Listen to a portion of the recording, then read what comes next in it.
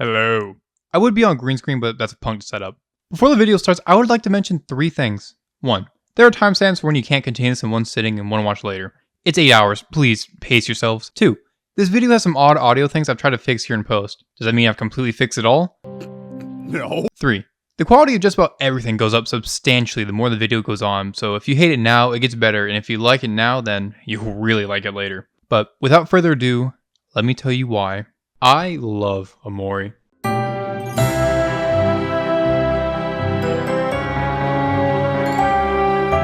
Omori is a game that I've wanted to make a video on for a long while, to the point that it's a running joke that this would never release.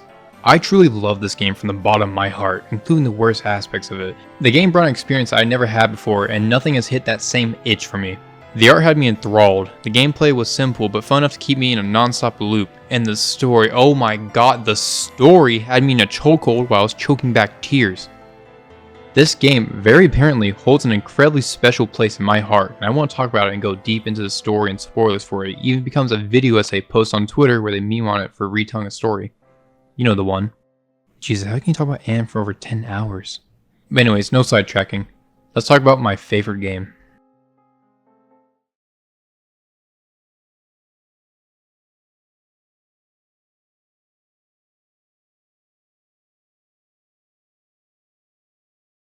Yeah, you see that? You're gonna want to listen to it. This game will go deep into things some people can't handle, and I don't want anyone watching this to be spooked. Here's a title screen, the poster boy, and a warning. I will spoil the hell out of this game.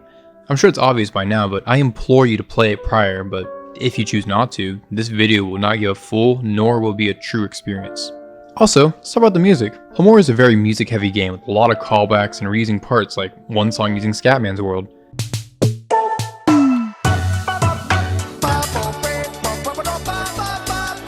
But anyways, listen for a second. A nostalgic feeling waltz. Slow and steady sounding as if someone is paying attention to every note they play or trying to show someone else how the song goes to help them play it.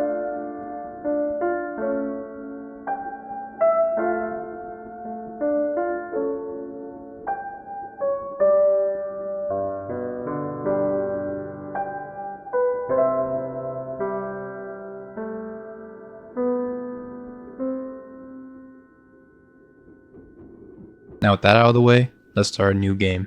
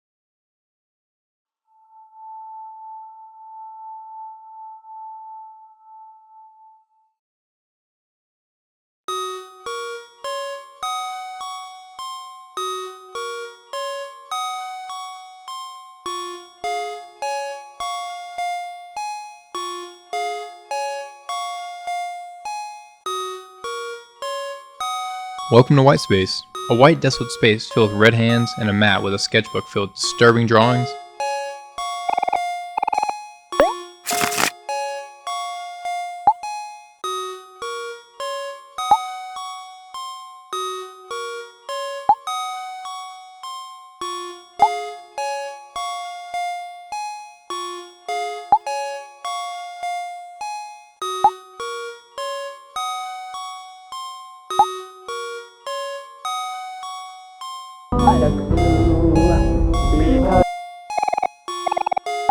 a tissue box for wiping our sorrows away,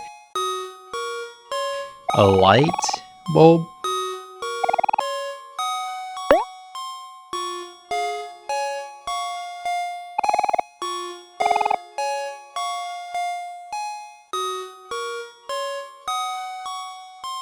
a cat named Mule who asked if we're waiting for something to happen, a white door, and dust. Omori is a questionably shy boy who says not a single word throughout our entire playthrough as him. The notebook has violent drawings that don't make sense, a light bulb grows backwards, and there's a computer that has the same journal entries every day. Either I spent time in white space, everything was okay, or I visited my friends, everything was okay. The interface on it is also really old, resembling a Windows PC from the 90s. After checking the laptop, a knife falls nearby.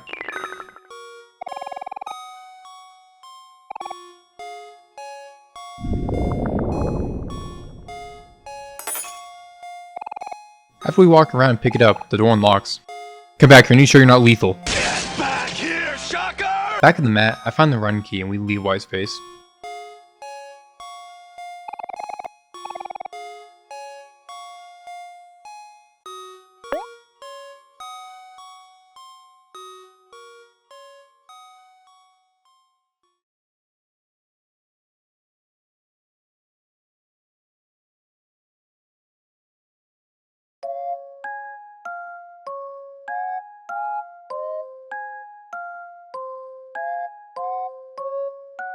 Walking into this incredibly different room, we see 3 people playing cards.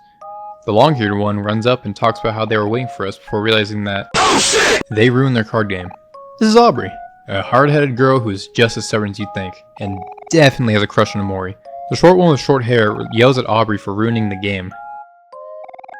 This is Kel, the best character in the entire game. He's a huge goofball who, like Aubrey, is stubborn and constantly bickers with her. Makes sense for someone who's around 12 with an infinite surplus of energy. You could power like 14.3% of the world with him taped to a turbine. The tall one with messy hair tells Kel there's no need to get angry. It's only a game. This is Hero, the elder brother to Kel and the parent model for our group, making sure we're fine and trying to stop arguments between everyone. He even cooks. Kel shuts down his garbage loser talk by saying he's only fine with it because he was losing. Okay, now let's take a step back and breathe.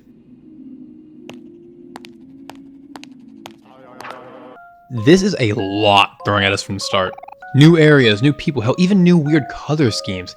It feels like a lot on the player, but it's almost like we belong here in a way that feels like friends at home. Feeling like we're lost at sleepover. Hell yeah, I'm awesome. Talking with Aubrey gives our first quest, which is to find her stuffed toy since Kel hid it. This really seems like the only side of this story. If we check around the room, we find many things from Aubrey's baseball bat to a photo of someone familiar. Also a huge ass cat that follows us with their eyes. This is his neighbor. This is his room. We find a melon and break it, which reveals Aubrey's plush. Given the toy, she's ecstatic and brags about having real friends.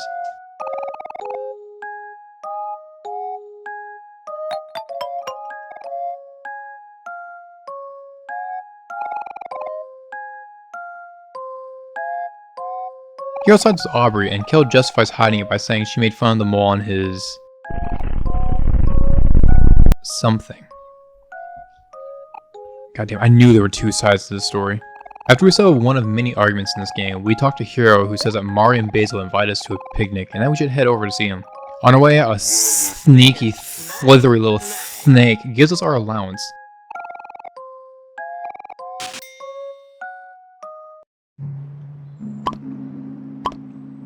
Outside, we see that we live in a stump. It also glows, so this could all be a radiation illusion for all we know. Kel's only adding to this theory. Feels like something's missing here.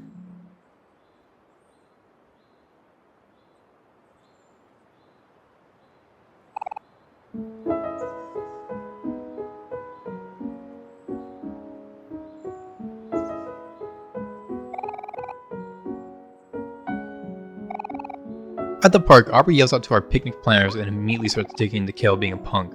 While Kel starts to retort, Mari starts to egg both of them on since children fighting is pretty damn funny, I can't even lie. This is Mari, who is our older sister, and older sister group. Nearing perfection of a person, she never really messes up. Never once will she slip up a bit, say something wrong, or act in a bad way. Essentially a mom for our group. Oh, and here comes Hiro, who tries to be the only responsible person here, and breaks up the fight, which works? Ooh la la! Mara brings up the photo album of the group filled with pictures Basil took, and everyone agrees that we won't look at them. Kel tries to make a new photo, but Basil says that he only takes pictures of his victims. Hiro has a response to him. This is Basil, a passive boy who loves to hang out with his friends, loves gardening, and especially loves taking pictures and saving memories of everyone. Basil's nice and simple. He has some of the best moments of the game. After Basil has a bit of self-doubt that the photos are good, we get to look at them. It's filled with many memories of the crew that gives us better insight to what kind of people they are.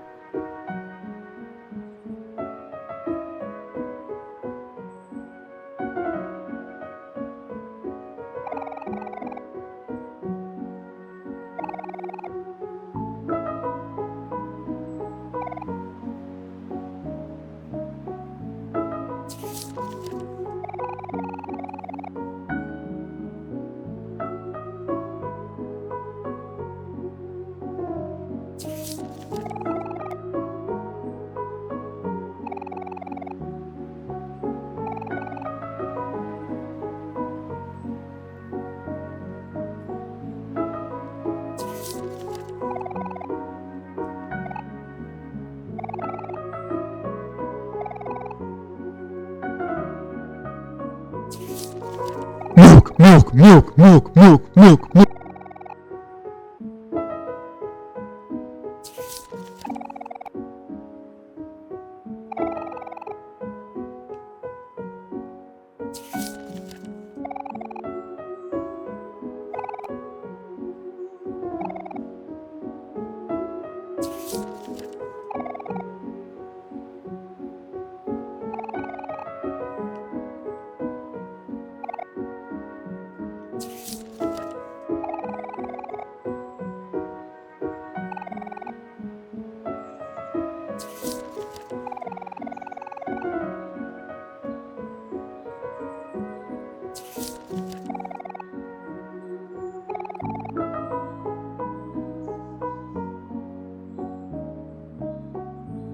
I show all the photos because I want to capture a sense and so you remember that they're important.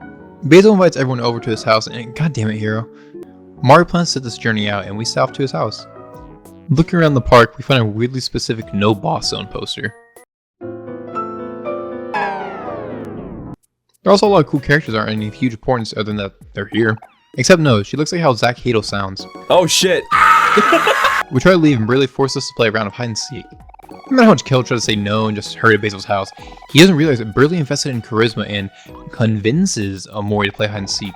You fat, fucking disgusting, ass-smelling, blob, cheese-drinking, Crisco-bathing. We draw straws to see who the seeker is. Oh, mine looks like a cool sword. Damn it! The gang tries to take her place as Omori is scared of being alone, but Burley tells us to stop being a little bitch and we go to the pole.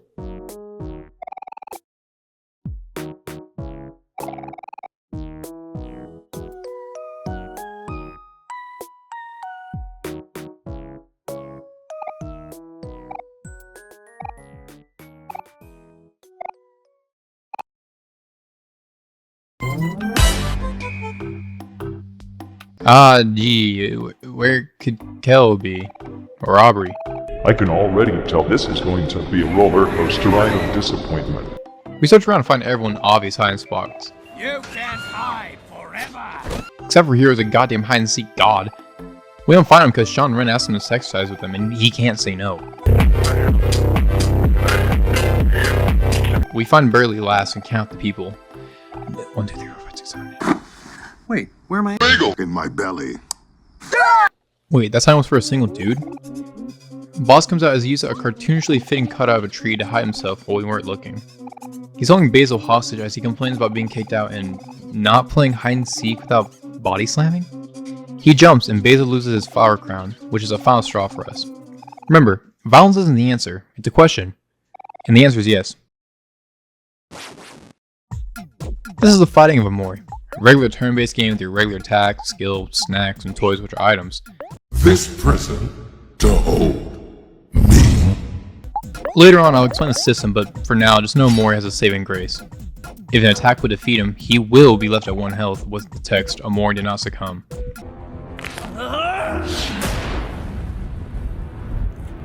please.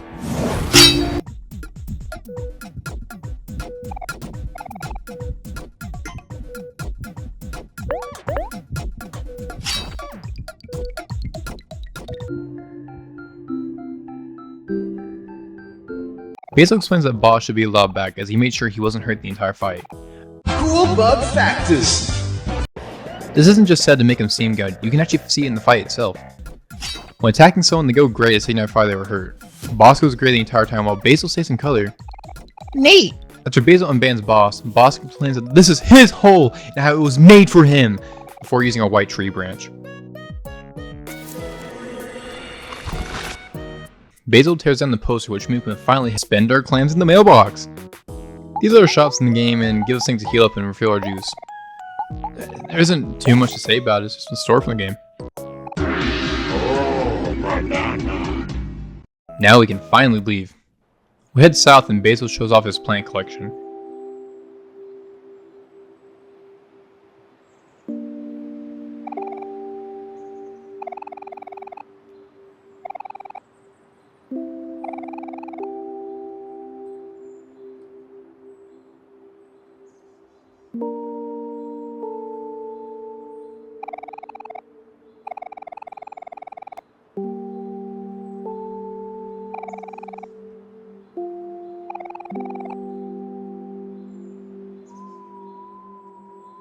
Next up, what the hell? What the hell is this? This is a sprout mold. Pissed off one, which introduces the emotion mechanic. Give me a sec, I'll talk about it in a minute. Unauthorized fucking thing! Blow it up now! Alright, back to plants.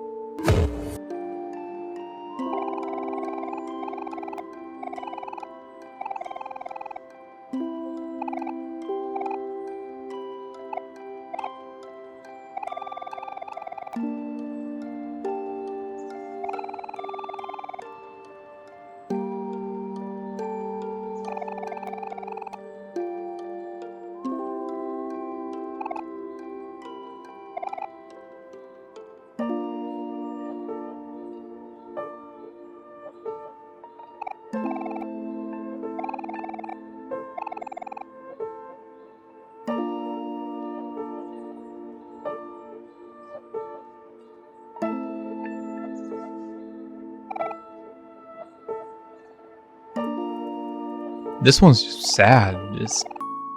There we go. You know, you scare me when you talk like that. You know, I gotta say the lilies are probably my favorite flower. Real pretty looking. At the end of the road is Mari waiting for us with a picnic to get us refreshed and perked up again. Mari's a nice break in the sight for sore eyes in this game as a healing aura. This is on top of her being a pleasant character and a comforting aura. With this being a healing place, how do we heal? Food, of course, and on the menu today is a nice array of fruits.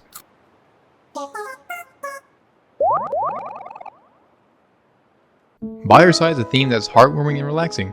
You're safe with your sister, nothing can hurt you. This is your safe place. This is where someone will always be by your side. We have picnic and everyone praises Mari for being nice and so effortlessly graceful.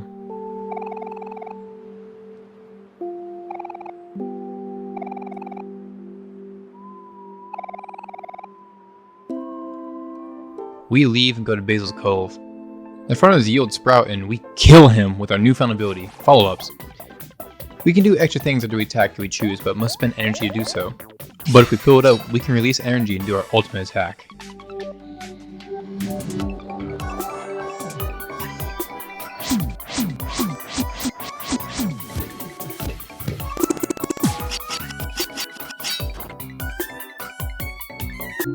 Badass. We beat him and Omori learns a new skill called Stab. Hero gives us a battle book, but screw Hero's tutorial, you'll get my tutorial later. Basil's prototype living in Walking in, Basil takes a quick photo of us where Omori looks high off his ass. Kale and Aubrey start fighting over being able to see the photo until they knock over Basil and spill the photos everywhere. Hero gets really pissed at him for doing it, but Basil forgives him and he invites us in to fix the book and just relax and mellow out, dude. Eat a dick, I'll wipe my feet wherever I want. Around here is plants full of life and books on plants. This one lets us collect rope from vines. We help Basil put the photos back where they should be. Damn, I was never good at remembering, so thank God we have the Ominous black border. to help.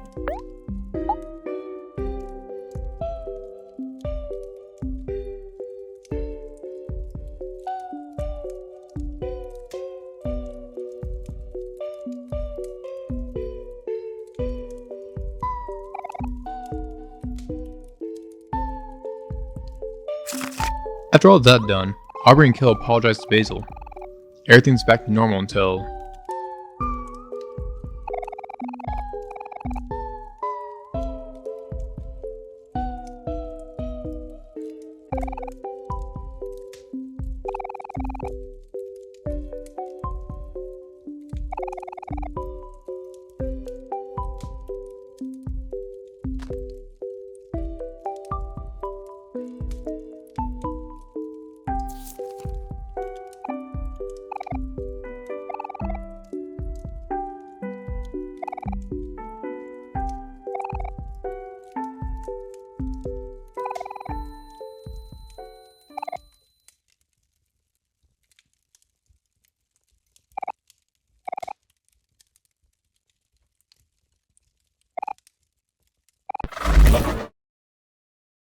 Welcome back to Whitespace.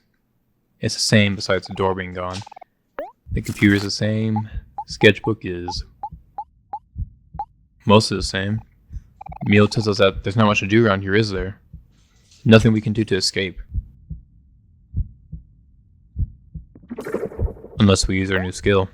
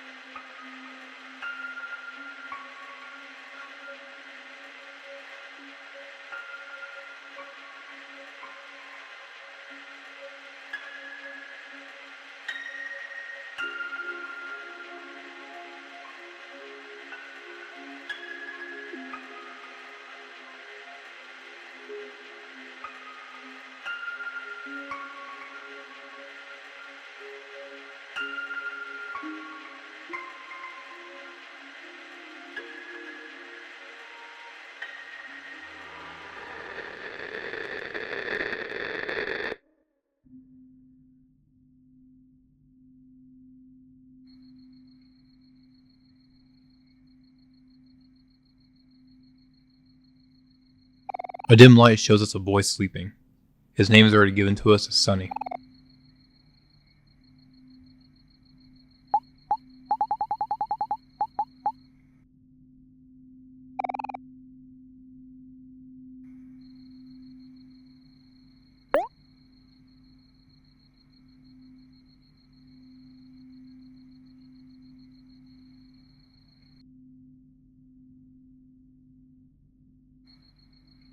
Getting out of bed is a voicemail from Mom.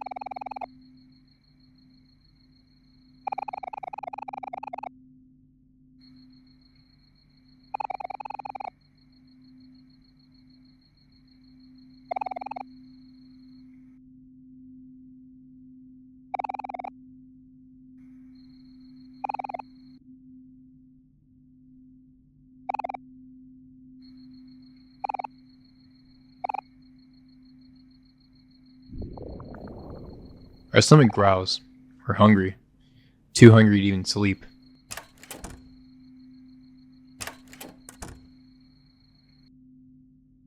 Looking in the mirror, we can see a boy who has an empty gaze. He looks empty.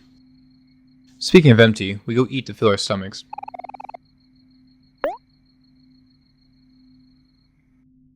We slowly walk downstairs, but quickly retreat back up due to a fear of heights. Acrophobia. Maybe we don't need to eat. People go on for like a month or two with only water.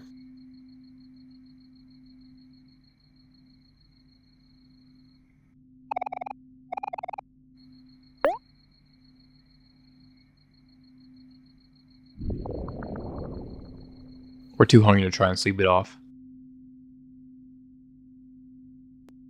Walking outside our room, everything is brighter with a red glow outside, almost attracting me to it.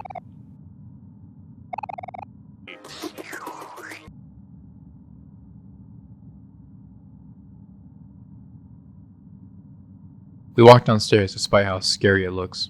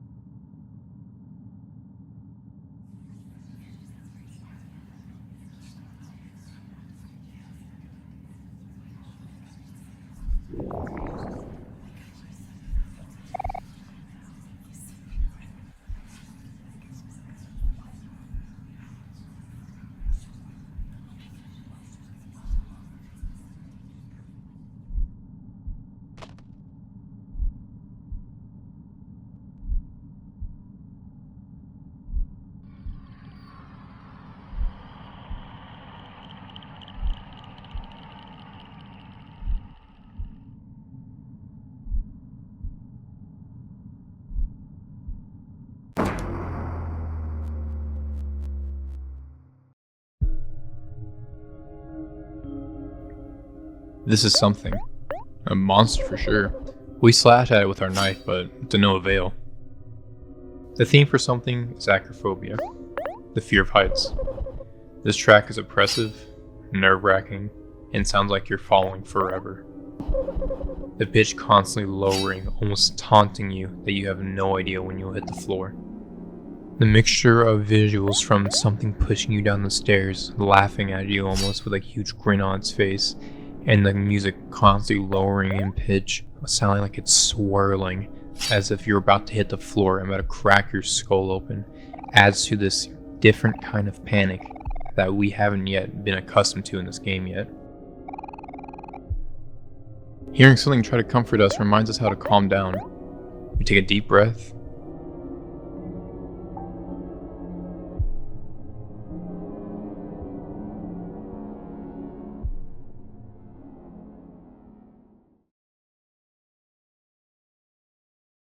And something disappears. Walking to the kitchen, we find a cold steak in the fridge and a steak knife.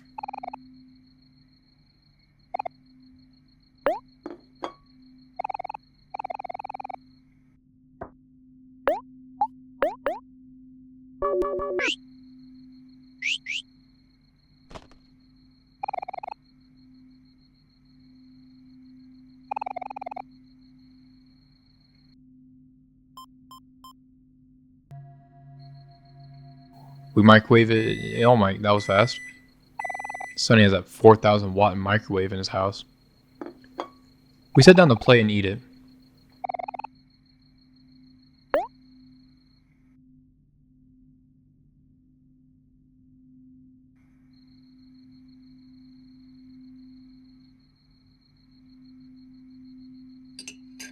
It's quiet with nothing but the silverware grinding against the plate. There isn't any music either, just ambience with the sound of crickets and a droning noise. Well, that steak was well past its due date.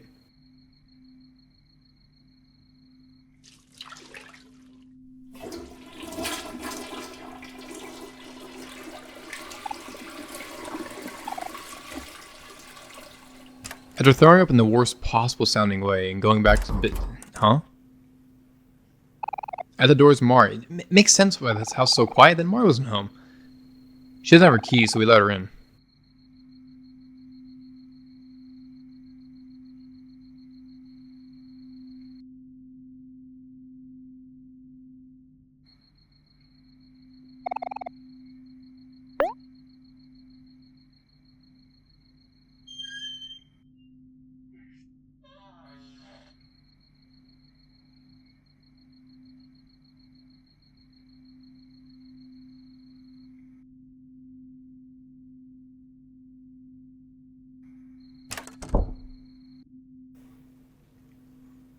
That was not Mari.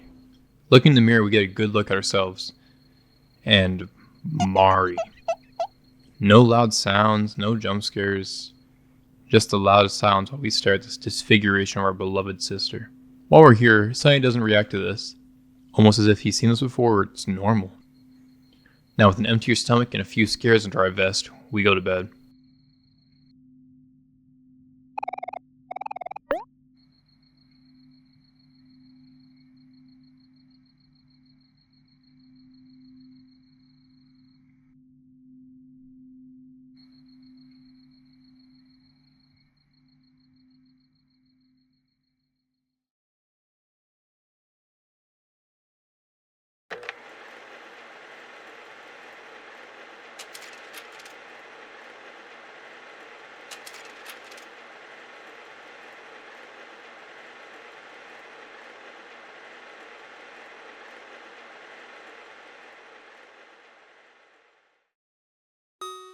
Welcome back to Whitespace again, with nothing changed besides no longer being able to use stab. Checking our laptop, we start normal. We are presented with the Hangman minigame. We can find letters throughout the world, and we have to find which letters are needed to unlock the secret message. Something falls nearby. It's a map of Headspace with all its locations being blacked out. I'm thinking every time we open this PC, it'll help prove my Truman Show theory.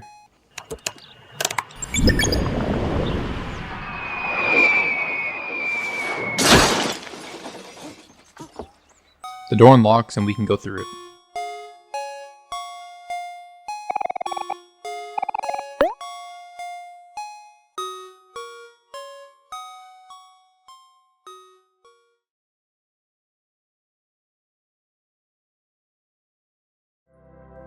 Well, there's your intro. If you're interested in Omori so far, then I beg and plead to you, please, I am begging. The game is $20 on Steam, on Xbox, on PlayStation, on Nintendo Switch if you want to be evil like that. It is so fun. It is so good. The music is amazing. The battle system is unique. And the story is none other. If I can make an 8-hour video on it from pure love alone, not getting paid, no ad revenue, nothing, then I think you can understand that it's probably good. Especially if you've gone about this far in the video, about 30 minutes into an 8-hour video. But if I can't stop you and you just want to watch the video, sure.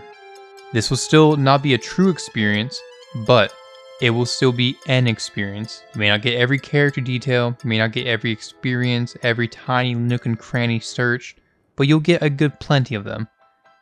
But with that out of the way, let's get back to the video.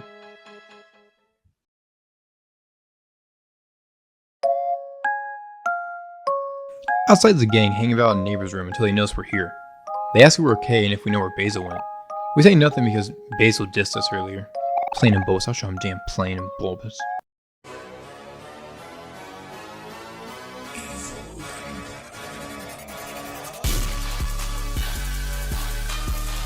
Hero advises us to go see Mara to tell her we found one of 2 lost boys.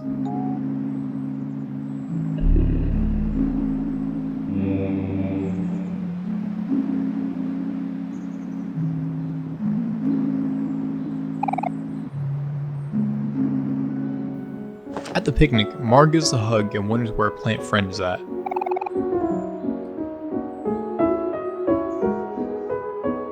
Hey, where's Bagel! Everyone says the last thing you remember was soaring through the book, apparently not remembering Blood Edge Basil. Trying to be optimistic, Aubrey says it's good that at least found Omori. After we all assure each other, Mari says that she'll be at our picnic if we ever need her for anything, before we're set loose to explore Headspace. We devise the whole written plan of finding him, and we're set loose to explore Headspace. Well, where do we start off? Where we lost him. His house. Before we do that though, we have to check our gains.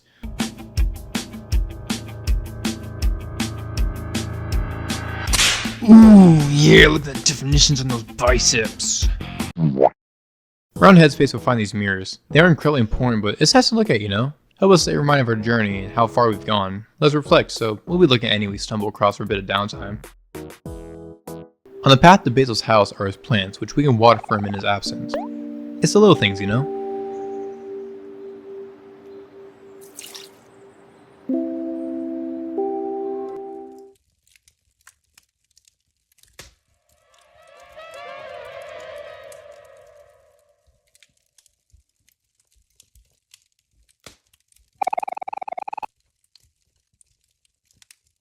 Aubrey starts worrying and breaking down over our missing friend.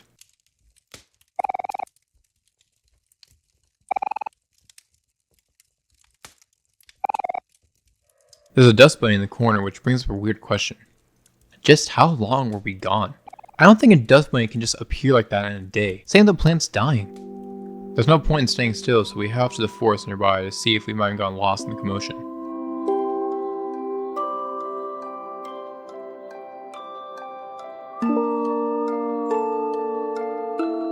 Welcome to the Pinwheel Forest. Filled to the brim with pinwheels and trees. Still trying to figure out where the name comes from though.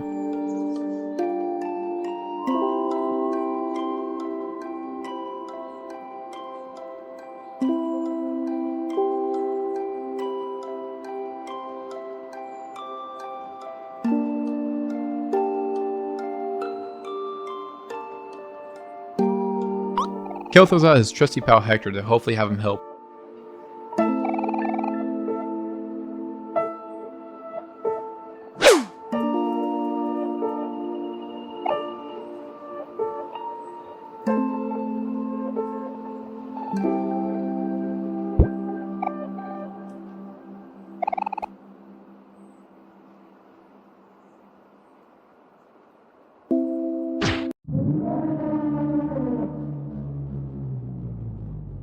We search around the forest and find many things like a tire swing that something is occupying to a really tall ladder. Way too scary to climb, so we're just gonna leave it be. Coming across a bridge, the gang starts to worry. What if he's not even in the forest? Just make sure we check the bridge and find the B key.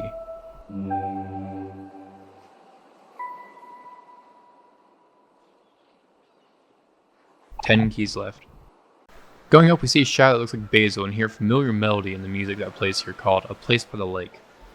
I can't tell what that is. I can't blame you as we're so early in the game. It's Whitespace's melody.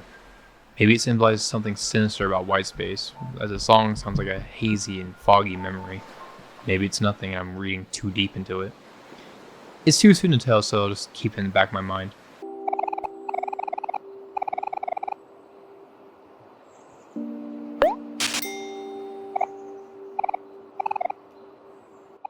Wow, man. Damn. Leaving the bridge, we're back on land and stumble onto a train station. Leafy is a character?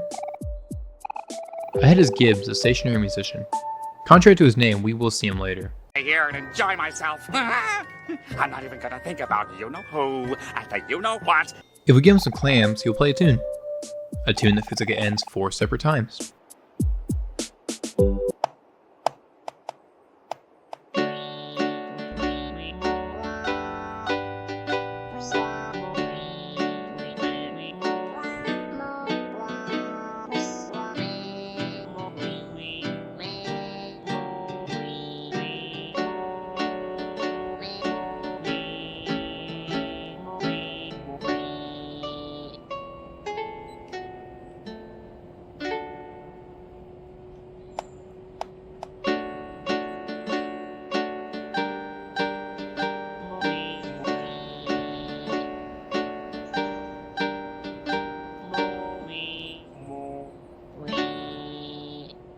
Besides the long line, there's something else for us here. Outside is a tree. We can't really hurt it, but we can fight it. How whimsical. Before we continue, I want to quickly show off the battle theme here, which is called Tussle Among the Trees.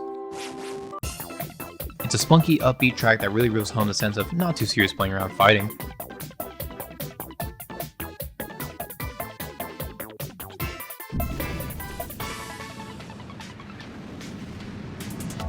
What was that noise?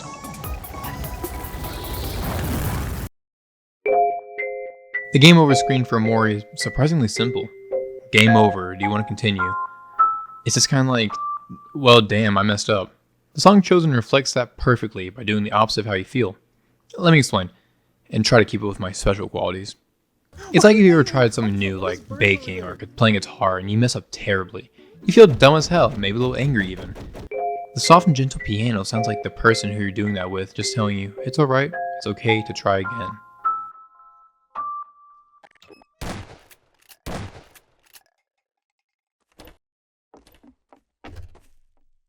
We make our way back and find nothing. Maybe Van and Burley knows, they seem deep in thought. Okay, I lied to you. They actually requested us to grab a tetherball that was... Aubrey is voted the most hard-headed of the group by Kel and is taught how to butt her head at people and get the butt certificate. Going to Marty to report our findings of nothing, the group brainstorms some ideas. Most popular one on the drawing board right now is a ladder east of the stump. Problem is... Omori's scared of heights. Because how supportive his friends are though, he agrees to at least attempt the ladder.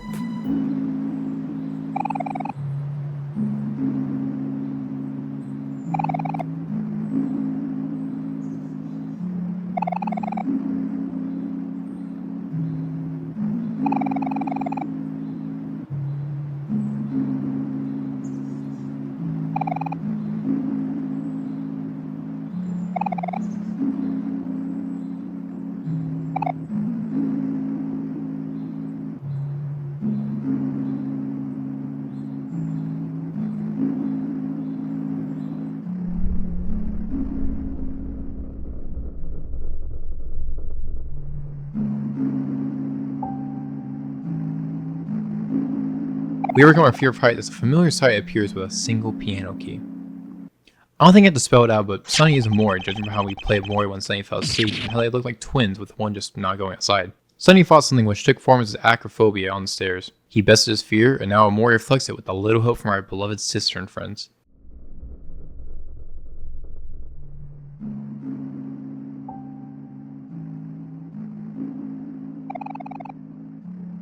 Before we climb the ladder, I want to start ranking all the large areas. This includes all of Pinwheel Forest and the docks in Otherworld, since this is the chapter in quotation marks we seen exploring them in.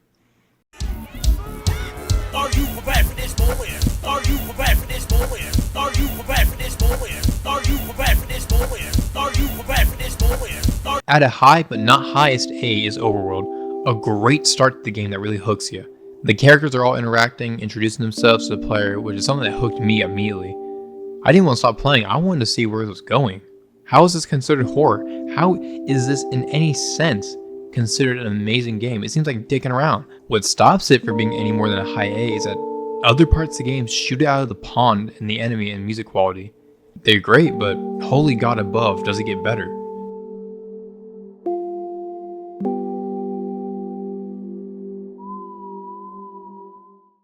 To get this at better, we start climbing up the ladder.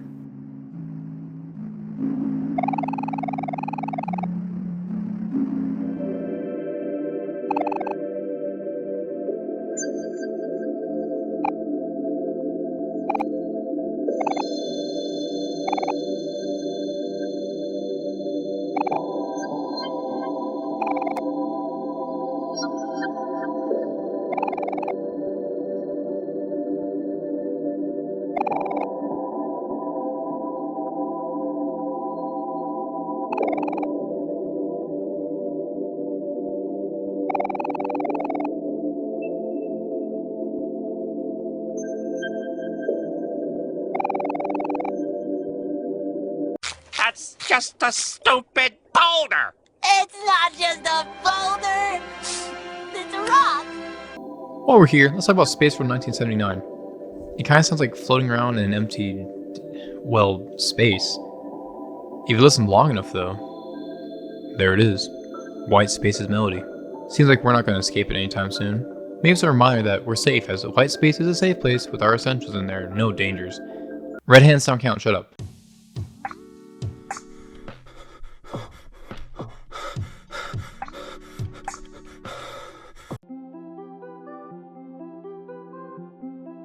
At the top is obviously Kel first. Wait, how did he do that? He was third in line.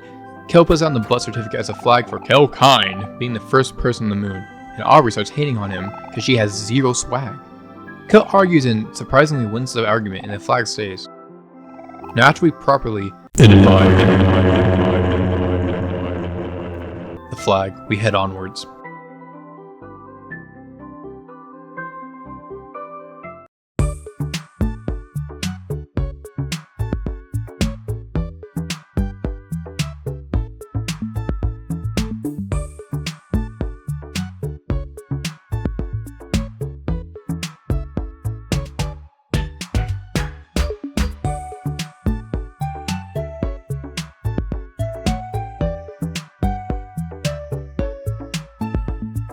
Welcome to the Otherworld. It's in space. In this headspace, we find our beloved sister Mari with her iconic picnic and space tube food. Right next to the picnic is a mirror. And right next to the mirror is a wanted poster. Where the fiend is, oh, he's right here. We decide to engage in battle with this fiend who's on the run.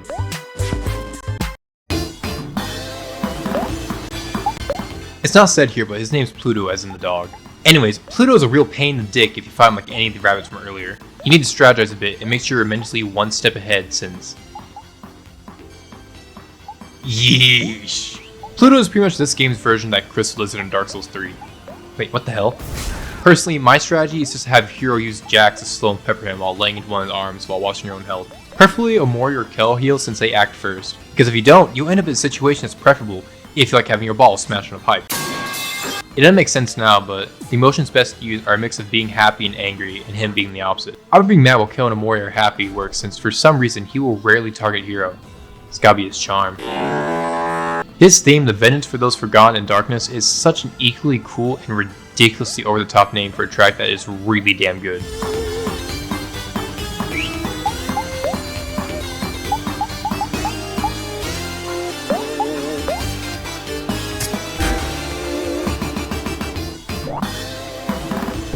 It sounds like you're fighting this larger-than-life dumbass who just laughs anything off. Wait, that's literally him. Look at this asshole. We beat him, albeit not easily, and watch him go to super space.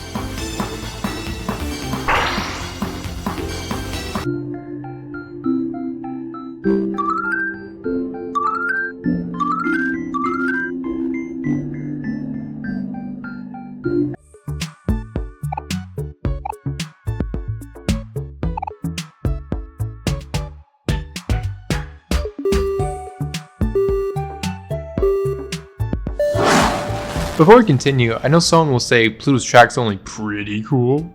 I'm going to remind you in advance that I'm sorry. I'm very sorry and I apologize for the inconvenience of me not giving a fuck what you think.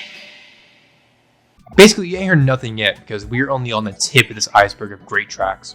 Up ahead is the music machine. Actually, it's the recycling. Oh my god, shut up.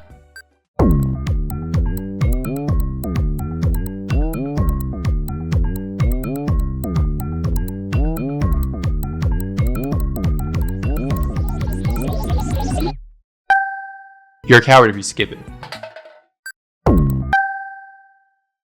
At the top is a space park guy who talks about Captain Space Boyfriend, like a fallen king, and hates taking care of him. The gang feels sympathetic and says they'll help with a chance that he might know where Basil or Hector is. Before we go, the guy tells us that he has two sides to him. Space Boyfriend can be your angle or your deviation. In the bed at the top lies the big man himself. Kel's a direct descendant of Dracula as, "This shit ain't nothing to me, man," and just jumps on him to wake him up. He awakes and talks about his precious sweetheart. He's sad as hell over his sweetheart running off somewhere, most likely being a lover of some sort with a nickname like that. A grunt walks in and tries to calm him down by playing his cassette tape, but it ain't there. The guy explains that he and his sweetheart made the tape and we need to find it. We agree to help him look for it, and the grunt shows us the special walkway to the Omega Hell Zone and gives us the junkyard key with the suspicion that the tape was thrown out. Inside walkway is a lot of plants in the earth which we can touch and then fight. Damn.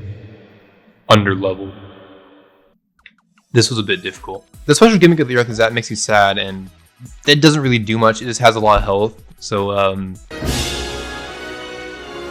towards the end of the short bridge are two grunts talking about how Pluto is missing and Space Boyfriend will be pissed off that his favorite planet is gone, but reassure themselves that they'll stick together because they're great pals. Nothing important, I just like these two a lot. Mwah. Ahead is a junkyard. Here's my written consent that a cheap Danny DeVito joke won't appear here, I promise.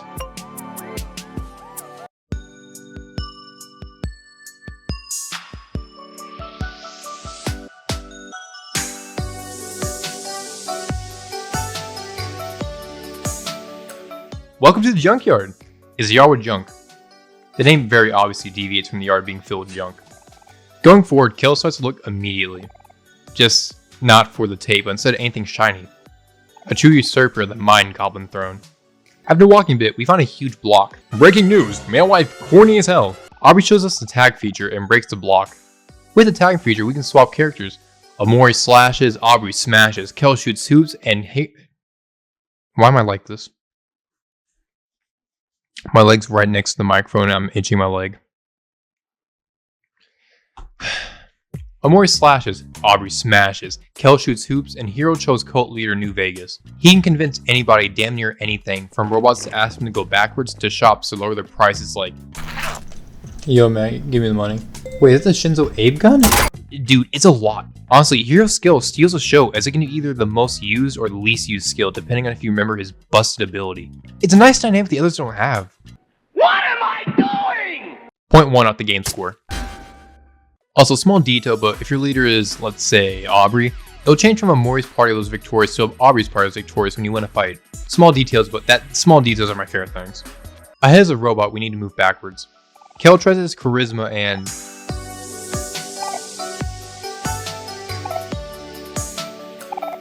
it's definitely an effort. Hero steps in and becomes Wizard of Oz. Grizzly Bear. Riz Rapscallion. That's it, yeah. Okay, he becomes a Riz Rapscallion. God damn it. Walking around is...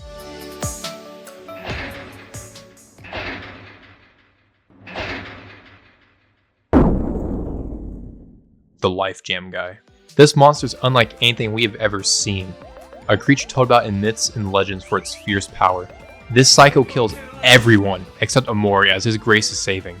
He gives us Life Jam, which resurrects the dead and forces us to slather jam on our friends' mutilated bodies.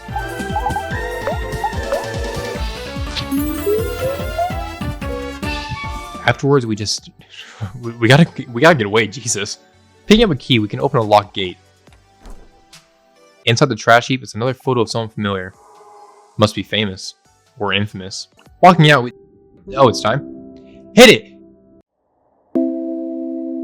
That's not really do you want energy. me to change? I can forget about it.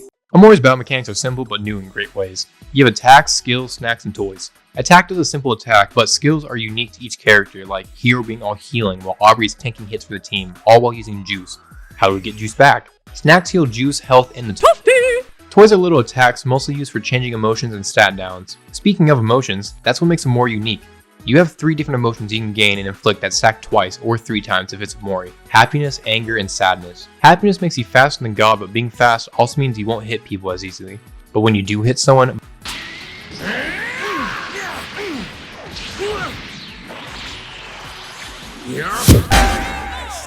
by God, the critical chance is high. Being angry makes you take more damage and do a lot more damage. Sadness increases defense and makes you take juice damage. Not the greatest, but it has its uses. Now, if this were the base, it'd be boring, and you'd always choose angry more than likely. What really makes this cool is that it's like rock, paper, scissors. If you're angry, you'll take more damage from happy people and do more damage to sad people. It's a nice system that can change the flow of battle in an instant, making you re-strategize. You can't just spam the same broken attack combo over and over again. Yet. I know other games have similar systems, but let me dick right. It makes it better that stats are boosted the more you stack it. If you go from happy to ecstatic, you'll dodge more, miss more, and crit more. Omori truly strides in the way of battle as he can stack 3 times and become something intense like manic or furious, which can just ruin some poor sap's day. The final unique thing to Omori's fighting is energy. See this bar at the bottom we caged earlier? When you take damage, it will fill to a max of 10. You use it by attacking and pressing a directional key, which will use 3 energy but will do a follow-up that changes based on who's attacking and what button you pressed. Kel uses his basketballs where he can pass to Omori, which kinda stinks. Pass to Aubrey where she hits the ball and says,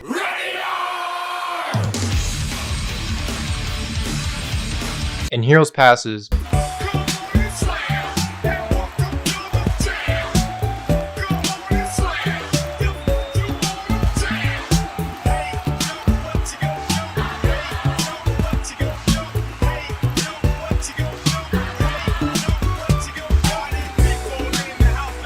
Aubrey can look at everyone with different reactions depending on who she looks at. Looking at Omori has her text him I love you with him just leaving her on red, apparently giving her the motivation to attack again. Looking at Kel just pisses her off to angry status.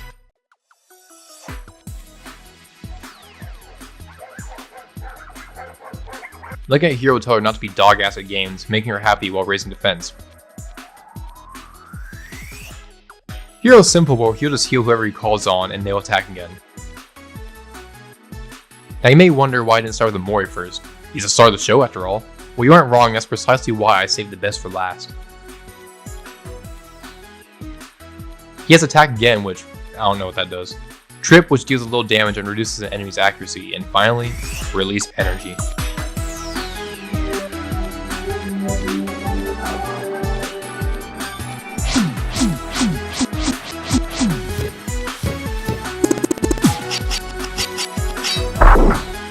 Finally, we'll quickly go over the basic bits. There are stats, weapons, and equipment, which are called charms.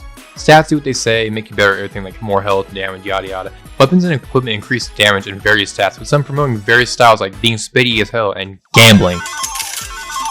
All in all, it's compact, easy to understand, and most importantly, it's fun but not busted. Yet. On that later.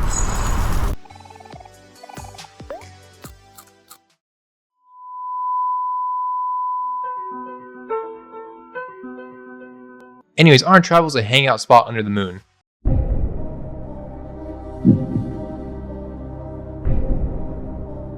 Wrong, the answer is actually, it's a Germa reference. Continuing forward is a D key.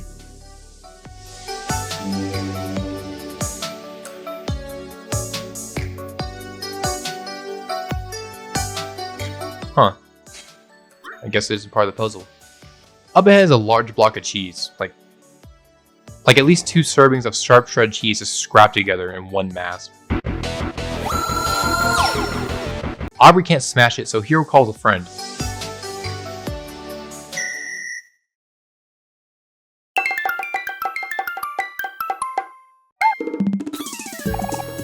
This is EMS. EMS? Whatever, it's friggin' hand, so it should be considered an eldritch entity. Jesus, where did the cheese go? A person who has every right to say this is weird walks away after witnessing the Devourer of Gods appear. Following this person, we find that they found the tape. They proclaim that she, Rosa, is now the ultimate Sweetheart fan as they found the one tape no other has pertaining to Sweetheart. The gang overhears this and tries to take it. Kel decides that we'll do as a Chicagoan do and take it by force while we run and gun her down for it. Like the colonists in the Battle of Bunker Hill, Rosa sees this as dangerous as hell and GTFO's out of here.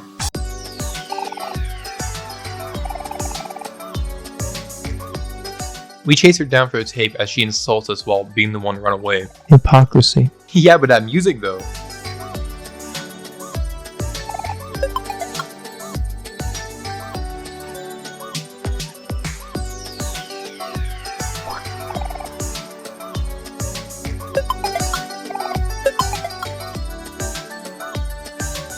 Also, Mari is somehow here. Genuine question, how does she get everywhere so fast and before us? Does the picnic wrap her up and just fly? Up ahead is Rosa, who is eerily still, as if she stopped breathing.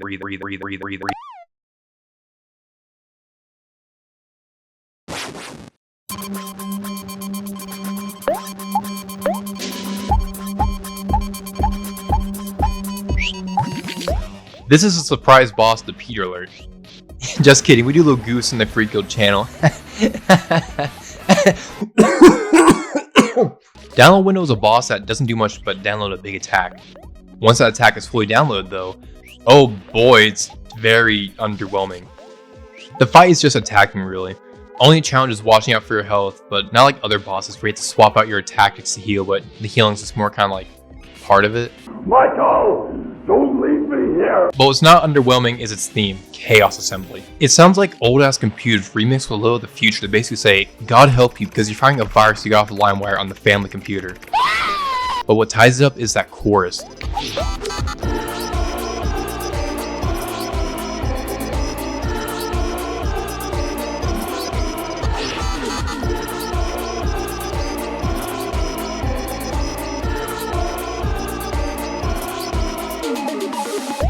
God damn, that chorus hits different every time.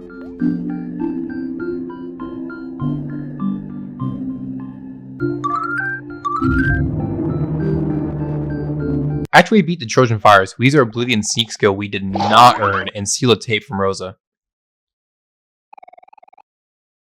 After we do that, Kel proclaims the ancient text of Finders Keepers and says we're going to give it back to Space Boyfriend.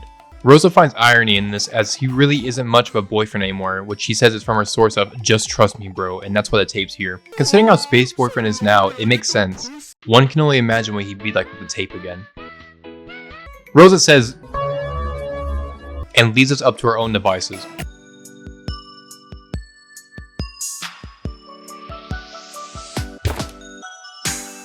Leaving the scrap heap is Pluto, who is running from the pirates. His, and I quote, gigantic, well-defined arms and legs start giving out, and he asks us for help. Hiro stares like a buffoon while Kel immediately takes to action and makes a plan. Now guess where Pluto's hiding? No, not there. Or there. He's actually here with a pot on his head. Wait, I can't make that joke anymore. After hopping out, he thanks us and explains...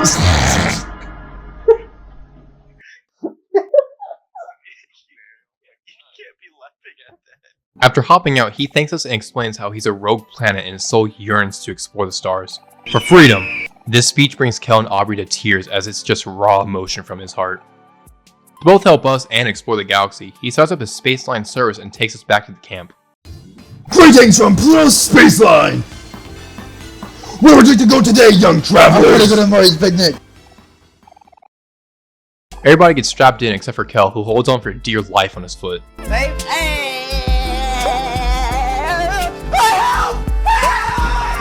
After the ride, Pluto acknowledges Kel's strength and teaches him how to flex.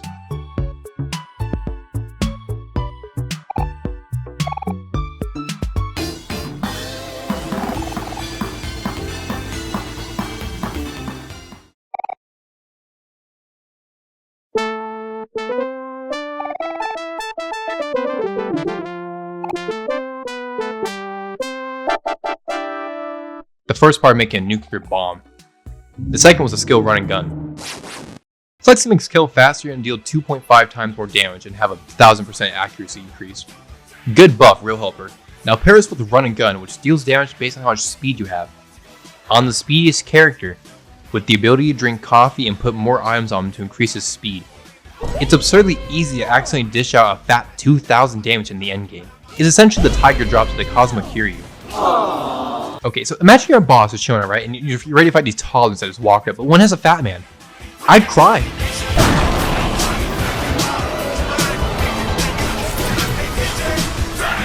Going back to the space dude who has It's Complicated as his relationship status on Facebook, we explained that the tape was thrown away because they broke up, and we decided to do it again. If Kel hadn't grabbed it and put it in the boombox.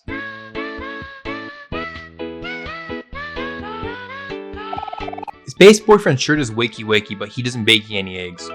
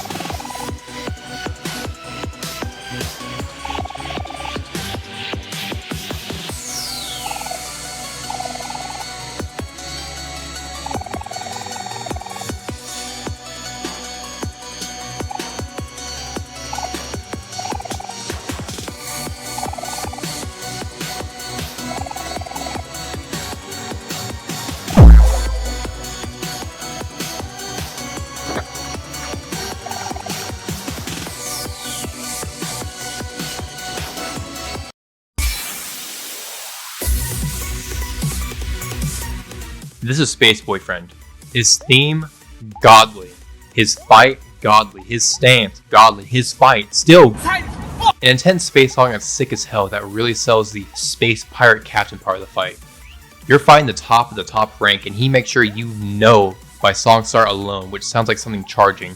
Something that will decimate you. Something that will drill into your skull that you were wrong. Go back.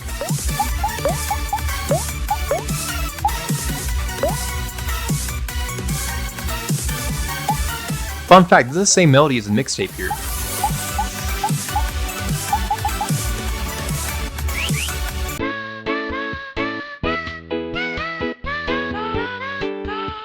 The fight is simple, but don't take that as the fight being easy, as this is essentially the first level check of the game and you do not want to dick around. Even at the right level, you will get Murderthon 5000. Near the beginning, his gimmick is singing a sad song, but this rarely happens as you'll do enough damage to usually skip this part. It feels like this should have mixed in with his next gimmick, which is getting pissed off fast, and even more so the longer the fight goes on, but stopping his singing. It could have been a way to show Space Boyfriend trying to calm himself down, even if it's in a madness, sadness induced state. Oh well. Considering he has a lot of health to counter the defense decrease, he is essentially buffing himself. It ain't just a gameplay thing, but also a story thing. He's pissed off, and just think about Sweetheart is making him angry, with us not really helping out. We are the people that brought the tape back, that reminded him why he's so sad and that reminded him why he's so sad and he's so pissed off. This is a Super Saiyan. And this is what is known as a Super Saiyan that has ascended past a Super Saiyan. Happiness counters all this, so do T-Pick.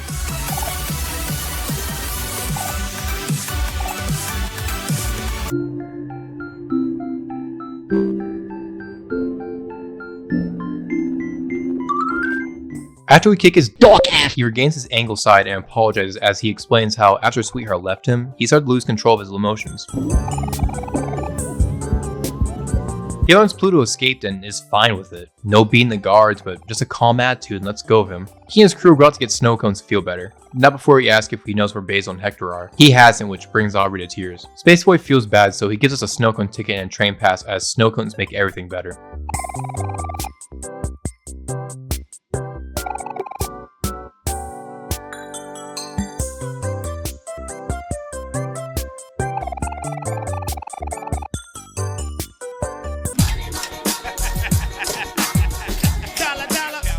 Space Boy wishes us luck and leaves as an E-key appears on his bed.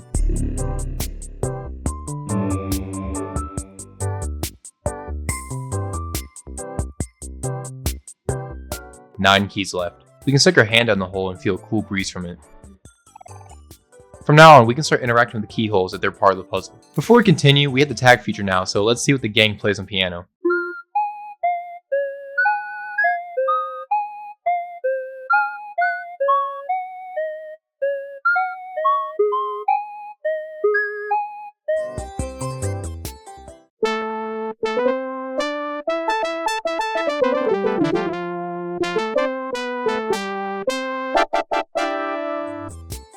And Hero plays a beautiful piece that isn't anywhere else in the game.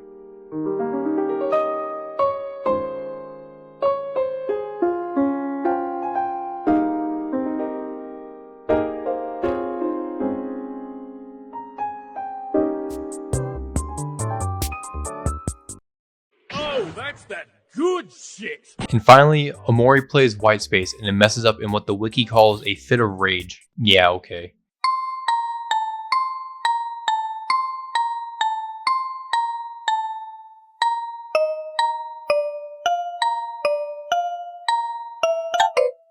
Going back to Mario, we discussed our findings of nothing. Get the hell out! Get out! Get out! Get out! Okay. Get out! Get out! As the gang enthusiastically tells her about the things we found, like Aubrey's snow cone ticket and Kel's portable nuke button.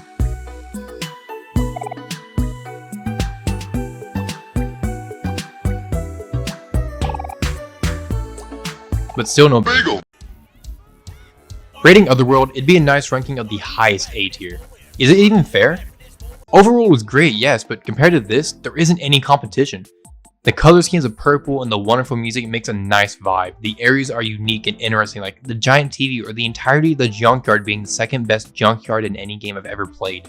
The download window or the hub area having Pluto is just great extra content which adds more to this weird world. Even the admittedly boring boss of the Earth is still fun to toy around with. It has freshly cooked turkey for God's sake. Chef Boyardee. Boy, this stuff is good. This is without even mentioning the big boss, which, goddamn, what a killer first boss. He ain't a pushover and his theme rocks alongside him. If I can dick ride the A tier this hard, just wait till I get to S tier, or the lower tiers. Anyways, heading back to the flag, we can see that shadow that looks like Basil again.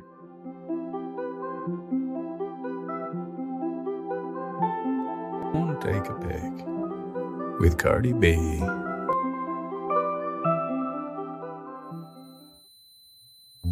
Following it, we end up in a field, and most importantly, alone. Around here are items that seem to represent memories.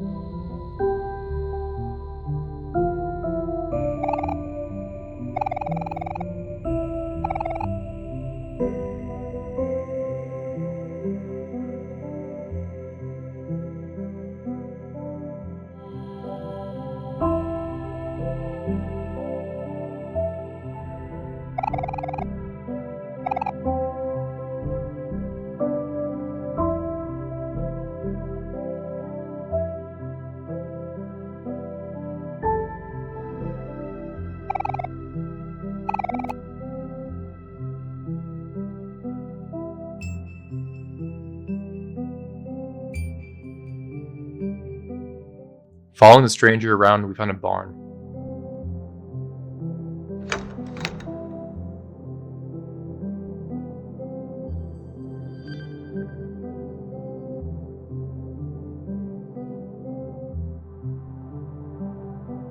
Inside is a mirror, and once we get into it,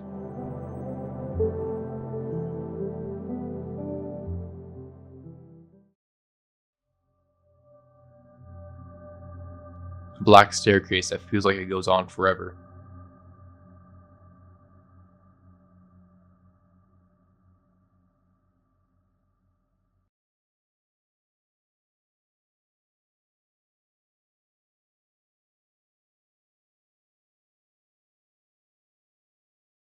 At the top is an F key, which has no importance.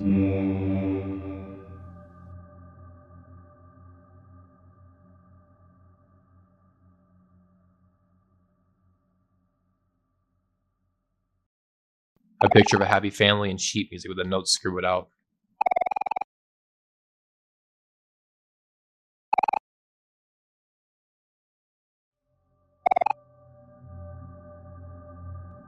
Once we leave,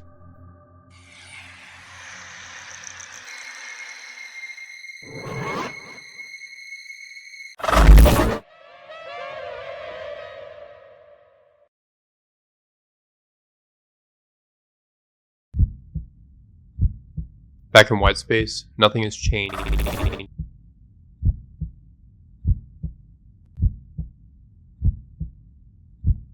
Considering what happened last time.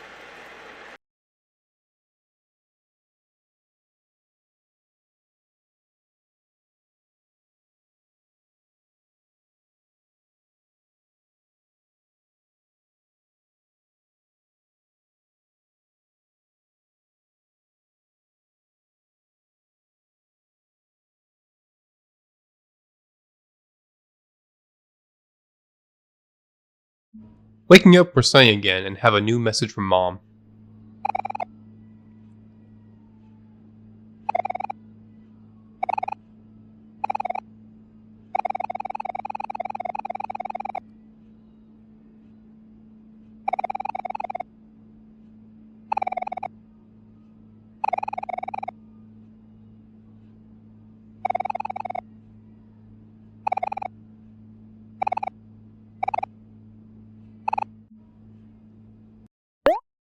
Alright guys, welcome to Blackjack with a man in this song. And this document, he played Blackjack, it's pretty cool.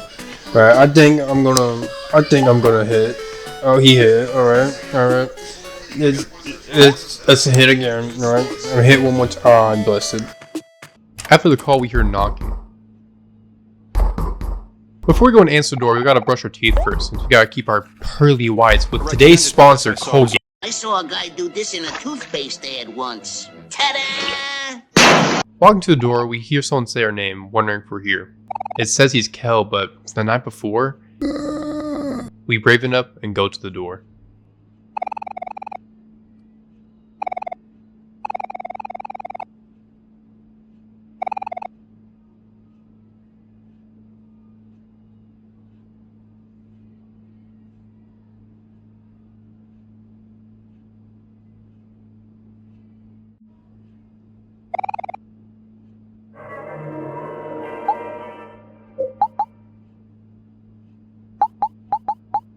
Opening the door.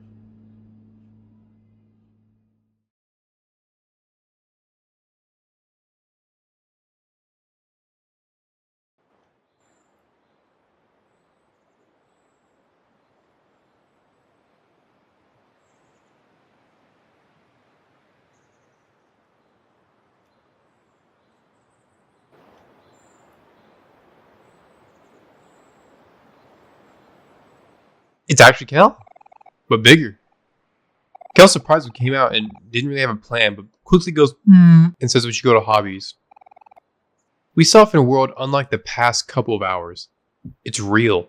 Cars and trucks are driving by, houses everywhere, grass and flowers sprouting up, and real people. Not a single thing is imaginary. Kinda. This is Faraway Town, also known as my favorite section in the game. Whether it's just sitting around with our main man Kel or the story that plays out here, it's just perfect. I love it so much that we're already putting on the ranking chart. Now, it's not really fair as this section has the most time in the entire game, but what can you do? What can you do? Just for a second, enjoy the sounds of sitting around with the noise. Really soak it all up. What's that noise?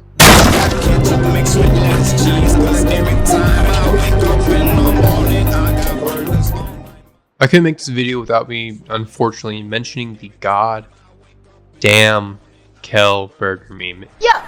It's the equivalent of Sans being reduced to "Hey kid" instead of any character he has. No more burger. Welcome to Hobbies Wait a second. I found you, Faker. Faker? I think you're the fake hedgehog around here.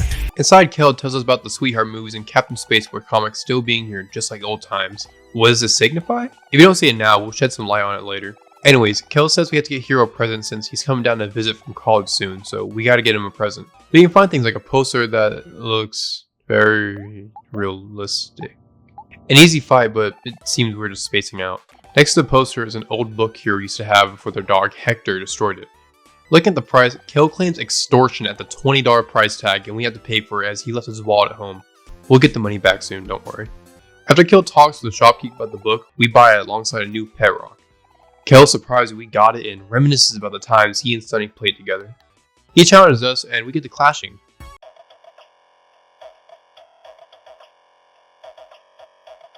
Rock, Paper, Scissors is a game and Kel is a difficult first battle. What am I kidding? Him and Pluto get curb stomped.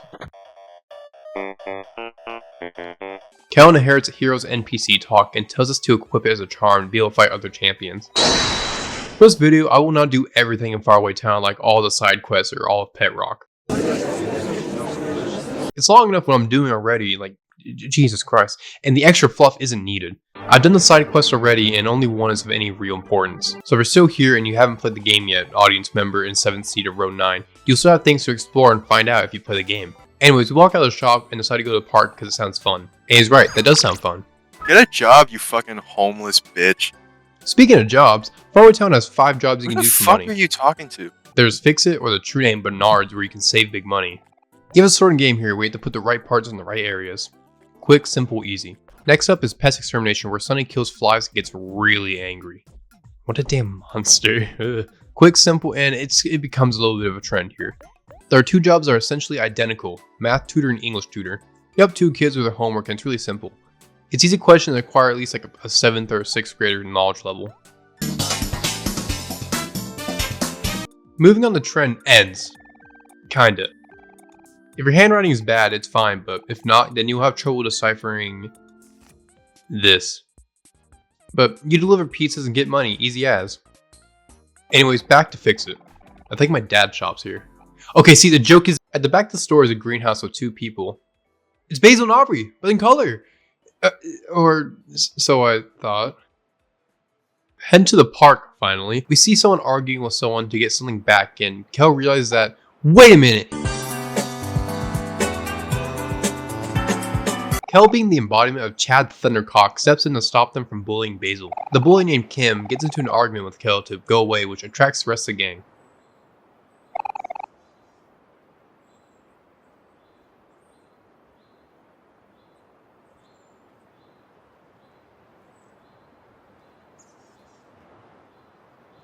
Ain't she familiar?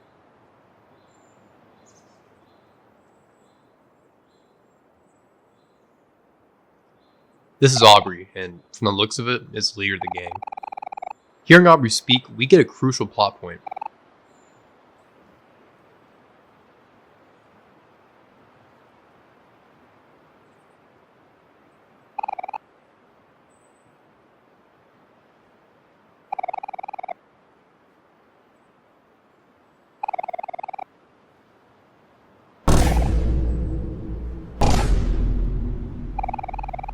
Sunny hasn't left his house in 4 years. It's why Kel and Aubrey look so different. It explains why Basil has become more skittish probably. And to top it all off, Aubrey's a bully leader.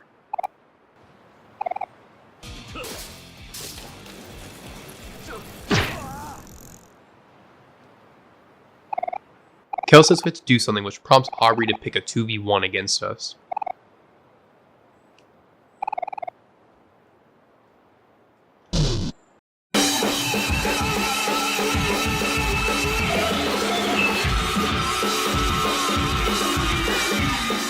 We just met Aubrey again and we already had to fight her, and to accompany her is the theme Just Leave Me Alone. The name goes for Aubrey obviously, but the song itself? Definitely Sunny's perspective. This song is chaotic, a mess, and a panic all at once.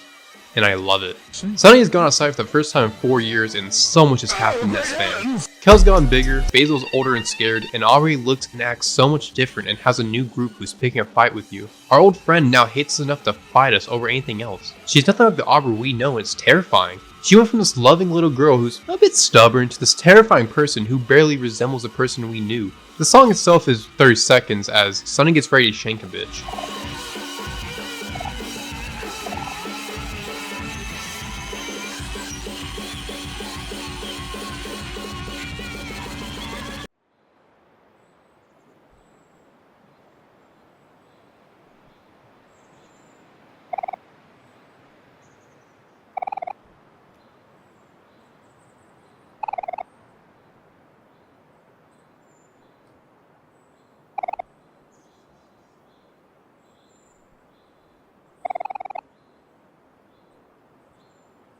Her gang helps her get away as she's bleeding from unknown circumstances.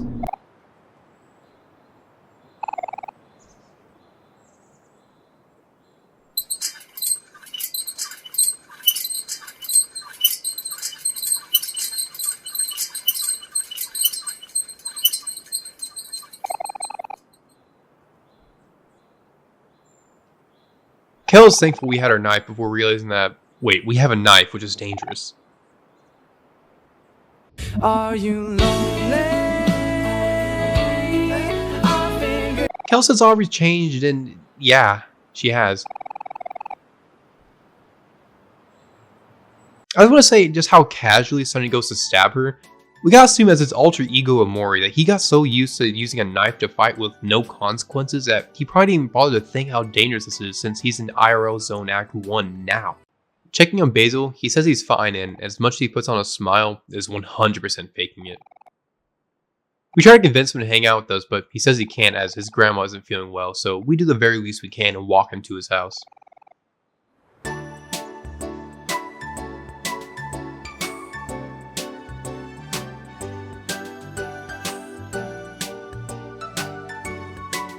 Dropping him off, he starts fidgeting. And he yells that we don't go. He talks about when we were all friends, he used to take photos of everyone and had the photo book. Basil reveals that Aubrey stole the book and Kel swears that we'll find it.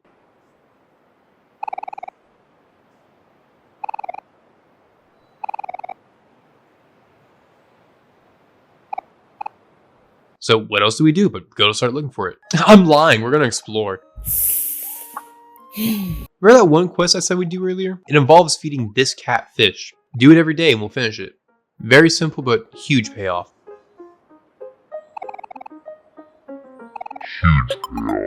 Before we go investigating though, let's talk about the music. Faraway Town has this theme, finding shapes of the clouds, which sounds like exploring an old area for the first time again, as it's what we're doing. It's full of wonder and intrigue and, most importantly, happiness. Even is just houses and streets, it feels alive and like there's something new we can find or something new to do around every corner.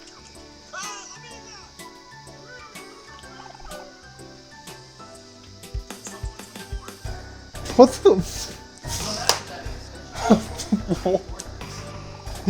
that can happen? What? What? For the most part, Sunny is hanging out with his friend Kel and is probably having a spark of happiness in there for the first time in a while since Mari's probably at college with Hiro and Sunny has been just stuck inside for years. Puberty, am I right? Like honestly and truly tell me that Headspace doesn't feel a little off or feels as exciting as far away. The park is a theme where we used to play with a nice relaxing piano and another thing that fits in really nicely. It sounds like fun. Just reliving memories of fun memories and all the times you spent here with the gang. Almost hopeful in a sense, like you'll be able to relive or recreate these memories again. We really gotta speak about Kel. I can tell some people find him annoying in Headspace, but I love him. He's a goofball who cares and always keeps a sporty spirit about him while doing things boys do like digging in the trash. Now switch to real world Kel. He's matured now. Not as jumpy, but still goofy and gives it his all and jumps at any chance to help another, with Basil being bullied and Kel immediately running to the rescue. Kel even goes out of his way to make sure Sunny's last days in Faraway aren't horrible. He wants to make sure he has fond memories before he leaves, and goddamn, I love Kel! Okay, enough dick riding Kel onto the story. We find one of Aubrey's friends near the spot they were hanging out at named Charlie. She's quiet and doesn't really like fighting or confrontation in general. So instead of talking to us, she smacks a tree which reveals Angel, who is the exact opposite.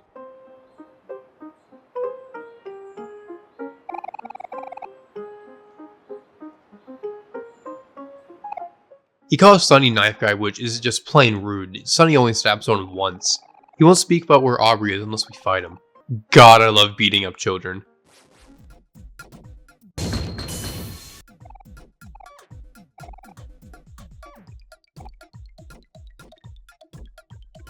He says the bare minimum, which leads Kel to resort to blackmail. He peed himself at summer camp once, what a loser.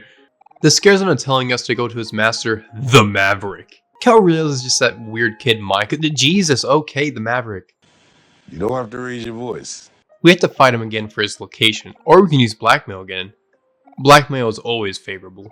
The Maverick's on a fountain date with two girls, which just gets pure disgust out of Kel. Nah, bro, that's still gay. No, you're gay. He's gay. I'm not gay. He's gay. We leave to go see the Maverick.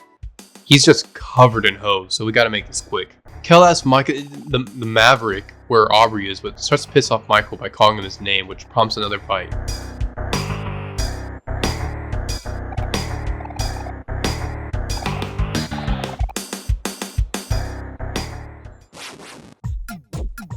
He's harder than Angel, but still gets curb stomped. He taunts Kel through the entire fight though, so damage boosting isn't making it any harder. Yeah, the gimmick here is that he spews lines like improbable, impossible, and now this isn't the main event. What happens next? This is the stuff.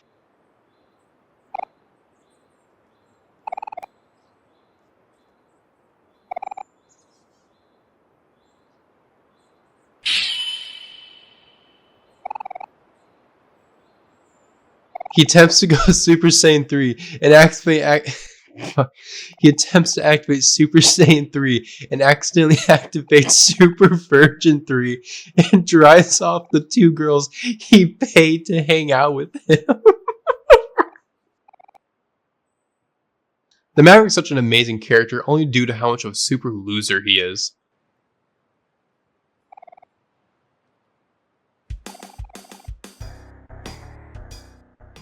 Kel's right, this isn't going anywhere.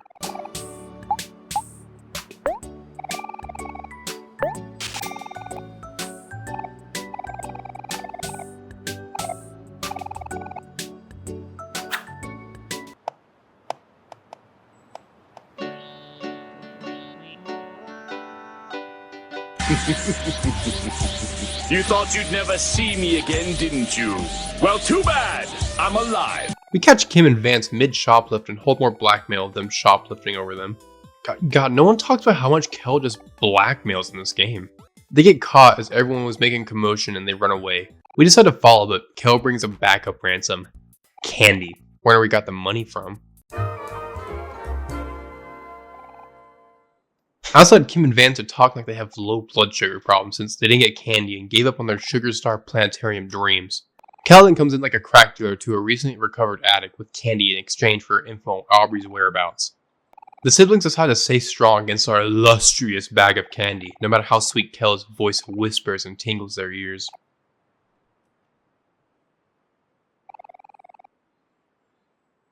Kel decides that he has to pull out all the stops now, and starts begging Kim to take the bag and tell us where Aubrey is. You know, for a small suburban town, we were having plenty of trouble searching for Aubrey. After mentioning Taffy, they say we have to fight. God damn it, why does everyone want to fight? Oh, well, that answers that question, I guess. Now, in canon, we lose a fight. There's an achievement and all, but I could totally kick their ass if I wasn't doing this for lore accuracy. We get our asses whooped, and one final bit of begging from Kel convinces them to tell us. She's at the church. Now, taking it back from this info, we talk about how weird it is that she's at the church. First off, we need to get Kel a first aid kit.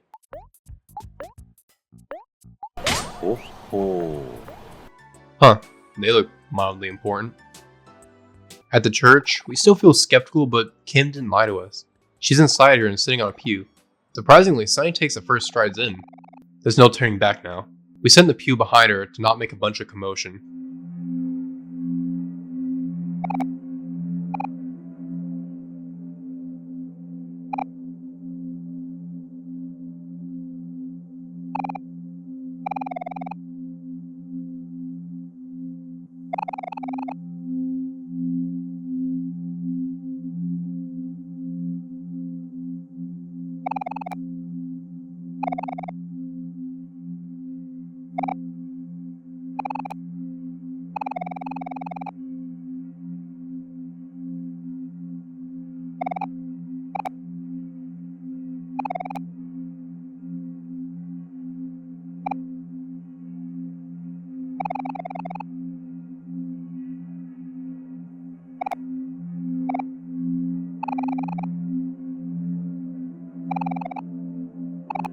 Mari is dead.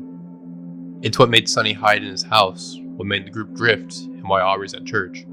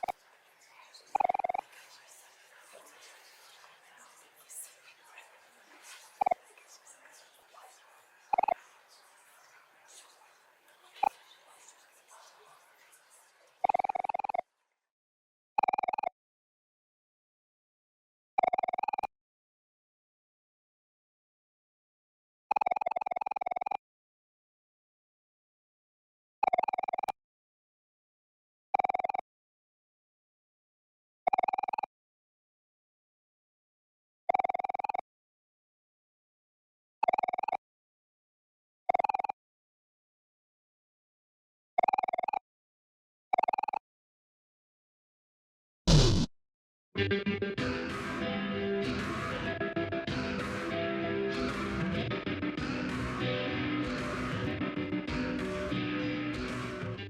is the real fight with Aubrey. Aubrey's theme, It Means Everything, is a moody song filled with rage, anxiety, and loneliness. During the fight, we can hear the bystanders gossiping about Aubrey, how unladylike it is to dress like that, how she brought a bat into the church, how sinners like her don't deserve to be in this place of worship. It gets really intense, and it's all against Aubrey, which is only adding to her emotions. Aubrey is angry. Angry that her friends deserted her in her worst moments. Angry how they decided to randomly appear back into her life and got pissed at her. Angry at everything. She hasn't moved past Mari dying and doesn't know how. It's festered inside of her for the past 4 years, only making her angrier. She tries to come to terms but can't, since it's not just Mari's passing that still drags her down, but her old friends not being there in her eyes, so she ends up here with us fighting her, as it's the only thing that's worked for the past few years, judging by her other friends always wanting to fight. This really drags Sunny's situation down to earth and what he's in. Everyone has changed in the 4 years past, and he's not prepared for any of it. Hell, her hair is completely pink if you want to understand that change has happened. This fight is something neither party wants. Aubrey wants to be left alone from the people that she thinks abandoned her. She can't understand how quickly they moved on and doesn't know what to do. She thinks Kel didn't care with how he moved on so quickly and thinks Sunny is a weak weirdo for being in his own bubble for 4 years after she died. Kel and Sunny just want the book back since Aubrey's supposedly been bullying their old friend Basil and stole the book, but now? I don't feel that's the entire story. This fight is, as the song says, it means everything. To Aubrey, these feelings are everything to her, and being what she thought was left behind left her with everything she had left.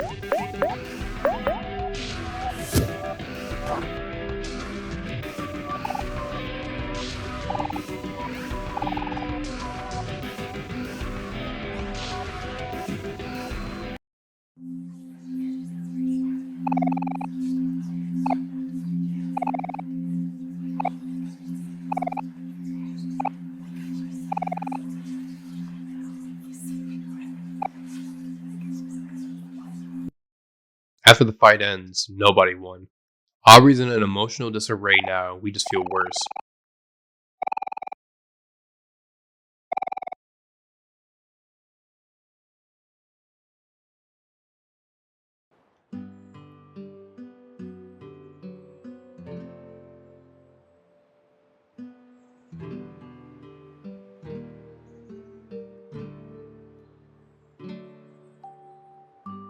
Walking out, it's now noon, and going by Aubrey's house, she throws away something.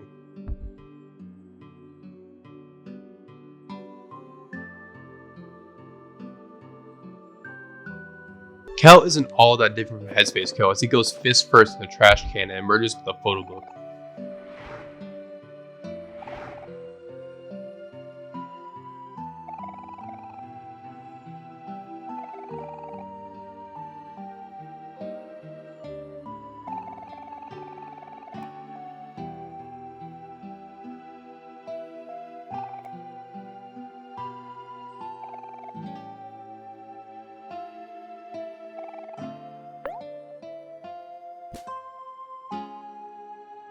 Before we head to Basil's, let's look for about a paragraph worth of content.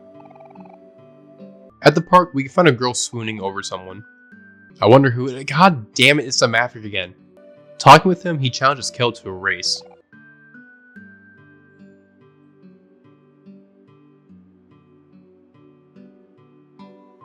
What a loser.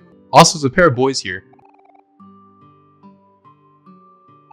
Historians will call them great friends. Ah, the paragraph, splendid. But wait, you hear that? That's right, the music changed again. This track is See You Tomorrow. Somehow, without even saying a word, it encapsulates the perfect feeling of, today was fun. We're tired, but tomorrow we'll do it all again. See you tomorrow. Especially the beginning, it's wonderful. Almost sad in a way, but still having that childlike nature to it. Melancholic. Of all the tracks roaming around far away, this is definitely my favorite one. Speaking of the other songs, they're all connected in some way. Finding Shapes in the Clouds, Where We Used to Play, and See You Tomorrow. These are all things kids do and say. It's small details like this that give me life, since Sunny is still mentally 12, judging from the past 4 years being him just sleeping away as a 12-year-old in his dreams with his friends the same age they were and Mari being alive. All these nostalgic pieces just feel this nice but melancholic warmth, since this is the first time in 4 years since anyone's seen Sunny aside from his mom, and it's all gone to hell. And in 3 days, it won't matter. Sunny will move, and far away would just be a large but fond memory. It's moments like these where it's noon, I'm just sitting here, that really gets me. Alright, time to bite the bullet. Let's talk about Mari. Mari died around 4 years ago, so it's still a recent and tragic memory for all. It's probably why Sunny's inside doing nothing but dream. I know this is like the 3rd time I said it, but just hear me out.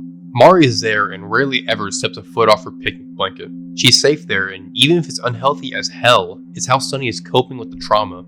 This will be talked about tenfold as it's a crucial and major plot point, but we'll put a pin in it for now, like with Aubrey, until we get a bigger picture like hero side of the story.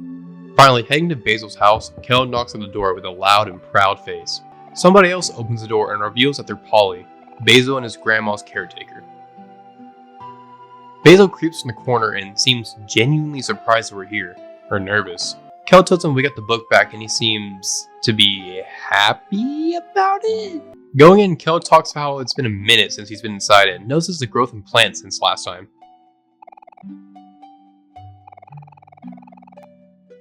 Kel gets reminded about the book and proposes we look through it to the hesitation of Basil. Looking through these photos, we can see it's just Headspace photos, but in real life with some extra goodies.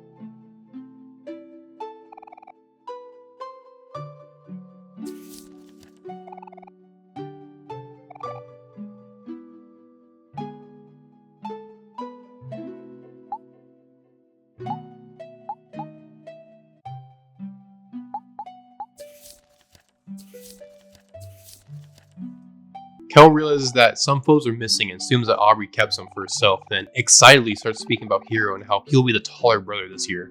Kel tells Basil that we'll get the missing photos before Polly comes by and asks one of us boys for help with the helpiest helper going to help. It's Kel, he's the helper. We're in free control now and we talk to Basil. Talk in huge quotations as we just stare at him and freak him out even if he says it's nice to see us again.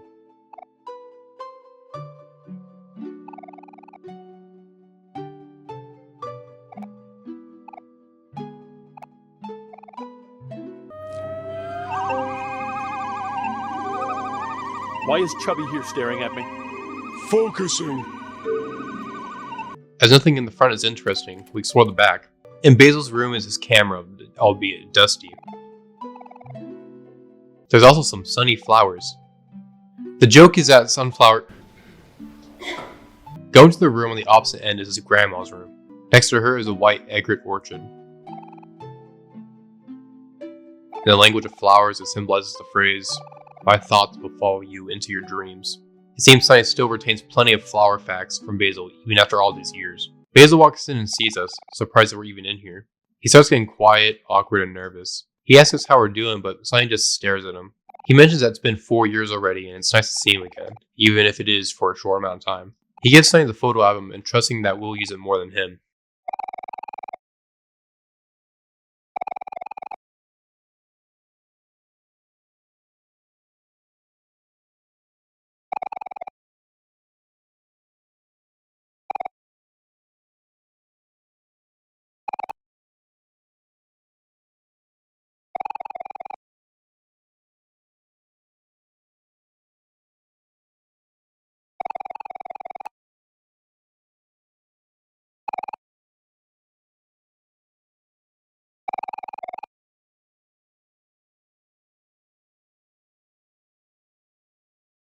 After the talk with Basil, Kel yells for us since dinner's ready.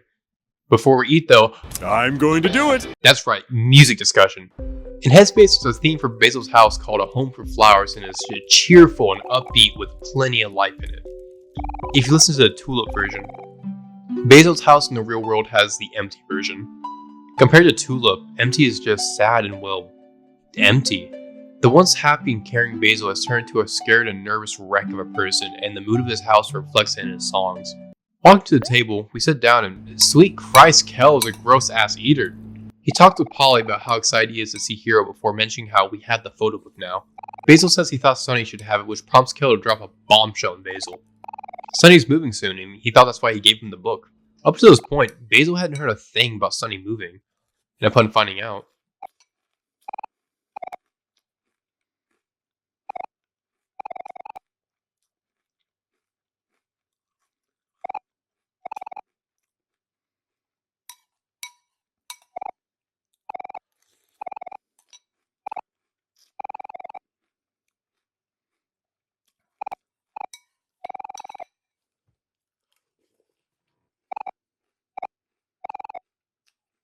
He excuses himself from the table and has a mild jog until he bursts into a sprint.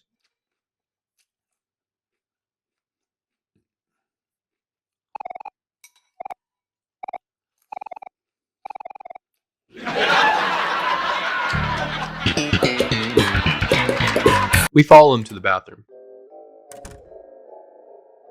Inside, he's chanting to himself, everything is gonna be okay.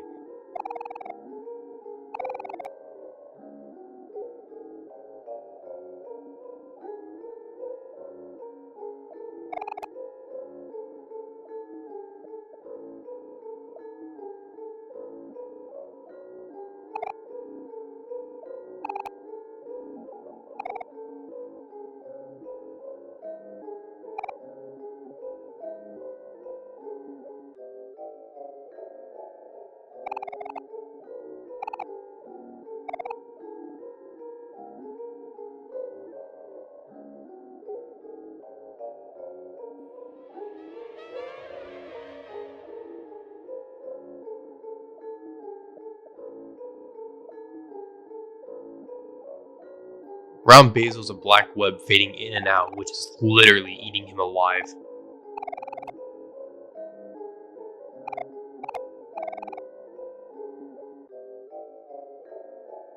Leaving the bathroom,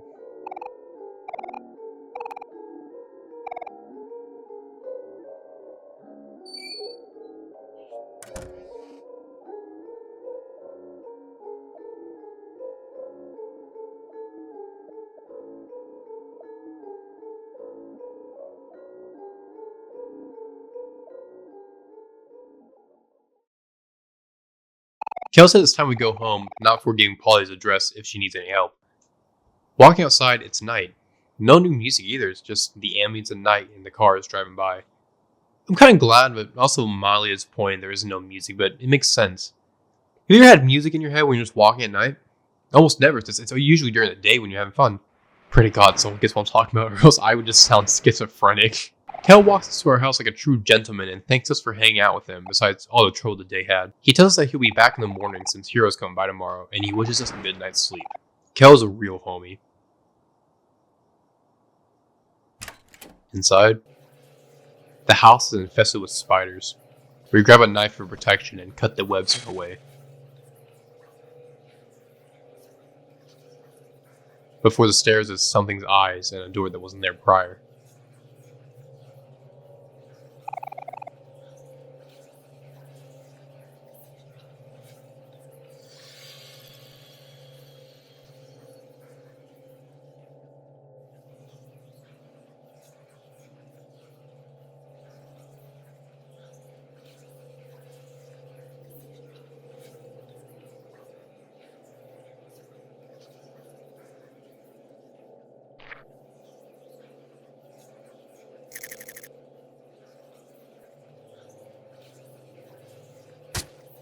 Going up the stairs, we're attacked by legs of spiders, temporarily hindering us.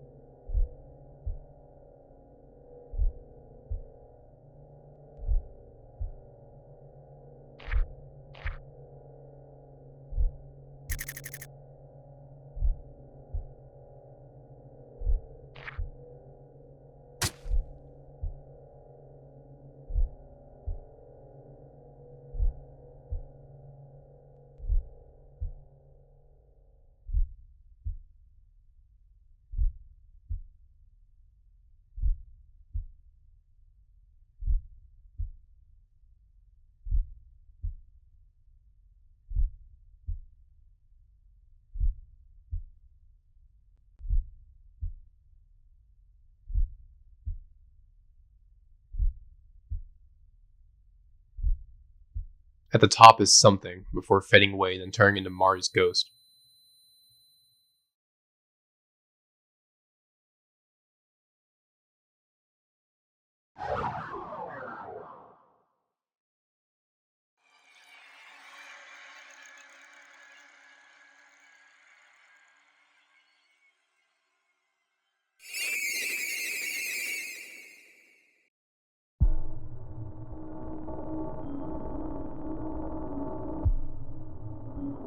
This is something disguised as arachnophobia, shaped like a spider with a stinger.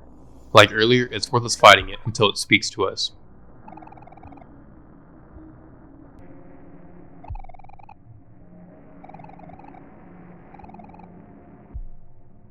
Hearing this, we remember how to focus.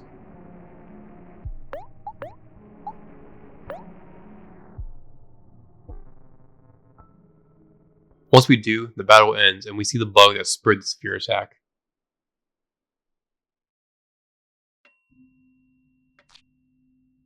If we go back to the door from earlier, it isn't there.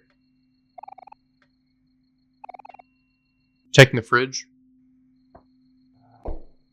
Okay, quick word. Every time I play this game, that fridge scare gets me so damn bad. I expect it every time and it still makes me jump. I won't be cheap, here's a freebie. If we check the mirror, we can see something, if only for a second. With nothing else to do, we go to bed and cap off an eventful day. Finally, a good night's sleep.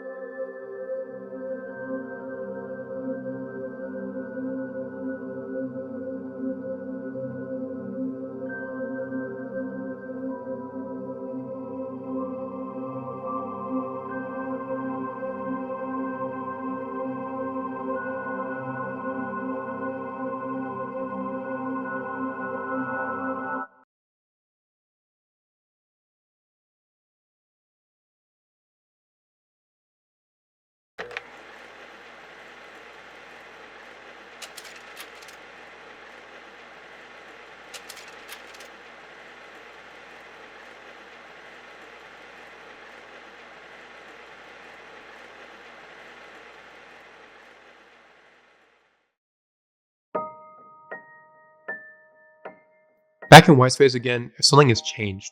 Nothing physical, but the music has. It's a slower piano with a somber sound to it. It's a nice change to show change is indeed happening. Nothing else is in here for us, so we head out the door again. If I was a bitch!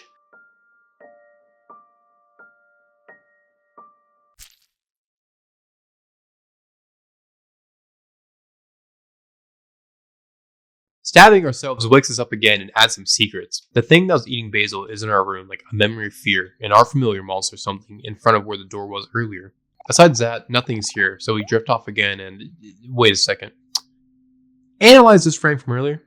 I am being so damn serious, I have never noticed this white figure here. Looks neat though, real tall. Yet again, there's nothing else for us here, so we head out the door again to look for Basil and hang out with our friends.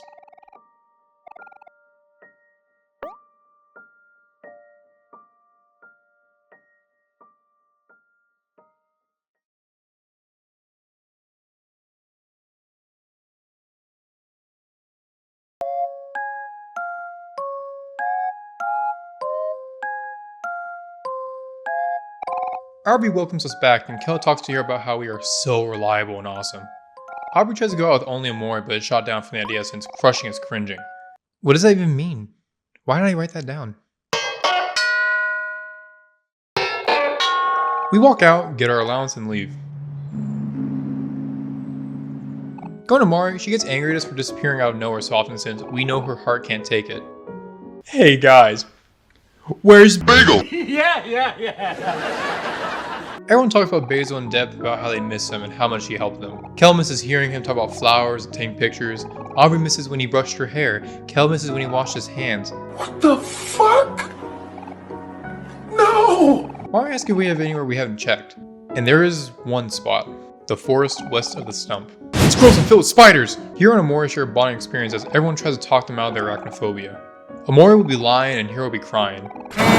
On our way there, we overhear 4 Sproutmals who are just so excited to see the show, even got front row tickets for it. I say were because they ever so generously offer it to us. Omori, Jesus, stop, oh my, they haven't seen Sweetheart before, and why are you skinning them? Oh, decide that, you know, oh my god. maybe we should have it. Ari picks up the tickets for Sweetheart's show and asks, Pretty please, can we go see the show if we pass by Hero please? I swear I won't fight with Kelman please. Going west, we find some very colorful trees and a spider web.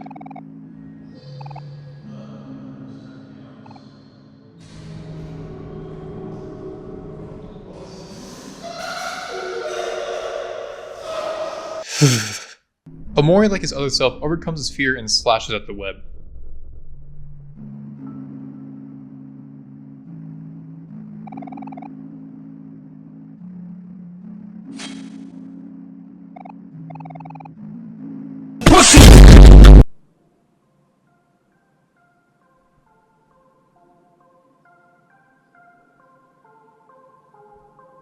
Bro, there's a fucking spawn on you, man. There's a spawn on you, bro.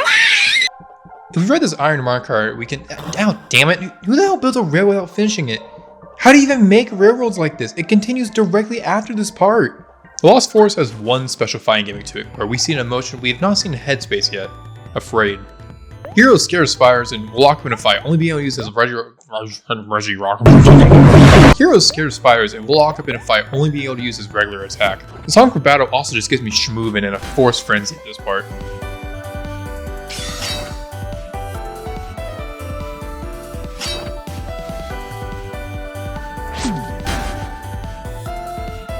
There's no allowances, I just like the song. I also like the Pyrefly Forest theme in general. Cat's Cradle sounds more dreamlike than floating around in Otherworld. It's also the longest song in the OC at 4 minutes and 28 seconds. It sounds like nervous confusion because of A, spiders and uncanny ability lurk everywhere here in the fog, and B, fog rolling in. Almost trying to come back and cloud everything like foggy memories that are being exposed to the traumatic memory of Mari again. Cat's Cradle is a book by Kurt Vonnegut Jr. that was written in the Cold War about the human potential to destroy itself with science and faith. This could be seen more on a faith side. Not like the religious element it is in the book, but the faith Sonny has that this will last forever. That he can sit in bed and explore with Mari and friends for the rest of his life. Not as himself, but Omori. This is a stretch, but explain the name of the song came down to the book or the game. How the hell do you play this game? Finding a matchbox, we get 3 bombs, a black heart, and oh wait, silly me, that's the wrong game! Seeing Mari just makes me feel like I'm staring into something in the unknown valley. Seeing her talk to everyone like nothing has happened and calming Hero down while going on about how we're so brave going through the forest. It almost feels like the Mari we know and love from Headspace is a fake, solely being a representation of what Sonny misses when he was with Mari, and her love towards the group almost feels like a mockery of the reality that isn't real. And I feel she knows. Segue, hey, another mirror! And next to that mirror are cat ears. No. Wait. Using the matchbook, we can attract spiders and find parts to repair the railway so we can kill the wall of flesh. Away from the bear, do not approach the bear! Looking for pieces, we can find a secret pathway of Neil's era, which is really damn cute. That is the scariest fucking thing I have ever seen in my entire life. Ahead is something in a tree stump. And next to it is another hidden path with our ever so unfamiliar stranger delving deeper into it. And as we follow him,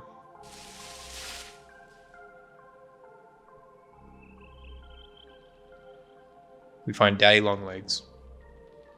Welcome to the Lost Forest, where you can find things you never knew were lost in the first place. Or perhaps they're forgotten for a reason. Things that were forgotten for a reason, huh? It's on the nose, but the big reveal is its drop, so let the game find its footing. Going through the forest, he warns us of going too deep and losing ourselves, of leaving before our needs become apparent, before realizing that we are either giving up or have fully embraced our fate. He talks of seeing a familiar boy who wandered into the darkness and never came out, almost feeling sorry for him for never finding what he was looking for. Then he starts really going into talk that's weird. How do you define with malice that intent? Wasting time when living a life that's not your own. Say that again? Daddy Longlegs is a mysterious presence in Sonny's mind that seems to know him and his repressed memories better. These vague quotes are reminders of something that happened and are going down this path is hard and he won't blame you for giving up. But at the end, he stops the vague quotes.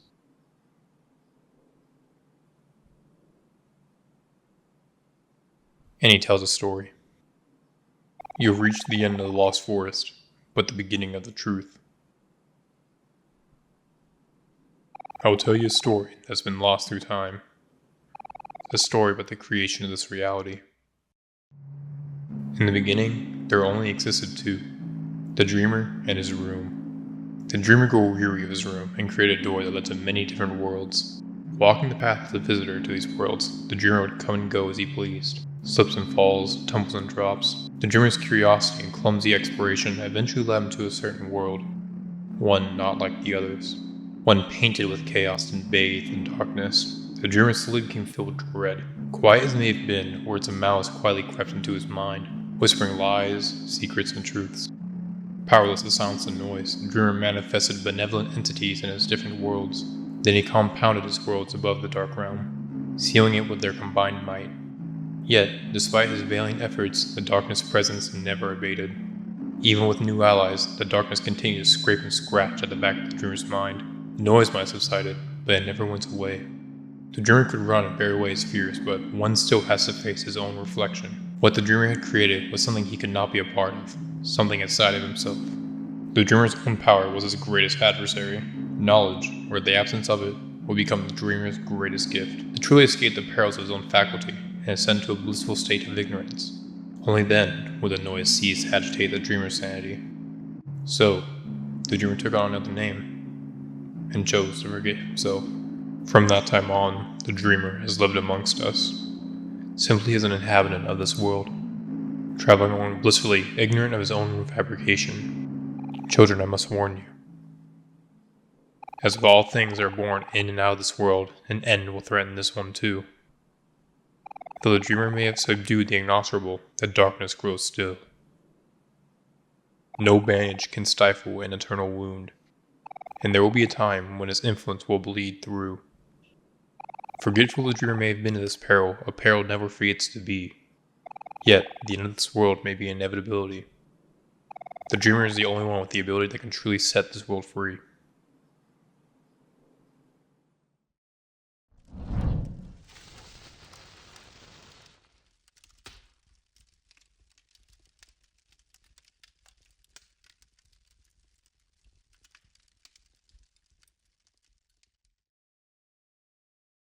The X key appears, but garners nothing for our puzzle. And as the one person who tries to clear the fog in our mind disappears, the fog comes back again.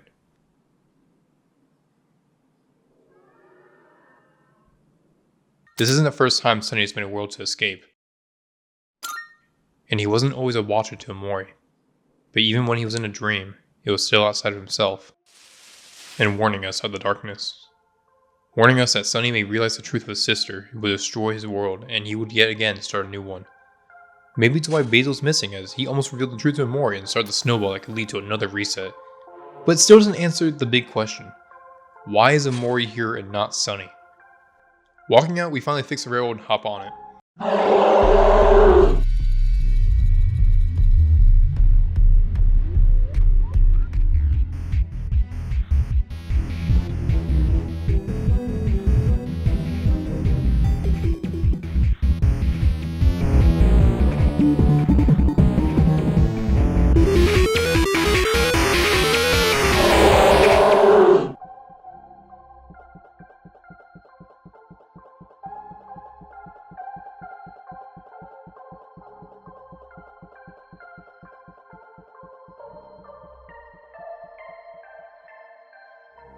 The gang yells out for Basil and misses Mari for an uncomfortable amount of time.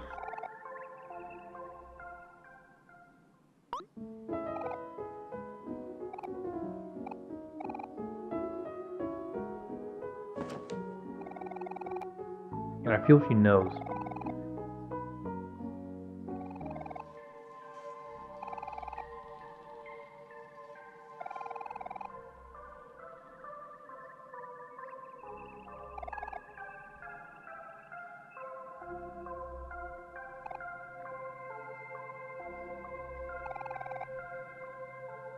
Walking forward is a dead sprout mole. And another. And another. And another. Until we come across a field that looks like it was a battlefield.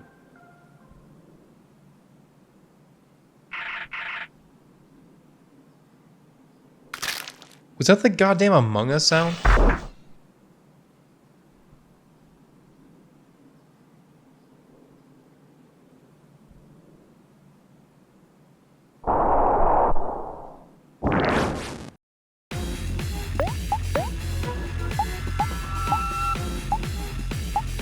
You know, Hero's weird for not being scared of this millipede looking asshole.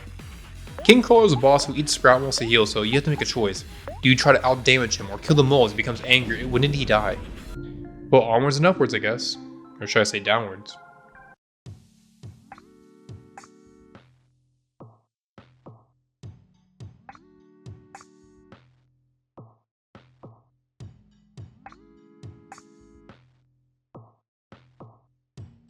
Welcome to the Sprout Mole Village. Scatman. Walk around is a lively area full of interesting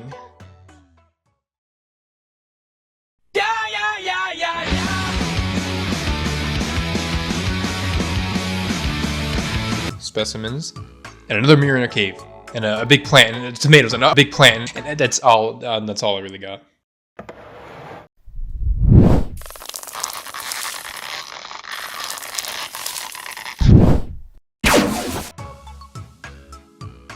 Going to redeem our tickets at the counter. Okay, we're told it's a sweetheart's quest for hearts, and Aubrey's ecstatic about it. Heartbreak, betrayal, desperation, loneliness. Where have I seen this before? Hero tries to walk back on his promise, but Aubrey says, Pretty please, can we go see the Chevy pass by here, please? The Sprout Mole is astounded by our sacrifices and takes back what he said. I'm still pissed though. Shh, get to your seat, the show's about to start.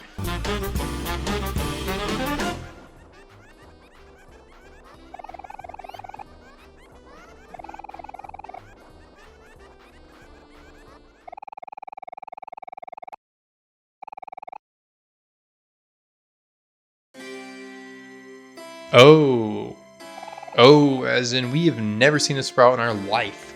Sweetheart's Quest for Hearts is a dating show starring the donut herself, Sweetheart. Round up the contestants and let's see if any are worthy of the lofty title, Sweetheart's Lover. Yuck, nope, ew. Fuck no, baby! Once the contestants are on stage, we get ready to see her. The one who exudes grace and has the most poltrodutinous face, Sweetheart!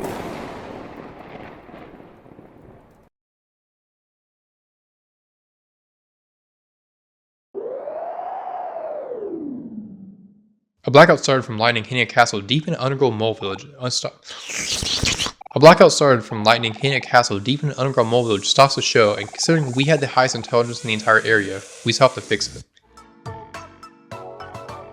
You can't be serious. You can't be serious. Hero. You can't be serious. The moles need our help once again.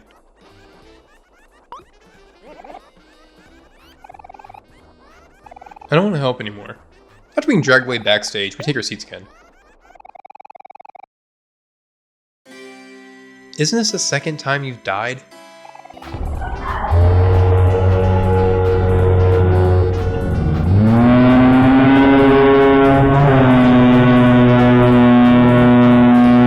Finally, the star arrives. The one. The only.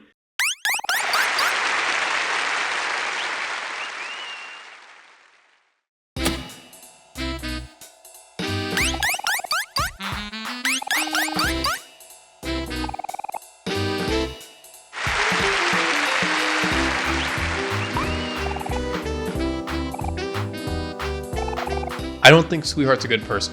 Watching her review the contestants, size matters, and she's truly a tyrant, and an empath at that, oh ye gods. Hero sends up to Sweetheart, but in a shocking turn of events, Hero is chosen as a suitor for Sweetheart.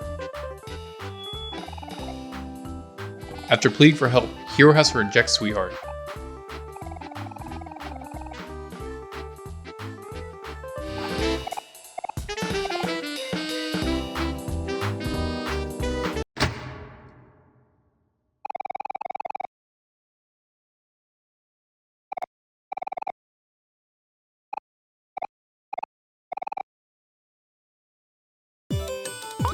Sweetheart has a hissy fit and thinks we came to humiliate her, which earns us the ultimate punishment. Audio Jungle.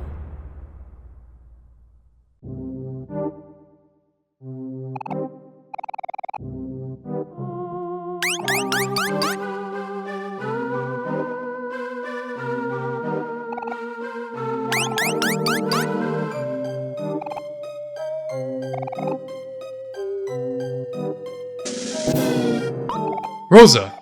Wow, okay, I didn't know you could say words that big. After we make a daring escape, the guards look for us, and we look for a way out.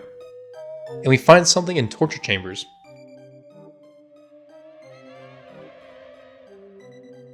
Oh hey, 4 people in one is a buzz, like us. Wait, it's like us.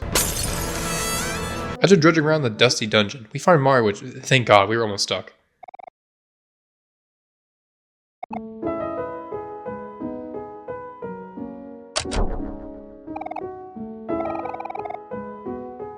I'm feeling romantical. Kel, stop being a bitch, eat the pickle. After finding the exit, we sprint to daylight.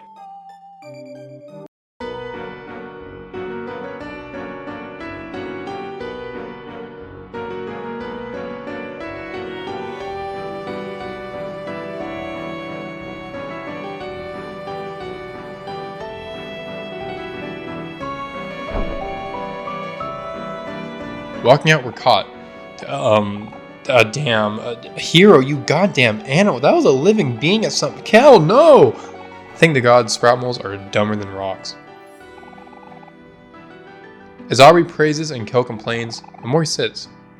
I bet his psycho ass was waiting for this opportunity. As we wander through the castle on the search for a rose, we hear this godforsaken song repetition. The piano loops and loops, hammering in the fact we are somewhere of high standards and one mistake means failure, or in this case, the dungeon.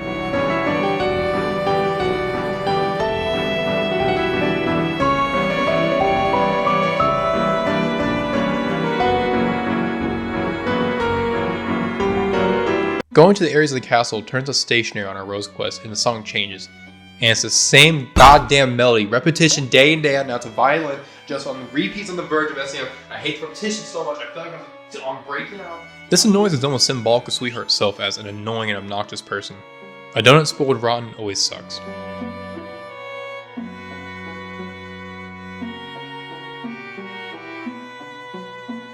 First is the art gallery full of, well, I wouldn't say art, but more paintings.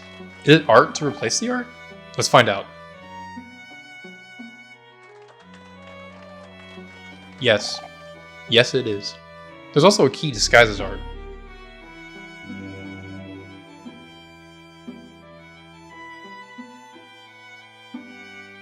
Eight keys left.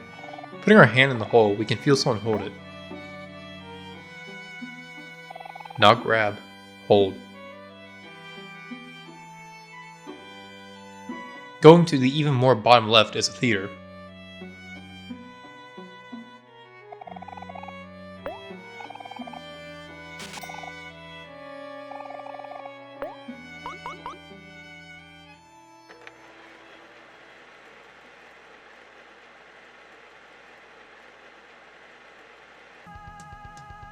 This is Kino right here. Going slightly up brings us to the guest library reception area? At the top is a mole who starts panicking since there's so many moles in so little time. They become Wesker as Only a handful of Sprout moles truly matter.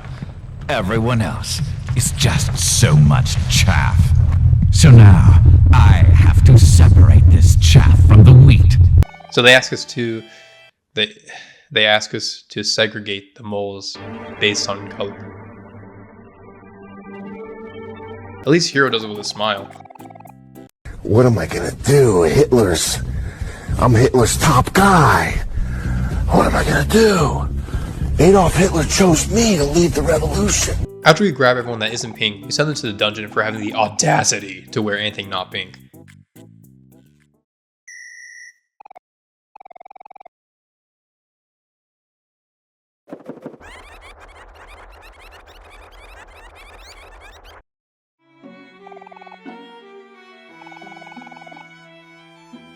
All right, Pie, I'm just gonna do this. Hop, hop, hop, hop. And if you get eaten, it's your own fault. Hop, hop, hop, hop, hop. No! Oh! Oh! These areas, hey, where are you going? In a dark, forgotten part of the castle is the keeper of the castle. He tells that Sweetheart was once a poor girl with nothing from the desert and begged for a castle of riches and servants. Yet her greed and wrath led to wanting more. He tells us that once Sweetheart leaves, he'll need a new owner and ask Omori to be that person. Your soul is split, and you can only choose one path.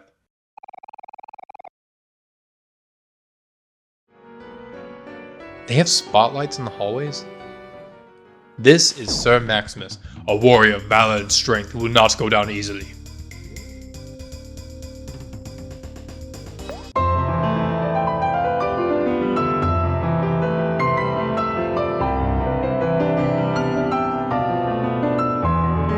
After going down easily, we decide to go to the right.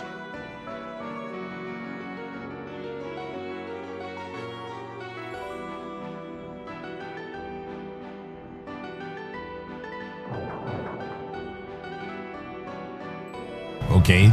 Oh hey, I just realized that the space is outside the window. That's cool. Hearing a very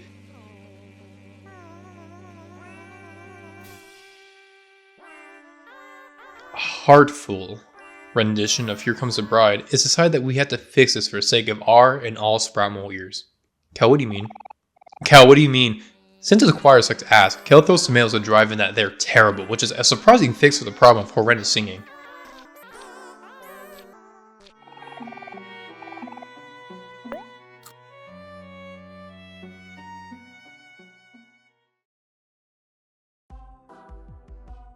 You're not supposed to be here.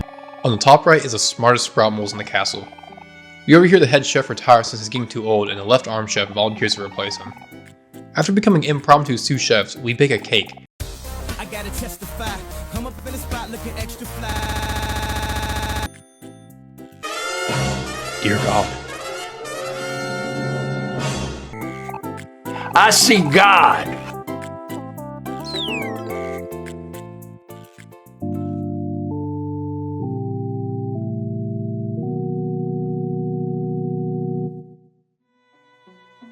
Now, a capable chef is here, and we actually bake a strawberry cake.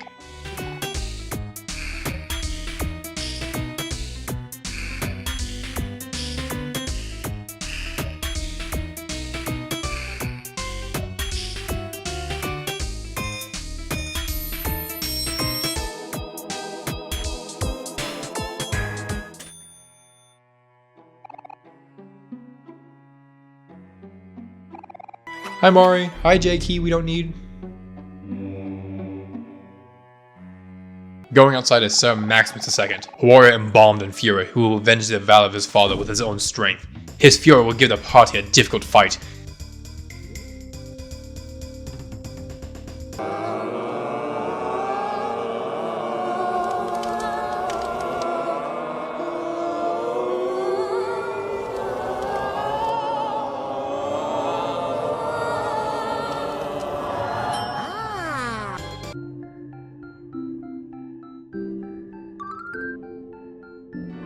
After an easy fight, we head all the way left, which houses the bedchambers of Sweetheart.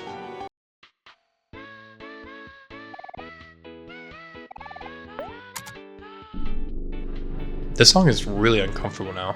In the Queen's room is Costella, who needs to remove this Captain Spaceboy statue by any means necessary, and we have just the destructive power necessary to do so.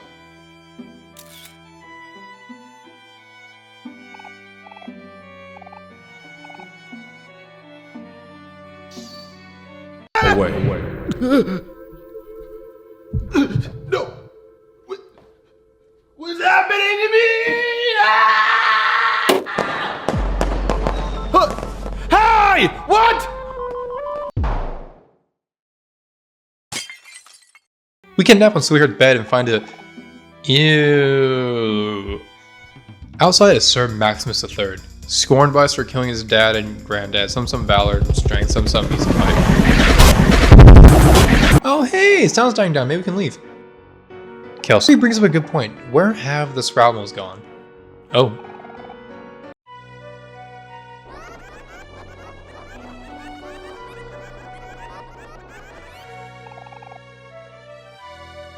Here brings up a secret exit as an idea, but if all the Sproutmoles know about it, is it secret?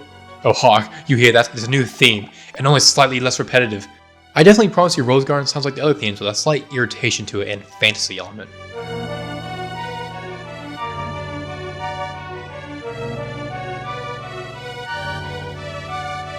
The name is actually a reference to a book titled I Never Promised You a Rose Garden, which is a story about a traumatized girl who makes a fantastical dream world in her mind to cope with reality.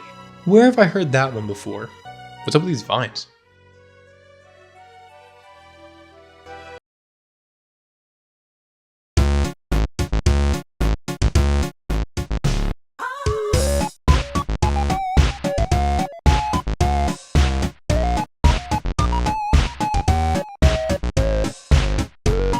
In the middle of a garden is a statue who demands a password. Now, we don't have a single sweet jelly-filled donut idea of the code, so we ask around the four corners of the garden for them. What's this hole doing here?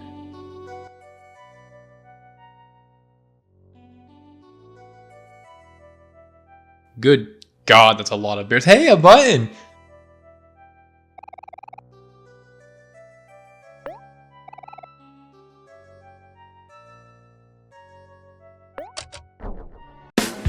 Just did a bad thing. I regret the thing I did. And you're wondering what it is. I'll tell you what I did. I did a bad thing.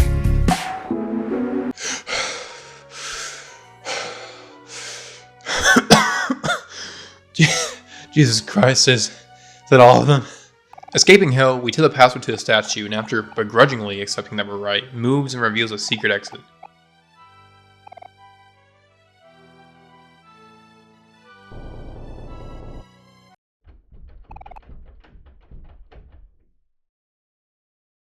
Oh hey, someone's getting married. Wonder who it is.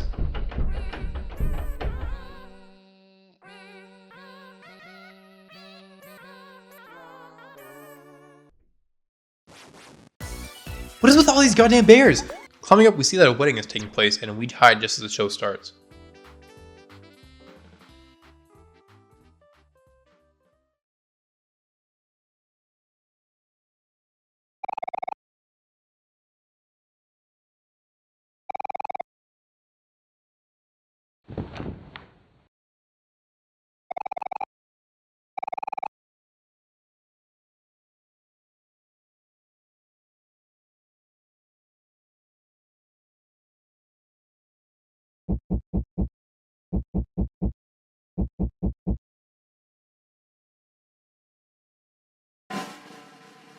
Come on out, you rapist! Wow.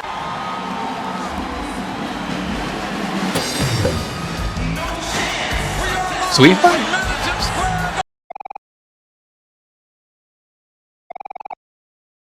Marrying yourself is probably the ultimate form of self-absorbance and being stuck up in yourself.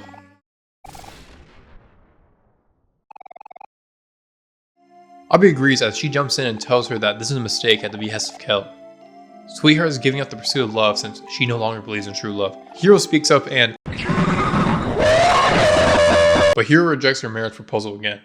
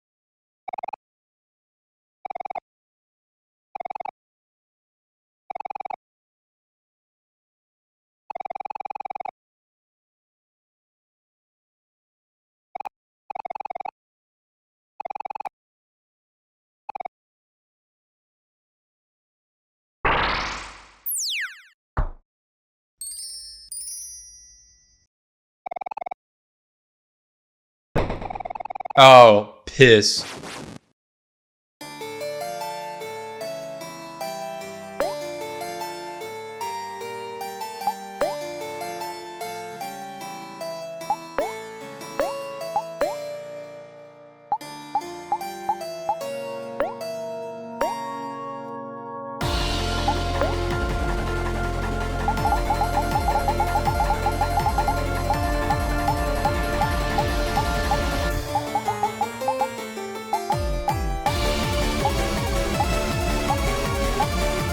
This song sounds self-absorbed. It emanates, I am better than you. I don't need to listen to you. You aren't even worthy to lick my boots. This is a song befitting the most obnoxious World's End Valentine. As it starts with a member of the percussive chordophone family playing as it introduces the most dangerous of foes. And then they start. Without a second to think, you are thrown in and it starts. Sweetheart's fight is probably one of the harder fights in the game due to her gimmick. A sickening amount of ego fuels Sweetheart and puts a bigger smile on them, to the point that she goes manic as she laughs at us since we're just miserable peons far, far below her, not even worth shining her shoes, but just fills us with rage. The most terrifying situation to be in. Space Perform was in this position once, and we saw how that went for him. I mean, he was kicked to the curb after he escaped his dungeon cell. It's a scary gamble watching Hero be angry at this deranged cycle while she swings up the craziest mace swing, completely decimating him. It's my fault though, honestly, since I had Hero charm her for the special dialogue. That's a cute detail. This fight showcases the one use of sadness, since we deal more damage to her while being depressed as hell. It's not a lot more damage though, but it's still better than nothing.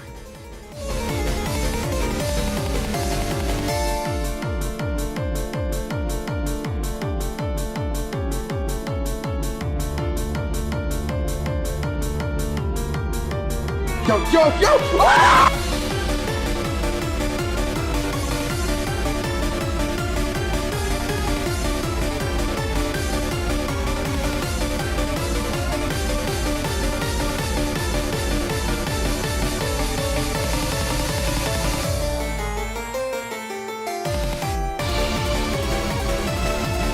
And after a fight with the Queen of Narcissism, we win, even if just barely.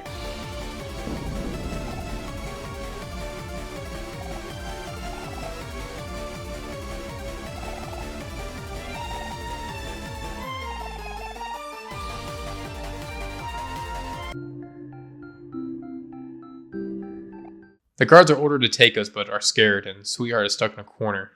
Until...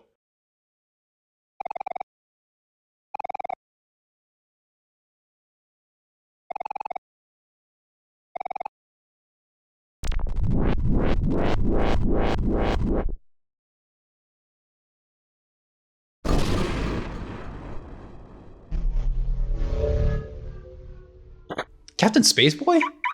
In a shocking turn of events, he actually didn't get over it and decided that he was the problem, and decided to fix it all by proposing. A marriage goes underway, and the lovebirds are set off to explore the stars as Sweetheart blows up the stage.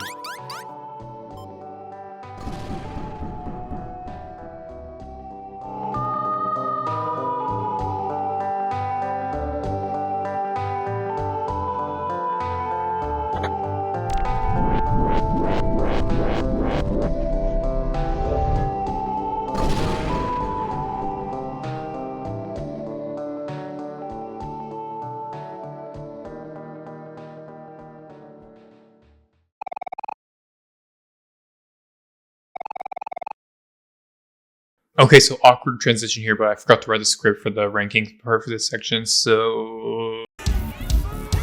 Are you prepared for this moment? Are you prepared for this moment? Are you prepared for this moment? Are you prepared for this moment? At a low A is a confusing section for me. I love the forest and all its little knickknacks, along with the creepier elements. I adore the music for every section, even that one. And Sweetheart is an amazing boss with just a killer theme. But what keeps it low is just that I don't know. I vividly remember having a soft dislike for this area, but I can't see why. Actually, move it above Overworld. This place rocks. As creepy secrets as this is the point where the characters start breaking and everything seeps into the world. It's like what Daddy Longlegs said in the forest earlier. No bandage can stifle an eternal wound. And there will be a time when its influence will bleed through. And besides the spooky factor, the small adventure of Sweetheart's Castle is just plain fun. Running around somewhere you're not supposed to be and helping random moles that's the smartest ones around is just plain fun. The moles make it fun. They eat tofu and have an IQ of 2. I love them. All that aside, we have to go back. We're gonna do like a power, say like Power Rangers, like, awkward transition. Turning back to the stage, we see a stranger.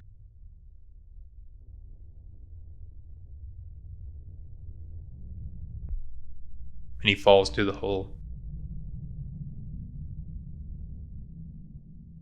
A strange force pulls us towards him. Be it curiosity or something else, we jump down toward them.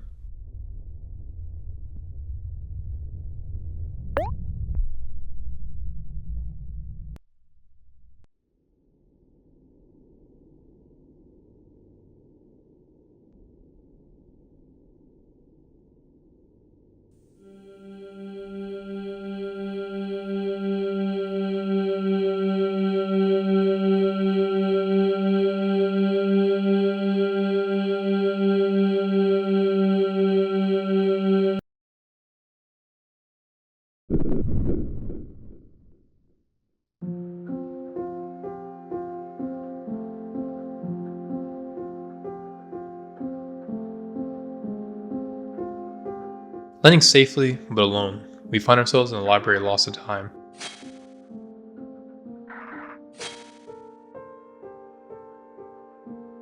If we look around, we can find books.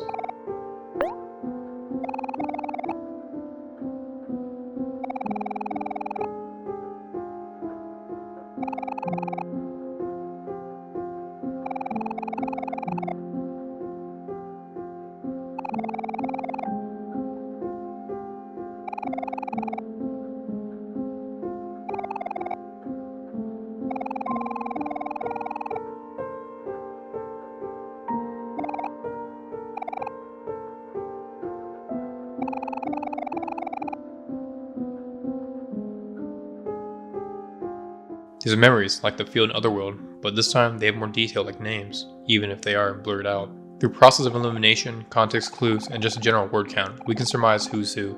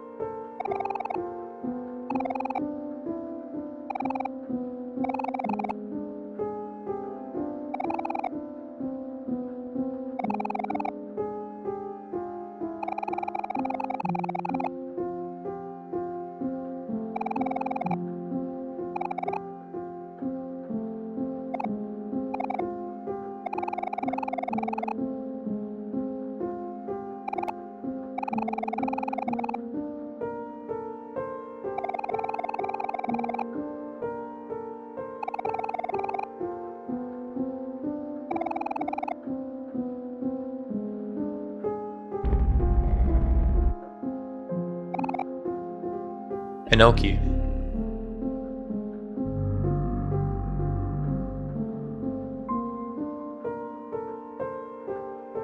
Seven keys left. The door opened earlier. Inside is a stranger who talks to us alongside a piano.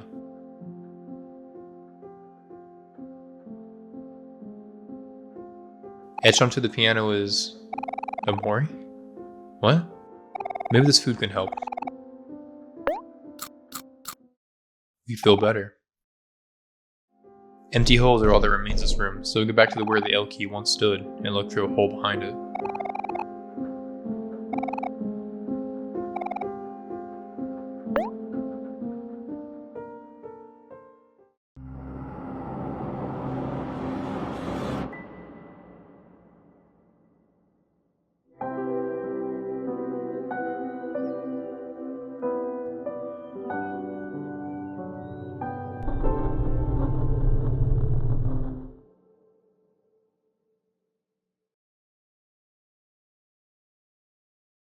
Don't forget, it's in the toy box.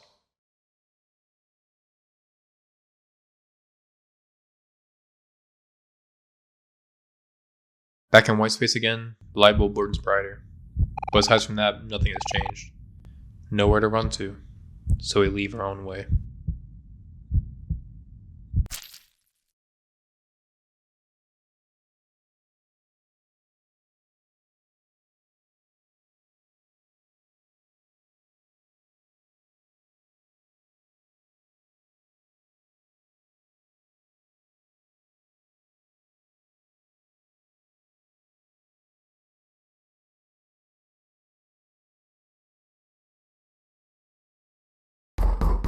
Waking up, we hear knocking and a message from Mom worrying for us.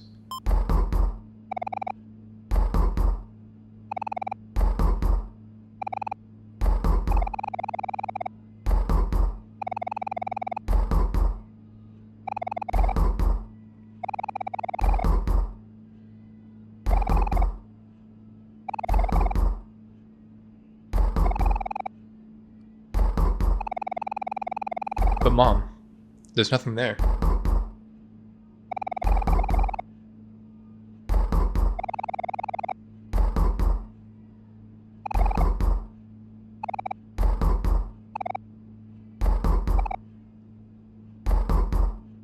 Going to where the door was the night before is nothing. Never put the two together, but is Sunny schizophrenic? Going to the door is Kel, and unlike yesterday, I'm ready to burst the door since outside is my main man, Kel.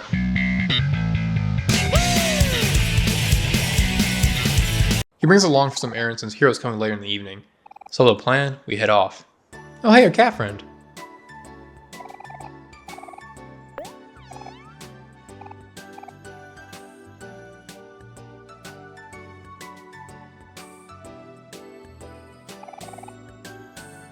Better than trash, at least. Hey, who the hell graffitied all over Kel's driveway? As a detour, we head to the park and meet one of Kel's friends who has moved around a lot. Kel asks her for advice about moving for Sunny, but just retells something that's all too common to hear. Moving sucks, but cherish the memories you made. She swipes a seashell off of us and tells us to piss off. Dick. Oh hey, Basil. He seems the best he can be as Basil, especially after his stomach ache yesterday. He's still against the idea of hanging out with us, and Kel says that we can catch up later. Instead of hobbies, Kel reminisces about the past. Goes to show even Kel, the one who moved on, still remembers it all and misses it.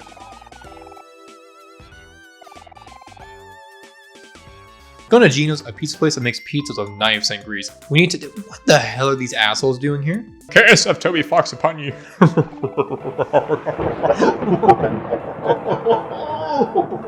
Grabbing Kel's order is— who buys sandwiches at a pizza shop?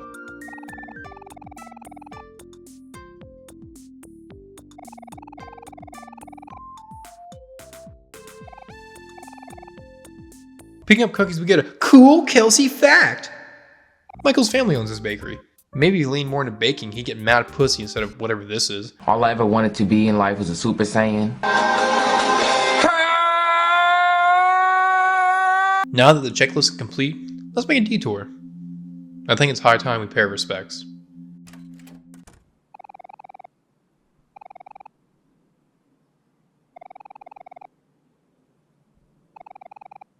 That is one ominous message.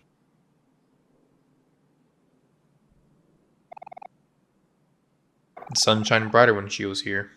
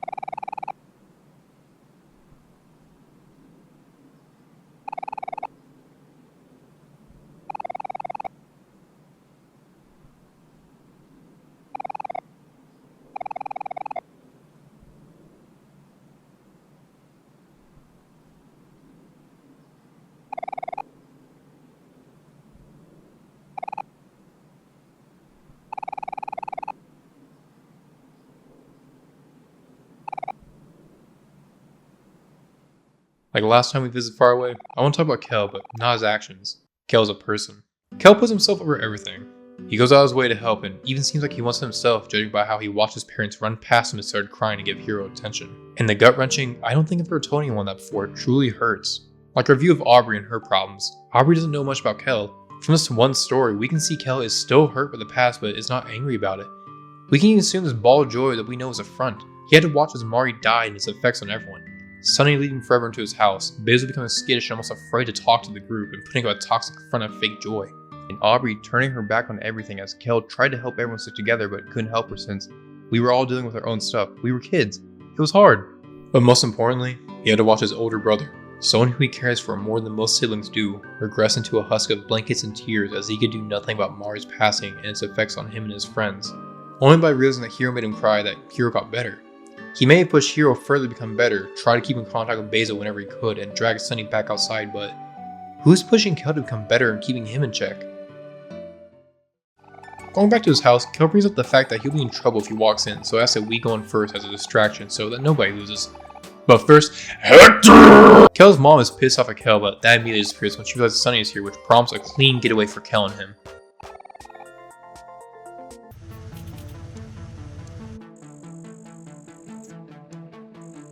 I wonder which side's Kel's.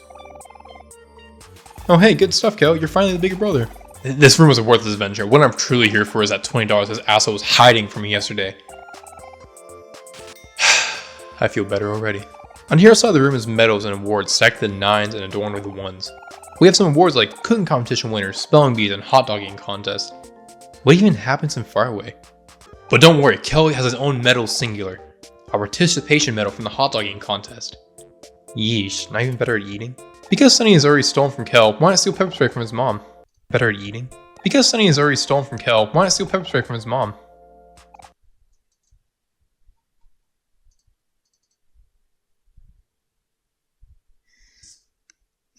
No.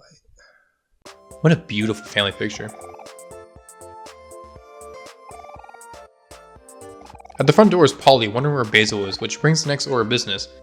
Find Basil before dinner.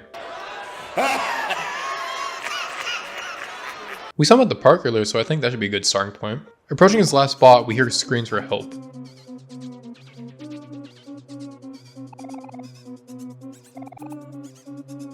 Basil's in danger. We gotta Mach 4 through the hidden entrance to the old hideout. I just had the weirdest sense of deja vu.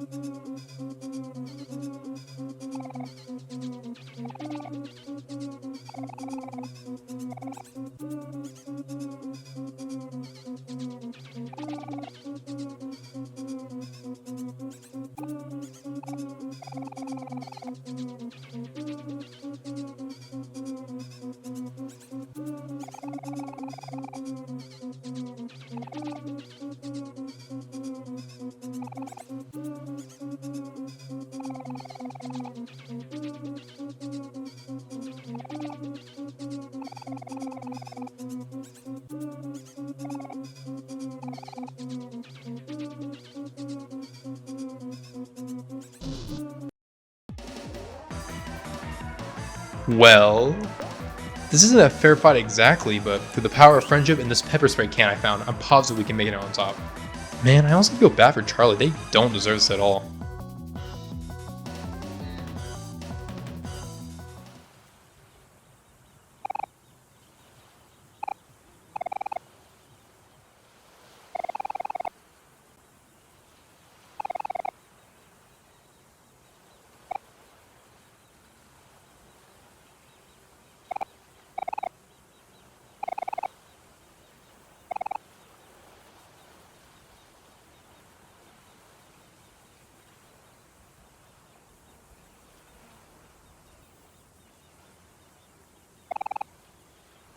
After her friends leave her alone again, Aubrey breaks.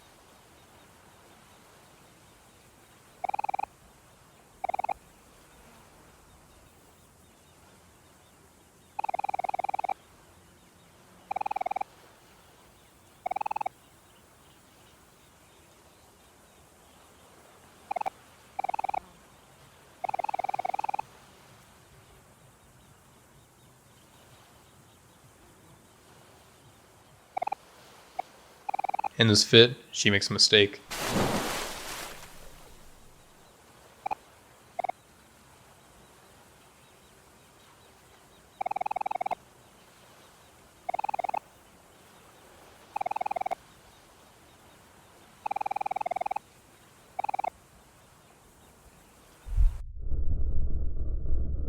We have to face our fears in a hurry to save him.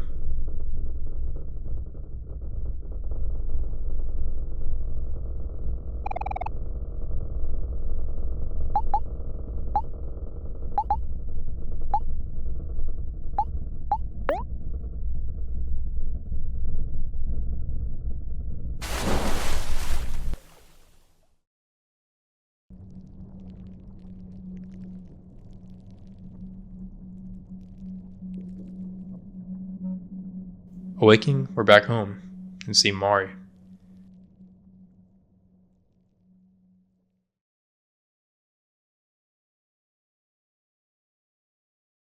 As we follow her, tendrils appear as a piano plays in the background, calming us even in this terrifying abyss. One question popped up for me here. How did Mari die? What led to an untimely demise for her? And I think we'll find our answer soon.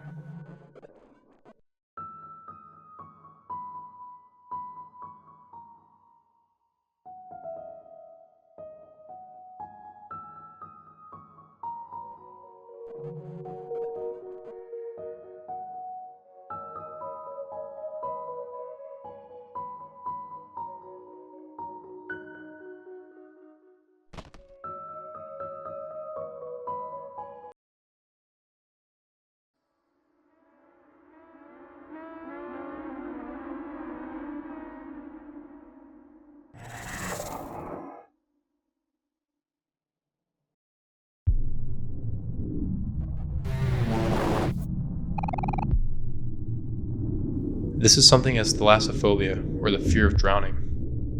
We need to calm down.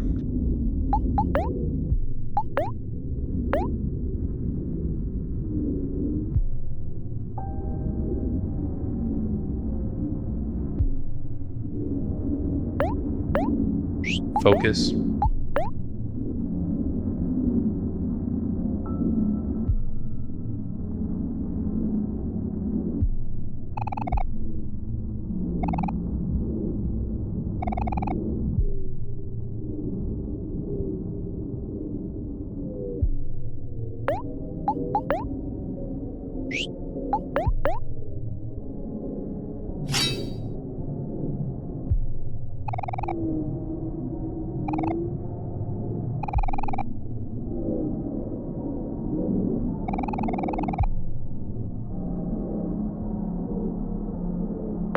And remember how to persist. We persist.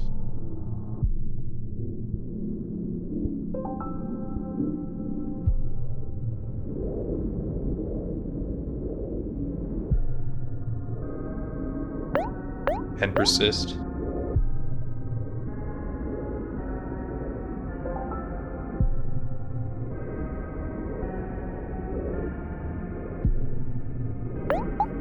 And persist until we survive.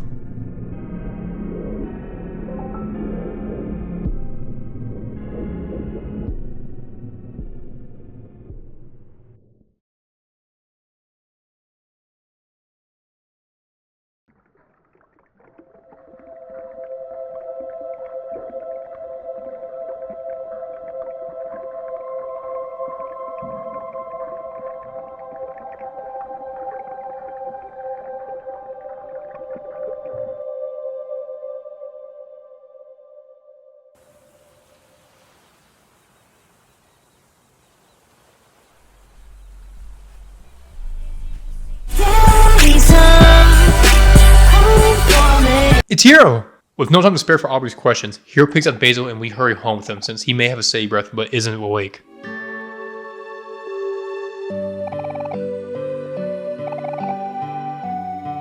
What an intro for Hiro. Kel tells Hiro the story and we just see a vast difference between the brothers. If Kel were in Hiro's shoes, he probably would just be pissed off at Aubrey going, "What the hell, man?" But Hiro doesn't. He just out the get-go says there has to be a reason this happened. Aubrey won't do that.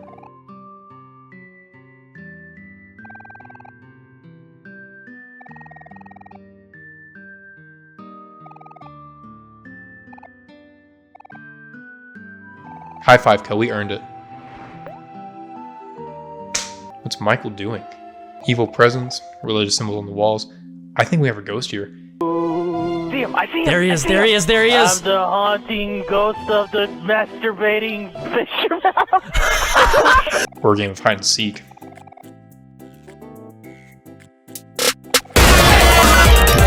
Oh, shut up. How many cardboard cutouts do you have?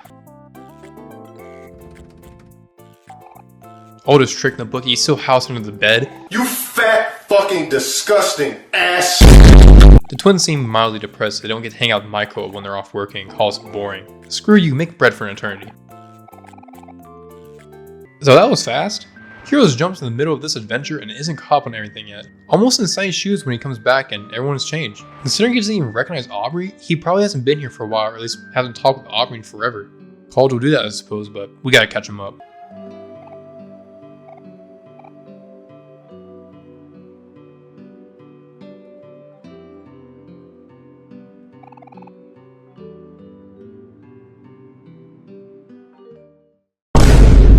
I'll be a better captain than he ever was.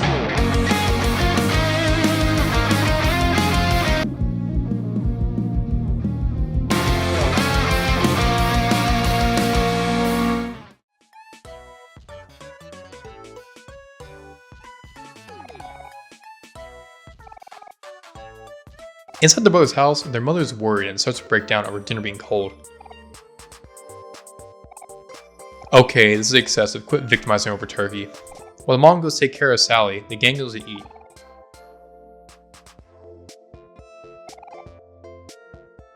Little ungrateful sounding, huh, hero? Jesus, Sonny, I know you don't eat much, but the entire turkey? Warren Sapp is a hungry man. Now that we're relaxed, the crew has a get-together for the first time forever and talk about Sonny moving, and we hear a similar message. Moving sucks, but it'll be good for you. You have a fresh start and learn lots. A clean slate, if you will. Kel reminisces again, and Hero joins in as he brings up missing hanging out at Sunny's house. With all the newest stuff in the treehouse, it was the best.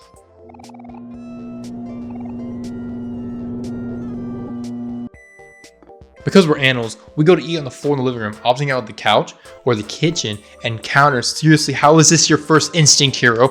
Going to sit down, we take a look at the book with nothing changed, although this picture is a darker underlying now that we know Sunny really hated violin practice since it took him away from his friends.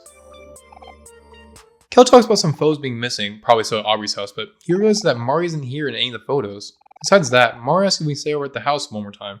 Then the youngest sibling walks in.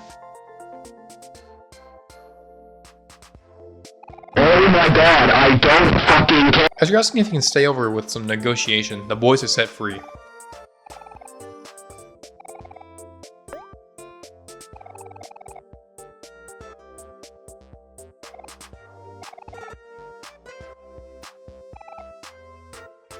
Hero still feels guilty, so he decides to make it up with flowers. Hero's in college, but I wonder what for. I've been a doctor considering how I handled Basil earlier. At Fix-It, Hero pays for the flowers since he can never make us pay for it and gives us more money than the flowers cost. How nice and non-extortionate of him. We get the flowers to the mom. She apologizes for overreacting and makes a very... God, what's the word? Depressing, thanks Kel. She makes a very depressing comment. Outside our house brings a realization to the boys. It's been over 4 years since the both of them have been inside. It makes me wonder why Sunny's mom didn't try to push Sunny outside with his friends after a while, since only now she's saying anything, so assumedly. As we reminisce over spilt juice, Kel brings up the idea for a sleepover. Hero's a little off-put by the idea, but Kel wins him over.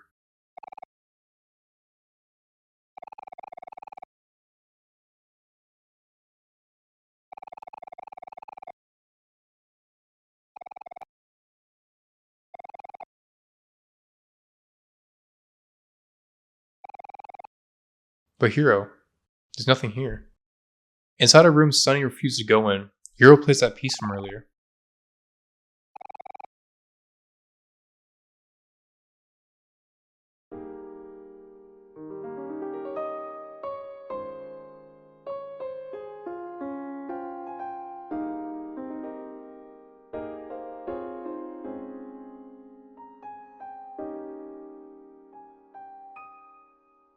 Still just as beautiful.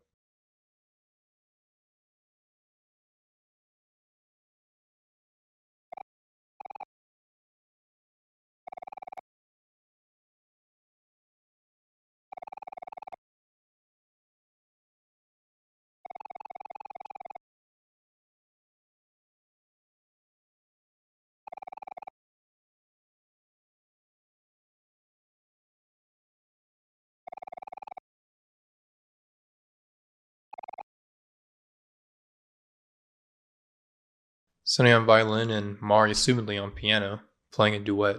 I wonder who's taking care of the piano. Can't be Sunny since he's been too scared to face Mari and his mom hasn't been in here forever. Whoever heard that line before? As opposed to go to find blankets, we stay. And hear a song I asked you to remember way back when.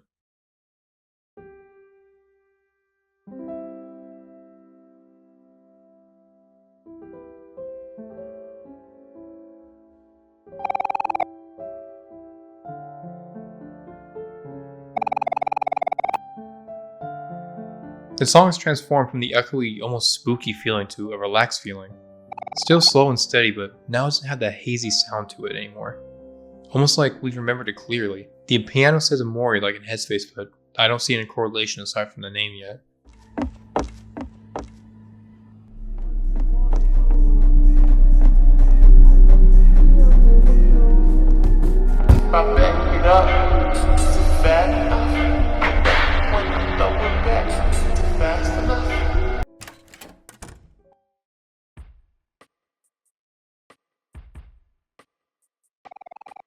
Inside of our room are the brothers that made a fort. Looks comfy. We give the cookbook gift to Hiro and it reminds him of when he wanted to be a cook.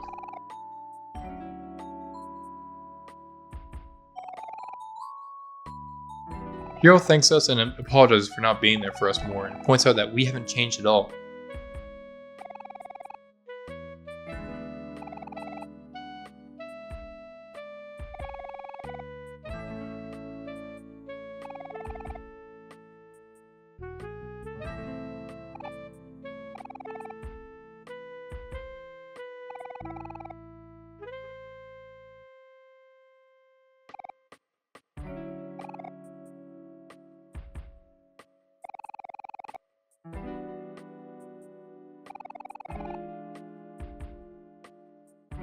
As Hiro falls asleep, we decide that it's time also.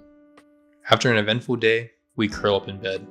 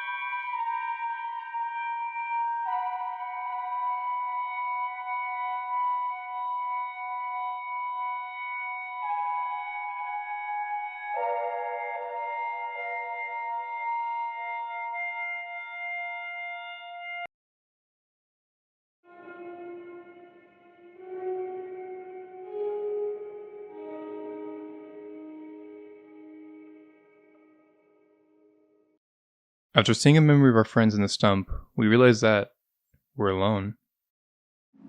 Checking the park, it's empty of life. The once cheerful sounding park is now an empty pit. Not even Mari is here anymore.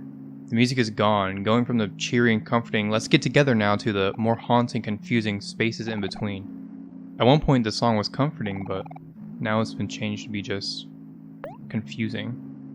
We had our friends with us and we had no idea what was ahead. Confusion was the next area, and if we'd find Basil there. With our friends, the song just turns into a different meaning without changing at all. It's scary to go forth alone, and it's disorienting. You can bide your time playing hide and seek alone all you want, but you will have to move on eventually. If we try to go to the other areas, a thick fog will block them and make it impossible to go through. There is one place we haven't checked yet. The beach. We came prior, but could only build sandcastles with our now missing friends. On the pier is Mari, who is glad we found them. Not them finding us, mind. Mari repeats the same observations we've made and thinks the only way forward is in the water.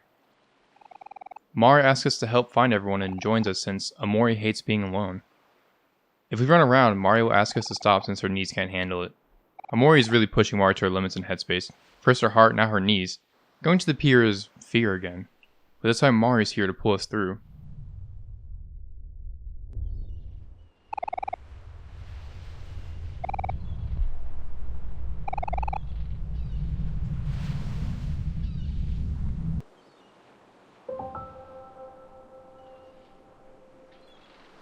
you are no longer afraid of drowning. As we jump into the water, another song plays. And like the previous one, we've heard it before.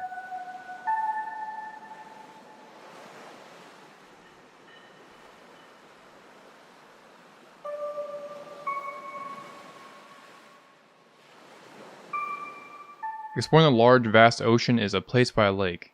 It invokes the same feelings as Spaces in Between, but with the sounds of water hitting ashore. On top of the fog, it's a confusing and cloudy area that we have found ourselves in. As Sunny starts to reconnect with his friends and having a sleepover with them, the lonelier Headspace got. Is Sunny letting go of his crutch over Mori's passing? Exploring the ocean are various strangers and islands. The islands have all been abandoned with decrepit houses littering them. The first one we see has an old and seemingly burnt photo of Sunny and Mori with their parents. Maybe this is one of the places Sunny had as a base before destroying everything as he learns about the truth again. Maybe it's just memories that would invoke too much to the point that they had to be put so far out here that he would never see him again. The only thing that seemed to survive was a white echrid orchid. On top of the lighthouse is a pair of binoculars. They just sadly don't seem to work without the fog. Leaving the house is a walkway we can climb onto. Mori speaks to us, almost directly telling Omori that he still has one huge fear left and pausing on the word something.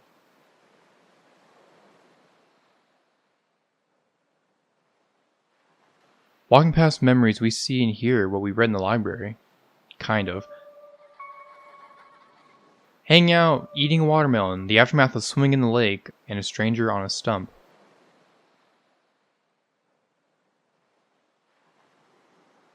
As we encroach on floating curtains, and as our beloved older sister tries to reach out to us.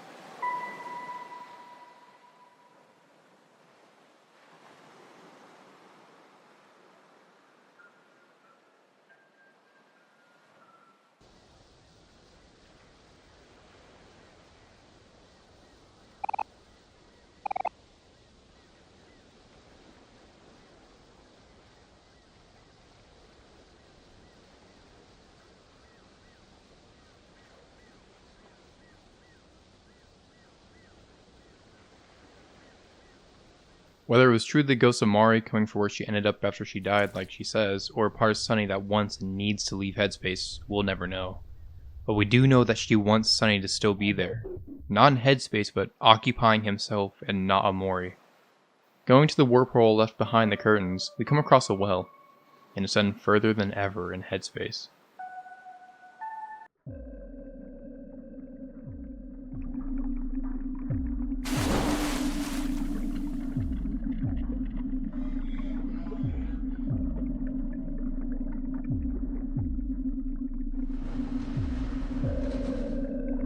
At the bottom is the M key.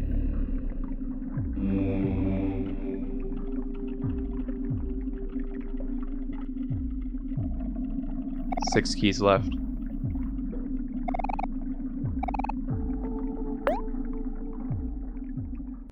In the hole the key left behind, we fall.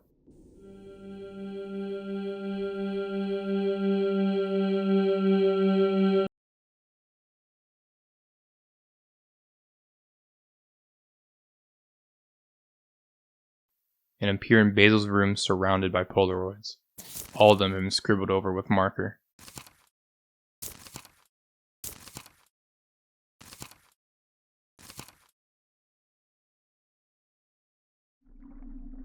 Back in the well, it's high time we find our friends.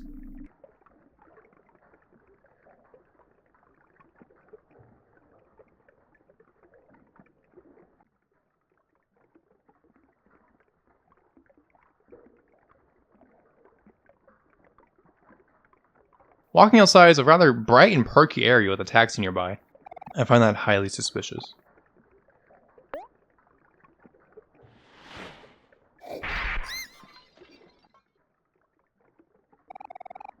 As we walk by a sign that says Last Resort, we find Kel! Kel asks where we've been, and before we can answer, tells us that everyone's tricked and signed contracts. Now, everybody has a job, unlike you, audience member in row E, seat 7. Kel makes a goal for us all to quit our jobs so we can be free, since he hasn't seen Aubrey or Hiro much because of it and misses them. Walking forward is Mari. Mari points out that we aren't happy to see her. Not scared, but just... That face he does is said by Kel. Kel tells Mari his plan before forgetting the final part.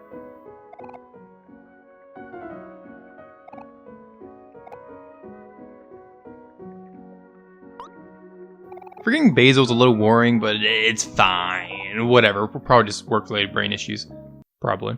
Nearby is people on vacation, and that's just dumb. Waka waka! Charlene is apparently the pool attendant in an underwater casino.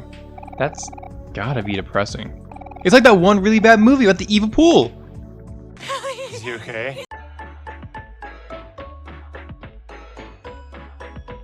Here's a ghost party. This will be mildly important later, but just for now, we're gonna grab the O key and leave.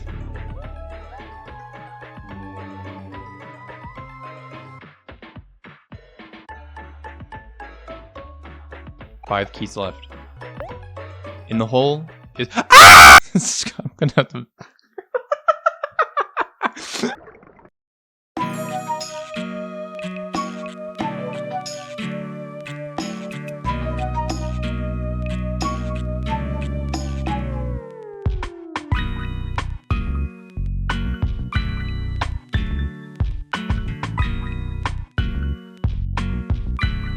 Behold, the last resort. Nose goes! This is one of my favorite areas in the game. A chill as hell casino with Gator guys standing in as Gator guards, alongside a swanky ass battle theme called Gator Gamble.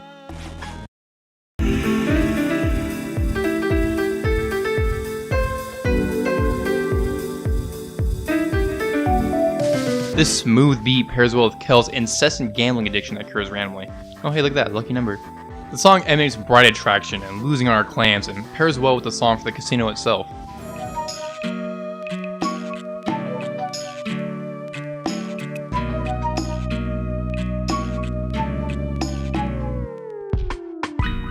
Room for Four is not only 2/3 of a Wendy's meal, but also a slick and chill oceanic beat.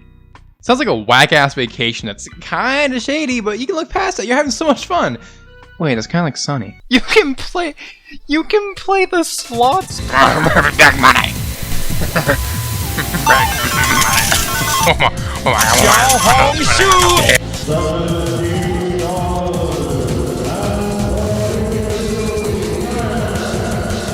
Big money, big money. Wait, I gotta gamble. I need more gamble. I got one.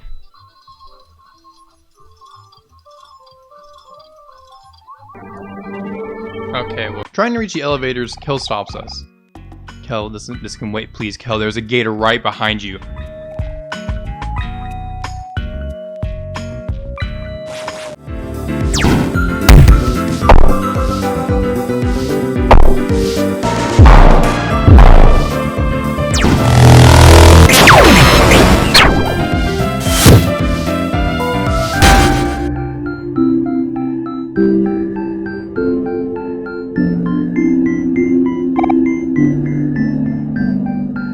In the bathroom, I spot with my beautiful blue eyes another key.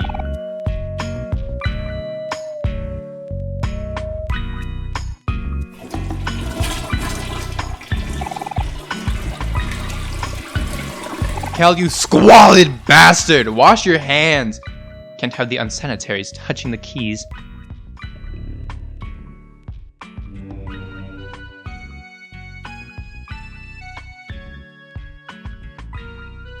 Four keys left.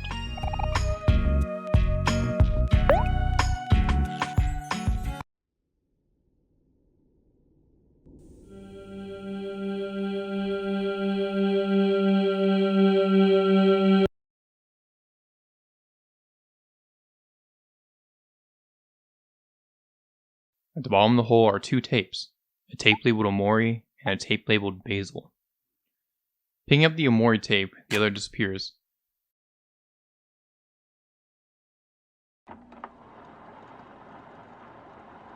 A tape of Sunny playing a piano named Omori. And he looks depressed, almost as if this was shortly after finding about Mari's passing. Maybe getting an idea. What's on the Basil tape? Basil looking confused. Then to immediate fear.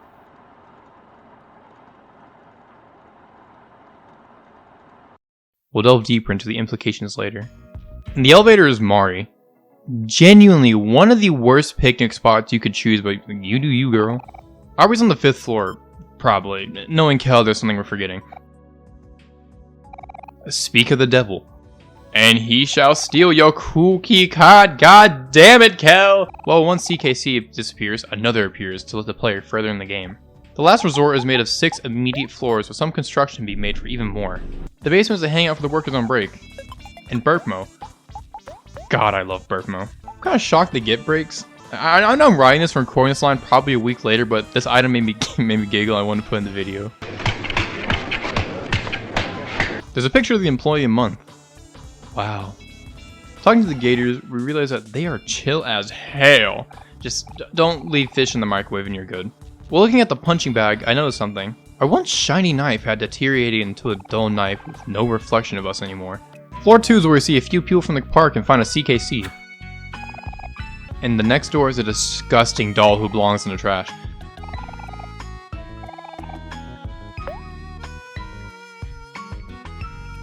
I said back in the trash, you monster. Stay where you belong, you beast!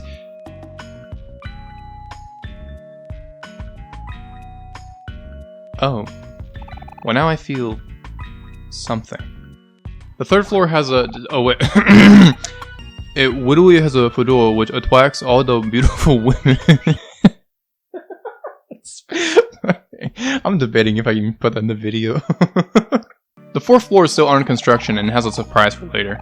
On the 5th floor is a hallway of the history of this casino's owners, all of them being from the Jocelyn lineage.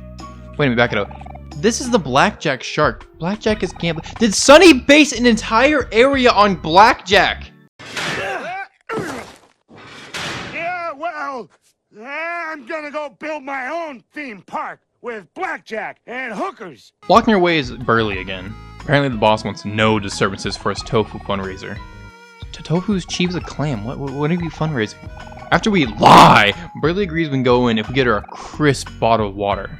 The joke is we can find the water outside for 500 clams! Just take the damn water. At reception is Aubrey taking every call known to man. Looks hellish and sounds like it since Aubrey immediately starts complaining about how 3 people canceled their meetings today, which makes it nigh impossible to reschedule with all these useless events. But don't even get her started on the fundraiser for tofu of all things. Yeah, Aubrey, tell him, girl. Who would buy tofu? Apparently the big chum upstairs wants this, but this doesn't matter. Deep breaths in and out. Oh yeah, Basil, we gotta save him. Omori gotta be seething hearing that. Or maybe he's not. What is he feeling? Who am I talking to? We can leave, but there's something we're missing.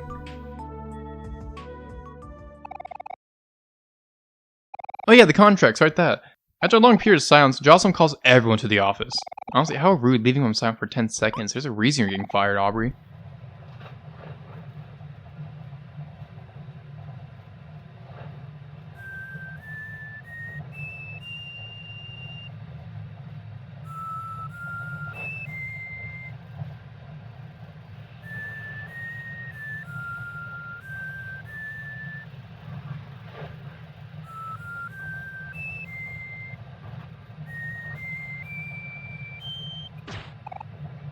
At the top is the Big Cheese himself. Can you brief it? In the Big Shark's office, he reads off the contract saying that, for better or for worse, they work for 0 pay forever. But who cares about contracts and legal tender? A promise holds more legal ground, and Mr. Jocelyn respects that. But he can't get behind giving Hero back to the gang. It's probably the best work known to man. 700% boosted work output is nothing to puff at.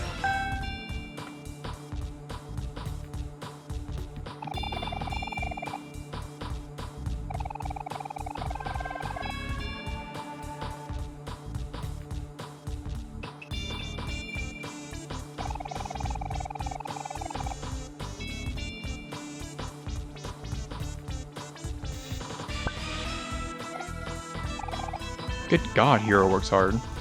Okay, so it's understandable, Mr. Jawsome, that you want to keep him, but one, that's very shellfish of you, and two, he's vital my run and gun build, so I'm gonna need him back. Hero, what an ass. Forgetting about Basil?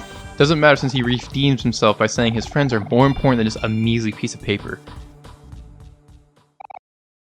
Which gets the big clam up in fins.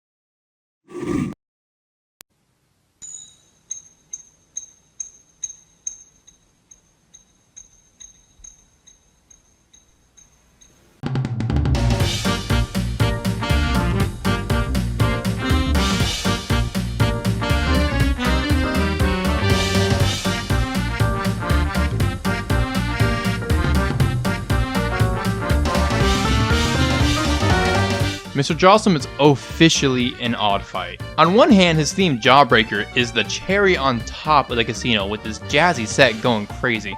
Fighting a literal loan shark who embodies capitalism manifest in his own domain is just absurd to the point of it being one of the greatest things of all time.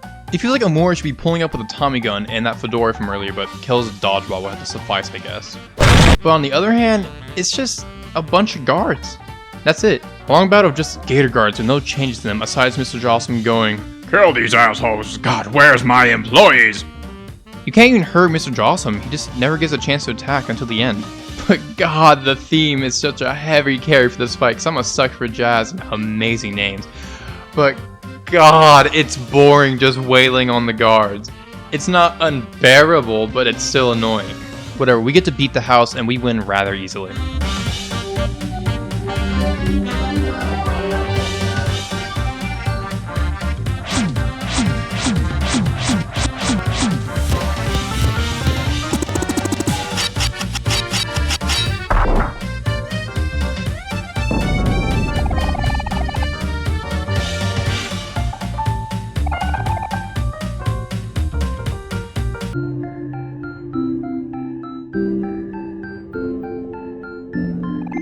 Okay, seriously, if Gator Guards is all Mr. Jawsome has, then he really needs to up his defense budget.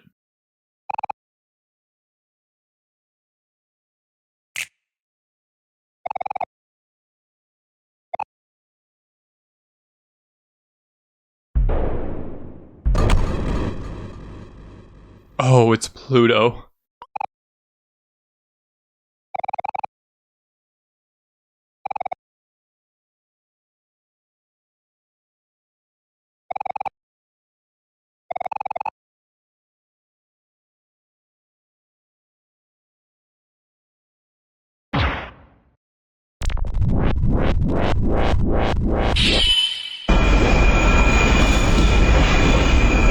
Oh, yes.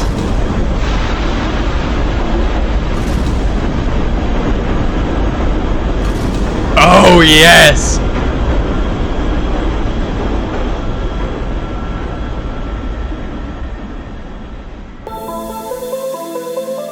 This power! This incredible power is unnatural!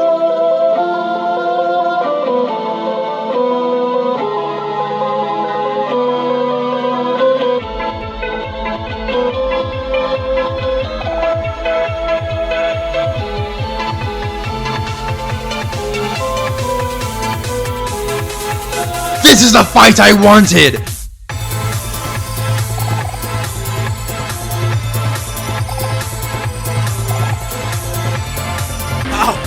How is he this strong? How many push-ups did he do? How many sit-ups? What kind of juice did he drink? Good God, I love Pluto. Not even just this fight, but his character. A literal planet forsaken from even that title, being the stoic master of fighting. He never gives a weak, limp-dick excuse of a fight, which is just what I want. Screw all these limp-dick boyfriends and chicken shit princesses. Screw this 24/7 spew of memories and gator garbage. Screw sibling pride! Screw the rabbit! Screw all of it! This is what I wanted! A good, honest-to-God fight with someone who feels the same! Pluto is the true final boss of Last Resort and is much, much better than the Mr. Jocelyn fight. Starting with the second greatest song and build up for a fight in the game, Pluto brings you to the stars. He takes you for a ride on the Pluto spaceline to his home field advantage. Golden Vengeance is a song that just feels powerful. It has an aura of unstoppable force while also being the immovable object. It perfectly encapsulates Pluto. The planet who is stripped of being a planet by his own hands and roams the stars made of insurmountable strength. The fight is just as powerful as his theme, since Pluto don't play no games. He fights. He will do over 100 damage and keep buffing his own attacks to the point of insanity, because when he flexes, he feels his best! And his best hits like a goddamn nuke, which is fitting considering he taught Kel to flex. But this student has far surpassed the master.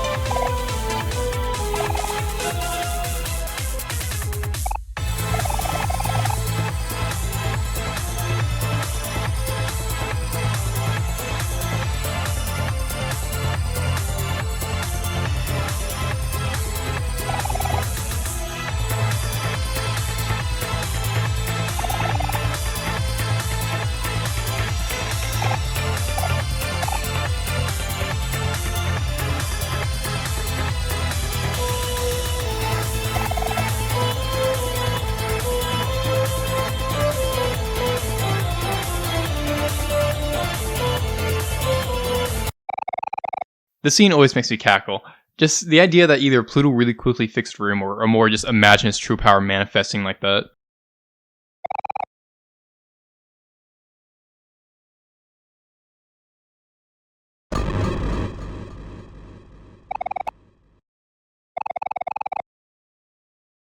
After a most stellar fight, Jocelyn just gives in.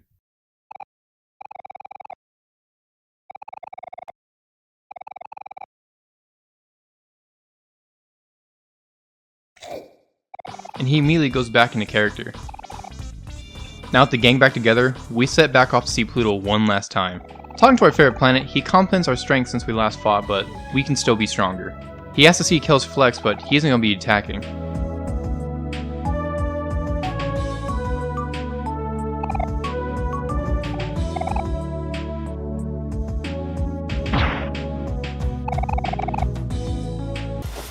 Goku, get me out this minute right now! I'm serious! Instant transmission!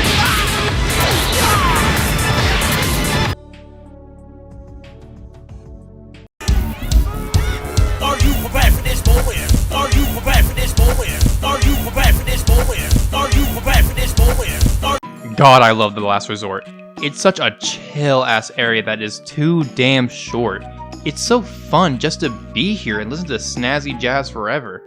The entire area's theme of underwater casino just grabs my attention like no other. Running around and seeing this goofy-ass casino run by a cartoonish business shark who is just so goddamn lovable. I could never hate you, Mr. Jocelyn. Mwah. The entire running gag of Kel being a pain in the ass for everyone in the casino to Pluto coming back for a final test of strength. I could never find something I dislike about the area aside Jocelyn's fight, but it's fine, don't think too hard. A place deserving of a nice and beautiful S tier.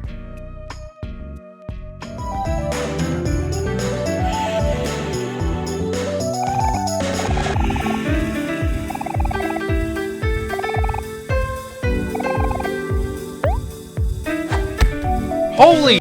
Trying to leave the casino, everyone tries to remember how they even got here. Hiro says all he remembers was falling down an endless black hole, which is a cool implication. Something is preventing everyone from seeing Sunny's memories. Only Omori, and by extension Sunny, is allowed a glimpse of the real world and the horrible pain of Mari's passing. Either that or they're not allowed to have an existential crisis here. Back to what Hiro was saying, he just immediately popped into reality to sign away his life in a contract like an NPC, which... well... What an odd sentence, Kel. After being reminded of Basil's existence, Aubrey says we should draw a picture of him so people can tell us that they've seen him. Looking at the picture, Hiro says it best. Well, if it's already sounding good, don't over-tuna it, so we decided to just look for him ourselves in the mysterious deep well, since Basil could be anywhere at this point, and it sounds like a whale of a good time.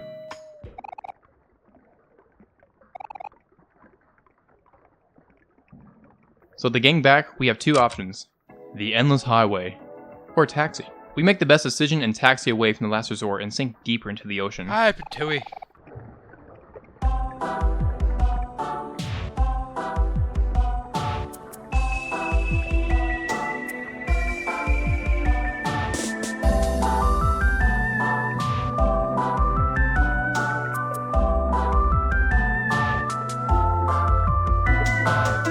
Going down the highway, we can see someone who looks familiarly. Going down the highway, we see someone who looks familiarly. Can you just flash the word on screen? Pink.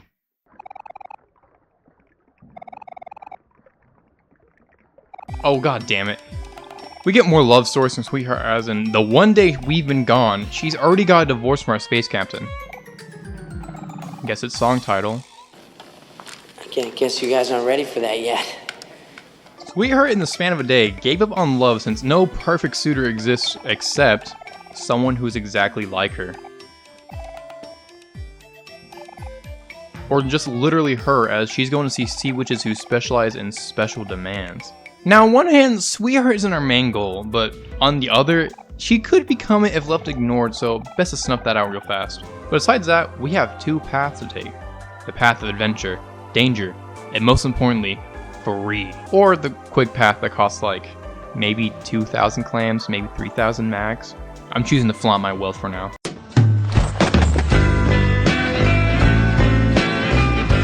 Oh hey, Mir!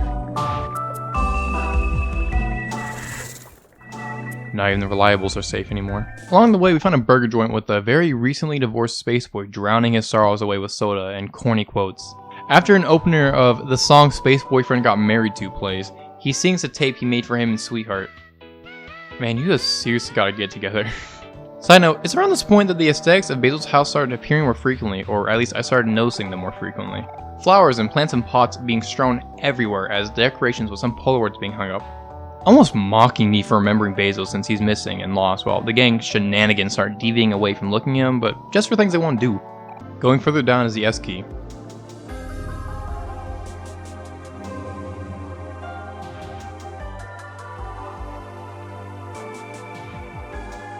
Three keys left. Going down the hole.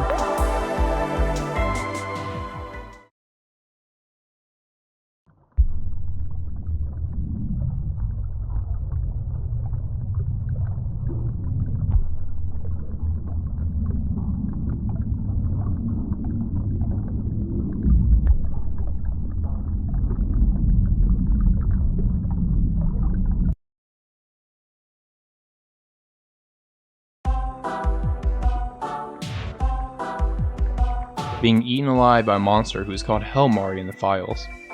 Only the vaguest of resemblances, but even still, why are we seeing a monster in Mari? Finally reaching the end of the highway is a scary ass picture. And a picnic to rest up at. Mari brings up how we've reached the end of the road. Besides the funny haha, if you look at how far into the series we are now, you can tell that she's right. We're coming up on the end and not too far from now. She tells us about a bridge to the deeper well, a place that's been around forever but only recently with a way to access it. Going to said bridge is a stretch, going on farther than we can see with a background we saw on the S key. Entering on this bridge, the vibe changes.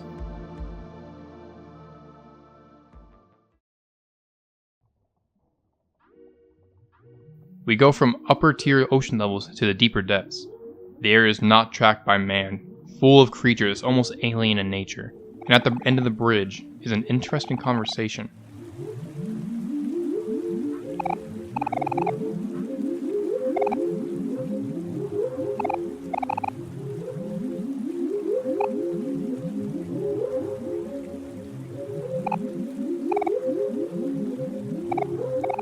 This is where doubt creeps into everyone's minds and starts to occupy their memories. Nobody can remember Basil 100% to the point where they don't even know if he liked plants or not.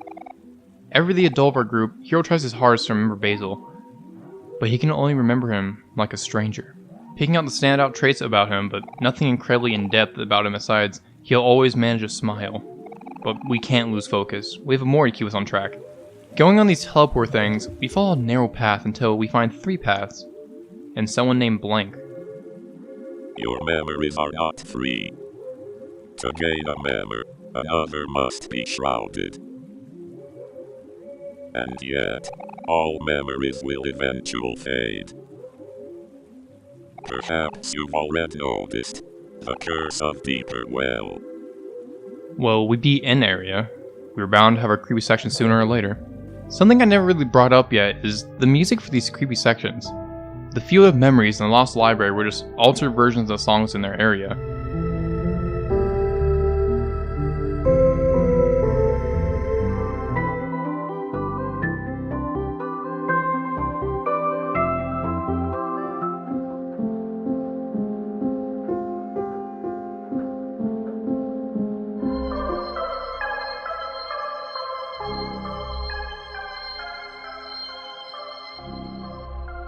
Although it does seem they've evolved from the field's slowed and pitched down version of Sugar Star Planetarium to the Lost Library's cover of Cat's Cradle, and now the original song for this area's creep factor. Aquafire stands out from the other 2 songs, aside from being completely original. It doesn't sound comforting like you're remembering things like the other 2, but instead like confusion. Almost like you've been given so much thought that you don't even know what to do with it. This is a confusing part, not just for us, but also Sunny. His whole life has been the same for the past 4 years, and it's all been flipped upside down. He's seeing people, learning how everybody's changed, slowly dissociating from Headspace, and finally coming to terms with Mari. It looks like he's going onto a good path, but thinking more, it also shows the opposite. This very apparent mentally ill kid is moving away from everything he's known. Everyone can say it'll be good for him, but moving away from your friends hurt, and moving away from your family hurts even more. Even if he never faced the truth, he was still near Mari in some sense, even if it wasn't on the same floor as him. Tony, what were you on?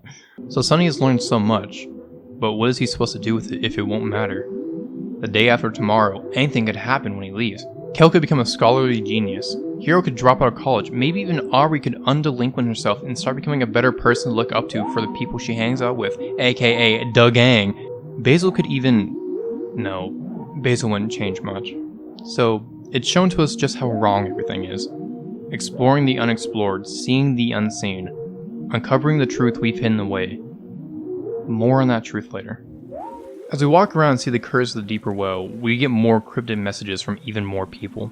With time, what is important will change. You must choose what you will keep and what you will cast away. Not everyone has that choice. Humans are bounded creatures. Your limits are what define you. What makes you human? When trouble shows itself, there is always the choice to run. But one day you may find yourself running alone. The sun shined brighter when she was here. What if it's up to you? What if it's only up to you? Carry on, dreamer. You're the only one that can. The universe is full of questions that you will never answer. Yet, there are also ones that only you can answer. When the truth is revealed, what will you do? It is selfish to dream for so long when there are those who are expecting you.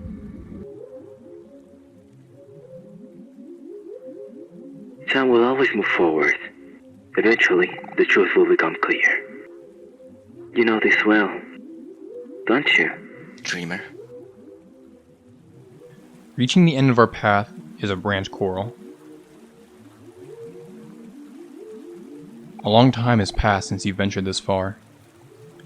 Deeper layers of his world open up as the dreamer grows more desperate. Even imagination is limited. You have questions that I can answer, answers that you've forgotten. I'll lay them out for you. If you're curious, you will choose. Talking further to the branch coral, he gives us answers to 3 questions. Asking about Basil has him tell about how Basil is no longer in this world.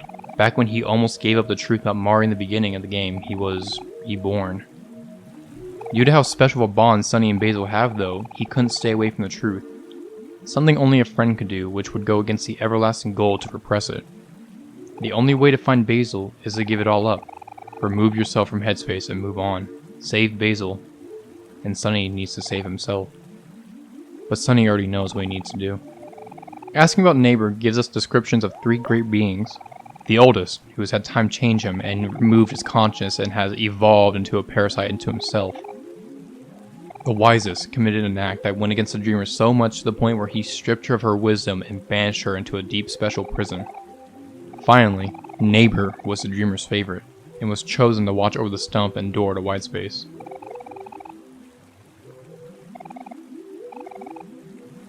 Finally, we ask a question that has long lingered. What is white space? You'd like to know more about white space? To be in white space is to be nothing. White space is emptiness, a home without warmth, a place to survive, not to live. Even still, your conscience cannot be erased. It would always find a way in. Even in white space, it will take the form, and if one wills it, something will be formed to subdue it. A hanging black bulb, the repression of an idea.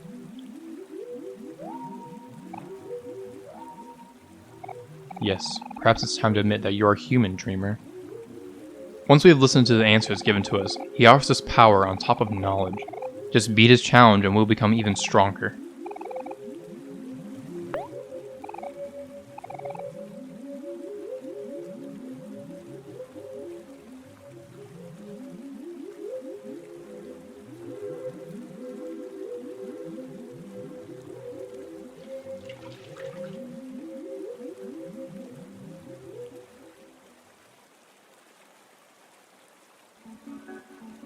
Choosing to accept it, Omori's teleported to a room with red water feeding a tree that holds an apple. Interacting with it states that it's a red and juicy apple as it turns into the head of Sunny.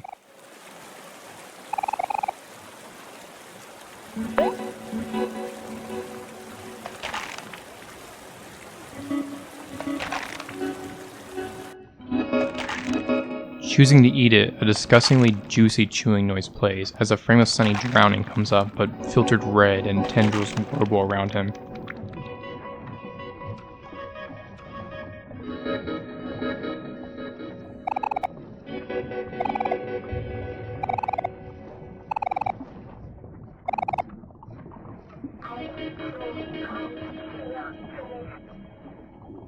Talk to the Coral again reveals that he has died. Something I'd like to point out is that Omori only exists to Headspace's inhabitants that don't know anything. The gang refers to him as Omori or something along the lines about his appearance, but beings like Branch Coral or Daddy Longlegs don't acknowledge Omori. They speak to Sunny directly as if they know he's watching it all play out. They constantly refer to the dreamer and never once has something creepy acknowledge his presence outside the keeper of the castle. Progressing further is the trench, which is accompanied by the literally booming track sinking.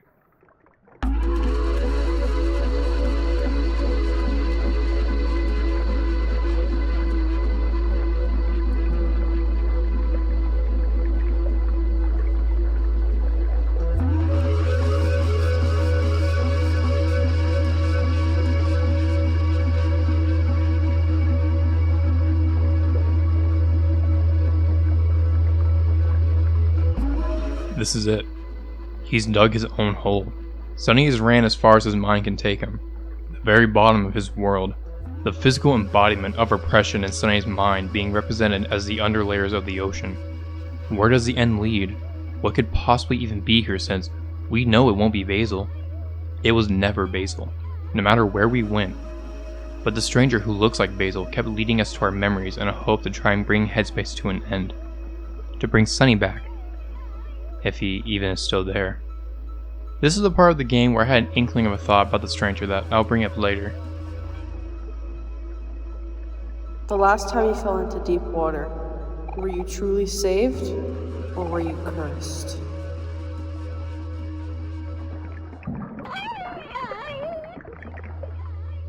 An unhallowed burden has been placed upon you. You have the power to change the future. What will you do, dreamer? What will you do?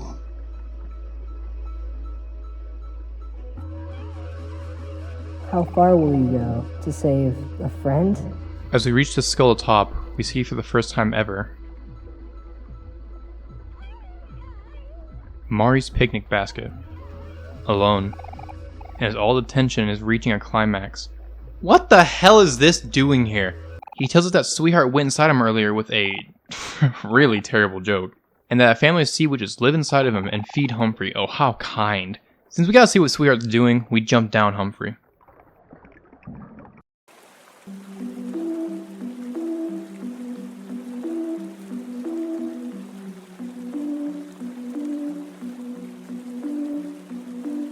Welcome to Humphrey, an odd area to me.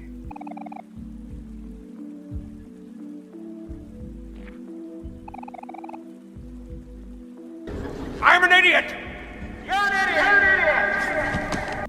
Now on paper, I should like it a lot. Cool, interesting villains, puzzles all around, and some amazing lines. But check the paper, aw damn it. Just, I can't get with the vibe of it, man. It's the one point in the game where it genuinely has me saying, I'm bored. You're boring me. What? So it sounds like I'm skipping anything important. One, no I'm not. And two, it really just doesn't have that much that's interesting to me. Talking to Humphrey, he said that he's essentially an elevator and can't let us on since somebody else is already in. But can pull a few strings if we get the coveted slimy key card for him. Well, we have three options. We can go left, up, right. I'm going left. Ooh, a teleporter.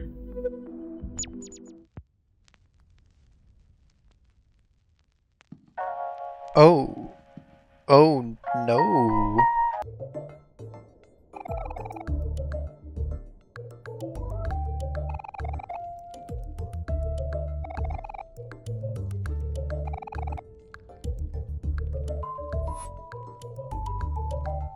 A techie area and... No, that's a bomb. That's a bomb! So to fuse the bomb, we need to solve puzzles. But why would you have a bomb inside your home? Step 1 is to find a pattern, which is shown by the experiments Humphrey is doing inside himself with random things and objects. These experiments give us one of the very few lines Omori says to the game.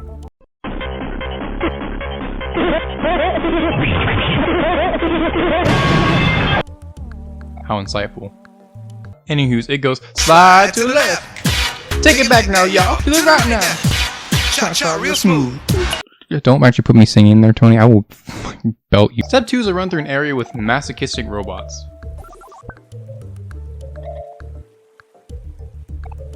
Weirdos. Man, a watermelon.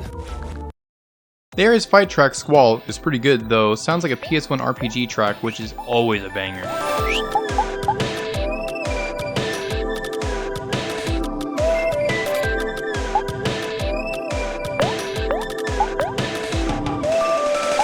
Especially the ending of the song Rising and Rising, which just sounds lovely.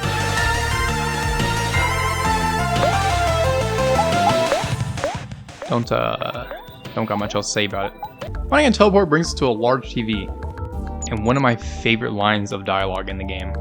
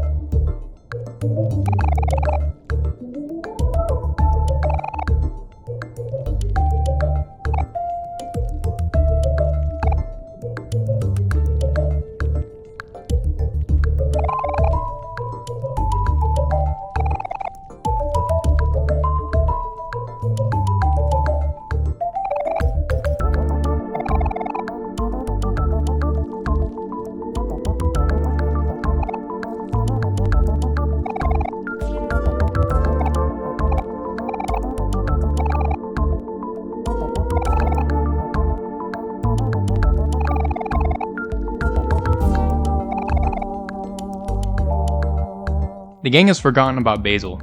Not vaguely, not about parts of him. Basil no longer physically nor mentally exists in their minds. Although slowly throughout the course of the game, the branch coral's words came true. Basil was removed. Anyways,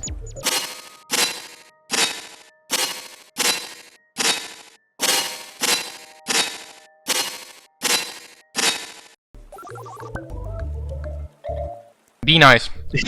Be nice? You called me a bee fucker. I don't want to hear it. We called you a bee fucker. I already forgave Zach. Hooray. You bitch. Bitch. At the end is a few Humphreys just wearing the code. Give me that. Into the code, bada bing, bada pun. Step 3, cut wires. A classic in any bomb defusal scenario. And I'm guessing green!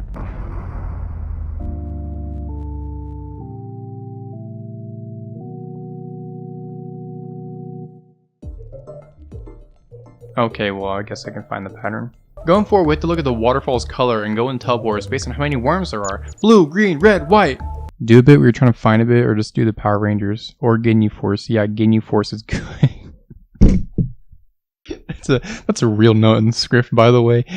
Or Ginyu Force. Yeah, Ginyu Force is good. I'm a dweeb. And just like that, we have defused the bomb. Empowered another teleport lets us see what Sweetheart is doing with Squid Sister 1, Molly!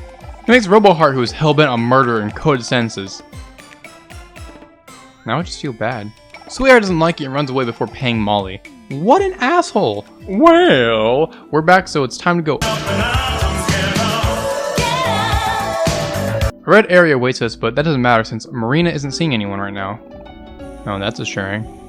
This area is filled with this theme of kid-friendly Outlast characters, with them being made as things like sand and multiple birds. That physically doesn't make sense, but we ball. Not nice and slow. Not nice and slow. Oh, fast and vicious. It's so over. Putrid and quick. It's over. Oh my god! I unironically died in Omori.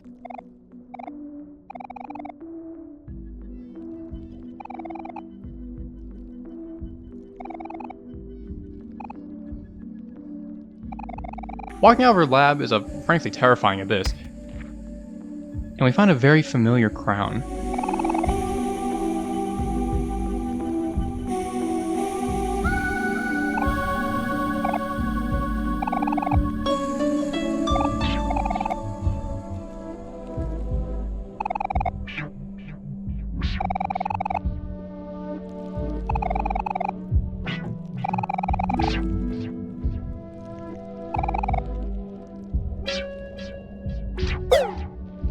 It's like getting stabbed with how much they're shoving in your face that the original quest is gone. We are here just because, screw it. Going forward is Experiment 667. Now it goes without saying, but cats really don't like to be ignored. And it breaks out its cage. So we gotta bolt. So, get out of my way, bitch! Look, the T key, 2 keys left. Maybe we can escape in the hole. In the hole is a mirror with a familiar outline, and what stares back is not familiar in any sense. It can only be described as a monster. What was happening? Oh yeah, run!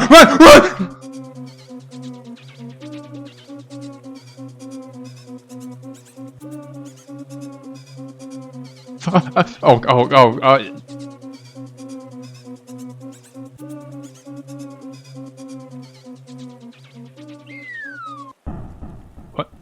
A hot dog?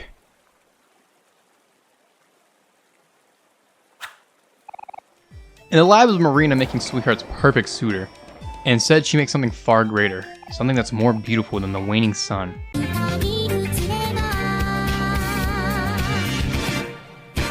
Mutant Heart! I love Mutant Heart only because they're a cute little goober.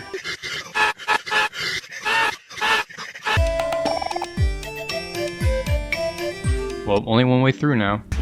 Arriving on land, we see a few Humphreys who just flex so they can withstand a waterfall's current. Inside of himself. Yeah, this area's theme is science lab, so that means we gotta find a lot of Humphreys around for a bridge. Sensing a pattern, are we? On our Humphrey quest, the gang finds a lab with plants, and a gang finds salt for our metaphorical wound.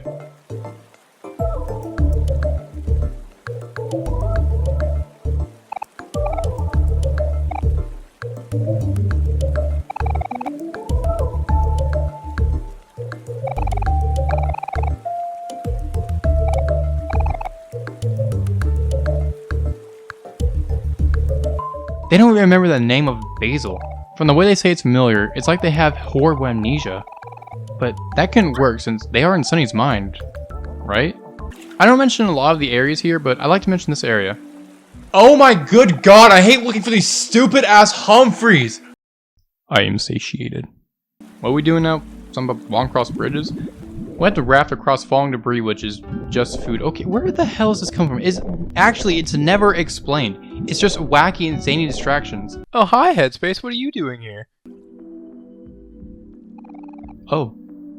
What's next? God damn it, it's more Humphrey finding! See, Hero gets it.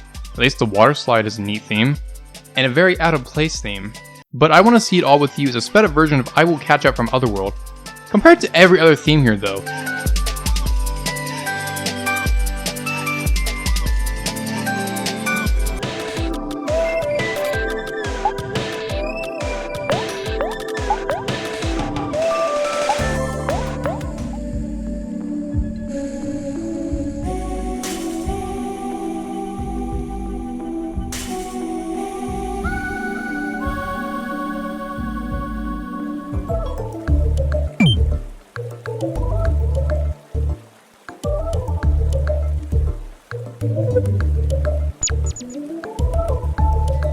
They all sound like water level themes except for this song.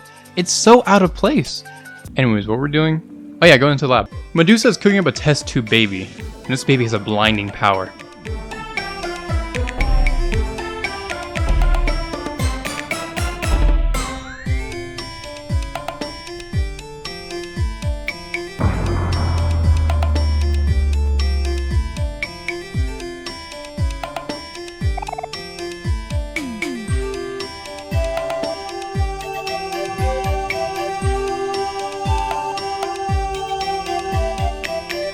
Sweetheart's gone so much more than she could have thought.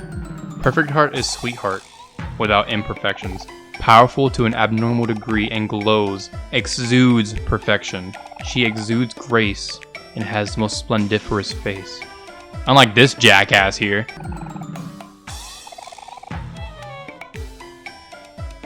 Almost slimy keycards on our hands now, which lets some slimy strings be thrown. That's right, this is all a sting operation. Talk about the best class in Terraria, the yo-yo. Going to the Humphrey Vader leads to another lonely picnic basket and gelatin.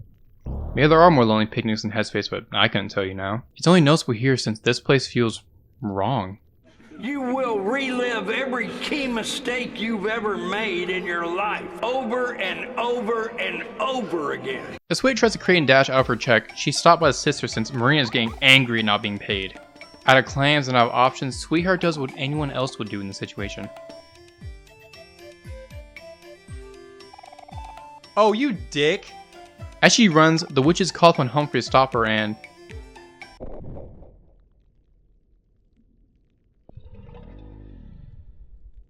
he sure does stop her.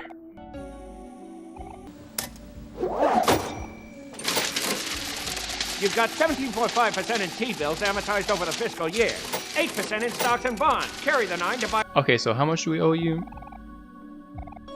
I can give you about $12 in a pack of gum.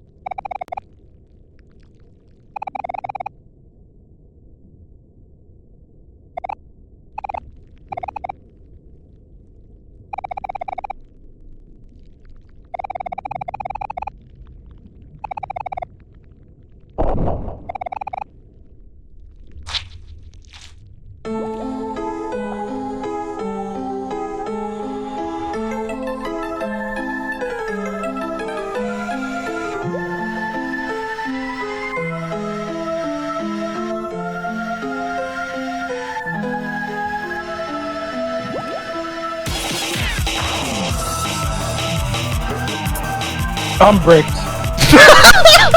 Good God, I adore this fight.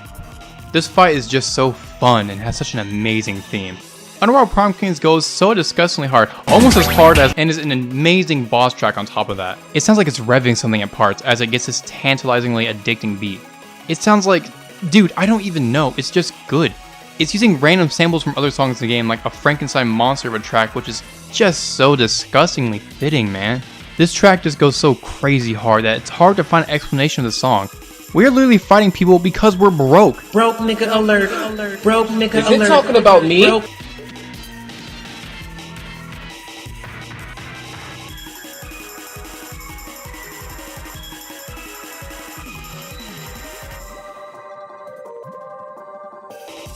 I can't stop listening. I don't know how to explain it. It just feels like.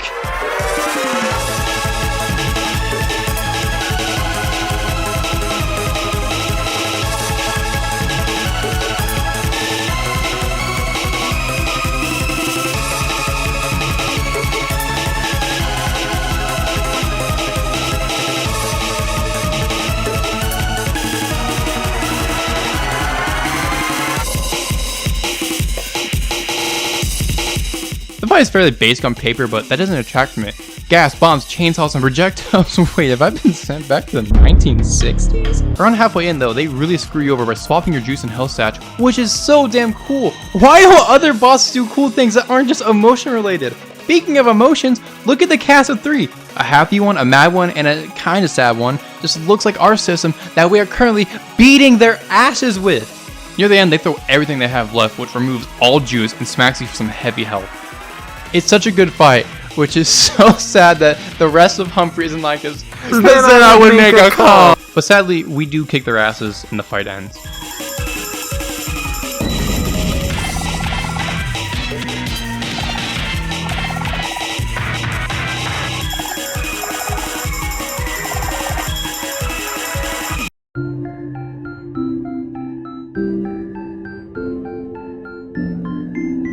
That was fun, but I feel like I'm forgetting something. So we are dumping our bills, memory gals wanting money, Humphrey not having enough clams. Wait, Humphrey? Oh yeah, Humphrey. Okay, so we don't have enough money, and the gals don't either. Whale, whale, whale indeed. Humphrey then reminds us that we're inside of him and swallows the emotion mermaid gals. We need out now, since Humphrey is very hungry for us, and as my live commentary self says so eloquently,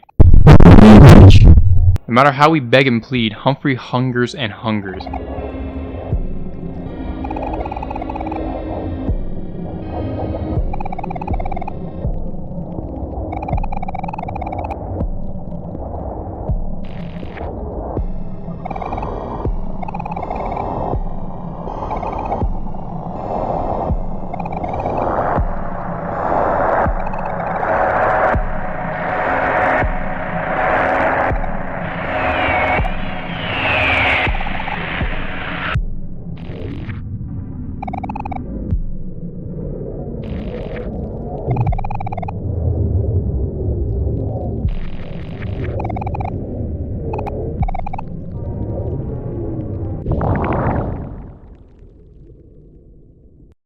Hate. Let me tell you how much I've come to hate you since I began to live. Humphrey is a second boss of the area and reverses the boss setup the Last Resort had. Instead of annoying boss first and amazing boss second, we now have a lovely boss first and a very annoying boss second. So why is that? Humphrey has a total of 3 phases, although one of them loops for an obscene amount of time. It starts off with a bunch of Humphrey buds attacking us with just smacks to the face. The second phase has them work together into one large mass that looks like a parasitic monster. Huh, where have I heard that one? Humphrey Grande still just smacks each person individually, so while we wait for me to slowly chop them down, let's talk on his theme. Whale, whale, whale. The theme alone isn't something I'm bumping on Spotify, but it does what it needs to do well. It's a track that sounds consuming and claustrophobic because, you know, being eaten will do that to a gamer. It's a very sticky and gross sounding track and just all around uncomfortable. It's a mood setter, and it sets the mood good since we just came off the high of... Finally, we chopped him down. Humphrey's third phase is unique, to say the least.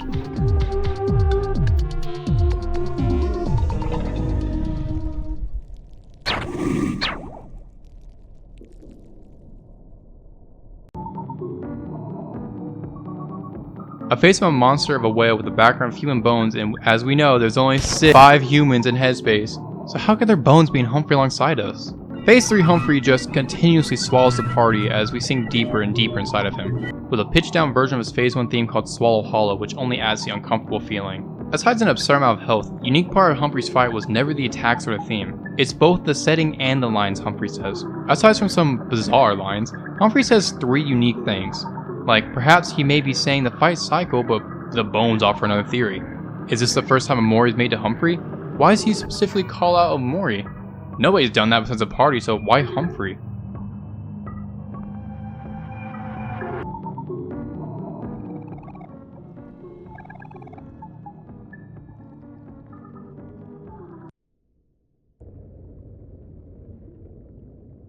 After a fruitless struggle, the gang ends in darkness on tongue.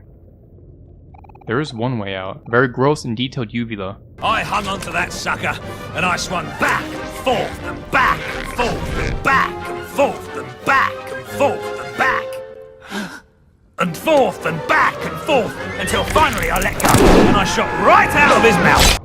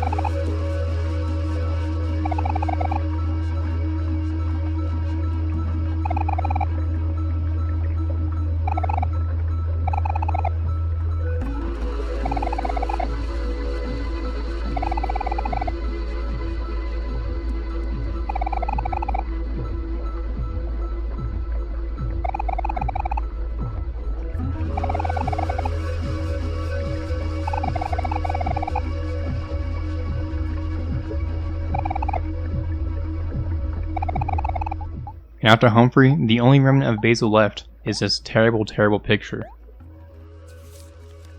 Who or what was this supposed to be? At least we had the W key.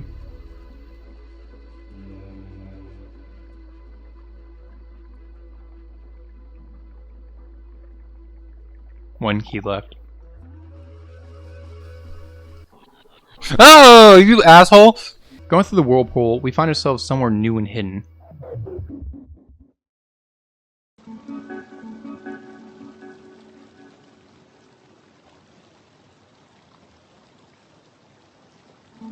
You have come again to seek the truth. Each time your adventures may be disparate, but as your journey nears its end, it will always lead you back here. The truth. The truth is always the same. The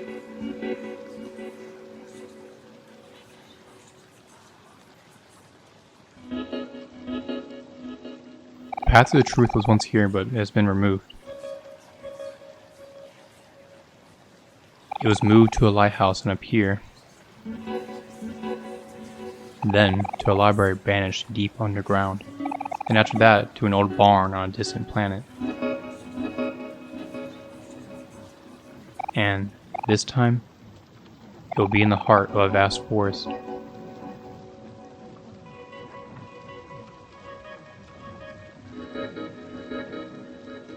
No matter how many times the path is concealed, the flower boy will always find it.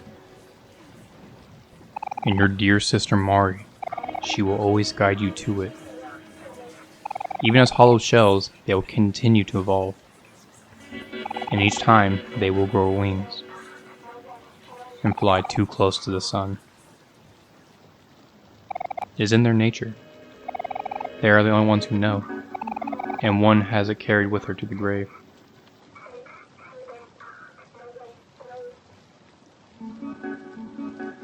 Death may be no danger here, but the memories of them do not fade so easily. Many times your friends have met with an unfortunate fate. Although they are revived time and again, the most haunting stay in this world, even if only their bones remain. The long lost ones sink here, to the bottom of the deep well, and become nothing.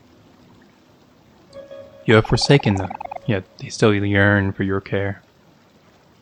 Their souls know nothing but how to scream for help. Do you take pity on them?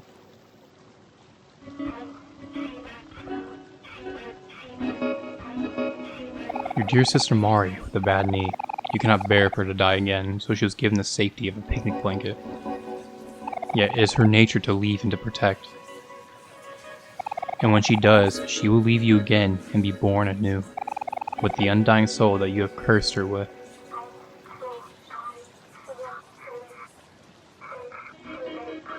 The souls assigned to your friends, they are fragile and must be protected, and so they must remain asleep.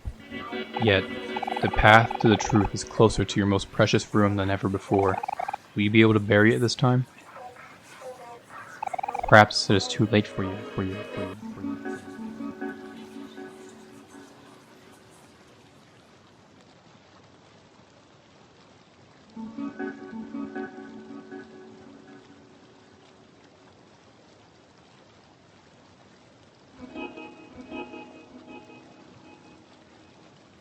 You know the keys to the other realm. They are different each time, but they all unlock the same door. The end of this journey will lead to suffering, but if you do not face this, you cannot continue. This form, though it has not shown its true self, is evil. You will not see that unless you fight it. When your intentions become hazy, they will transpire into this world like a thick fog. You will know when it happens. It has already happened before. At that time, return to where the truth was reborn, to the heart of the forest, and like each time before it, attempt to rewrite your fate. Will you be doomed to repeat this cycle over and over, or will you break it? Explore this world while you can, dreamer, until there is nothing left. And as the piano's window turns into something, we go through it.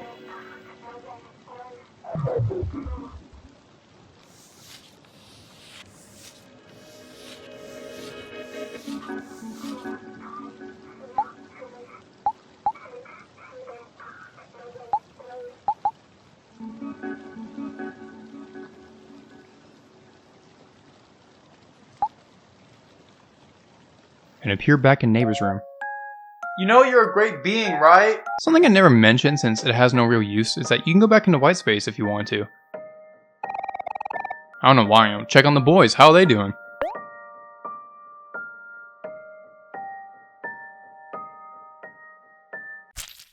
Still asleep. At times like this, we ask ourselves deep questions. Is there a God? How could he let this happen? Who did this to me? Who can I see? But outside of our room is something. Not the creature, but a new door.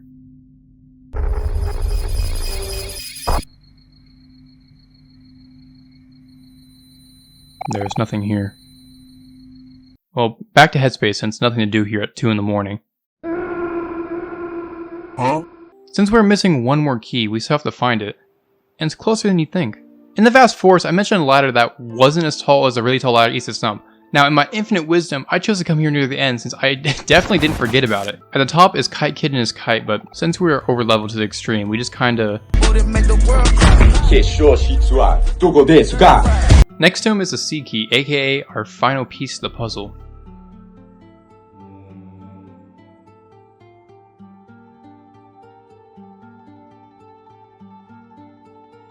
Zero keys left.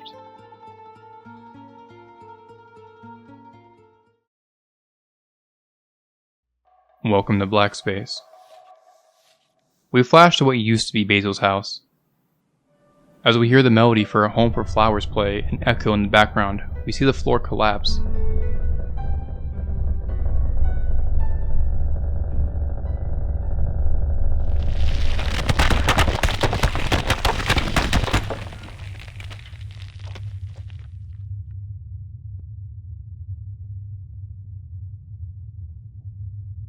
And something disappears into the abyss it leaves behind.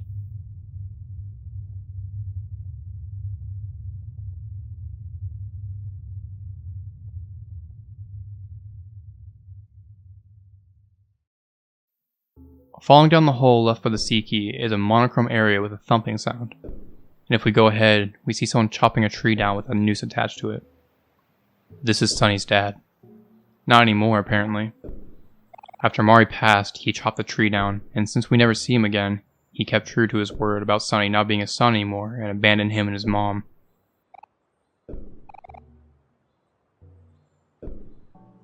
Back at the crossroads, we see a stranger walk towards Basil's house.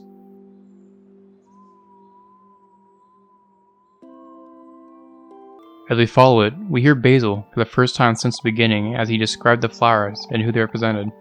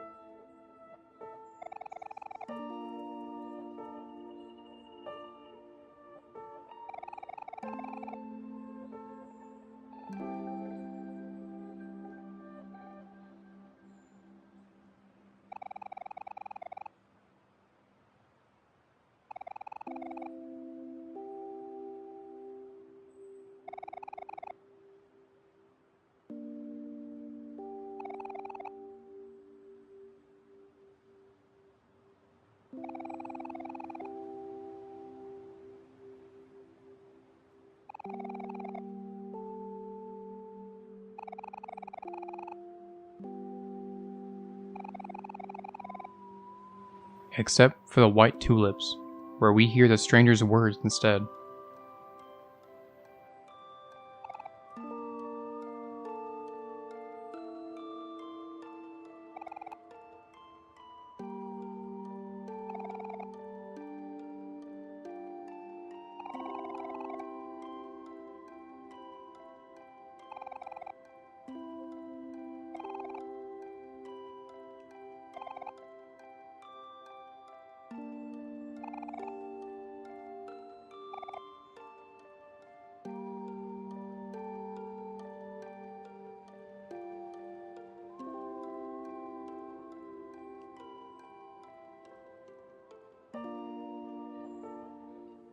It's even foggier the farther we go, and the path feels like it never ends.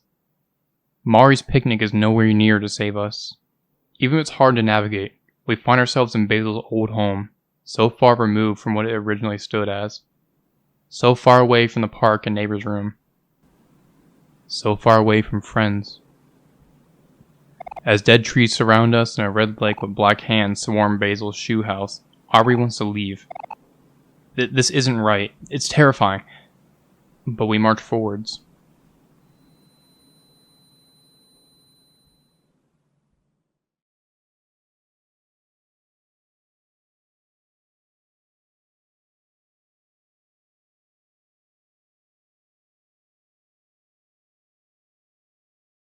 As the stranger leads us to the pit, we follow.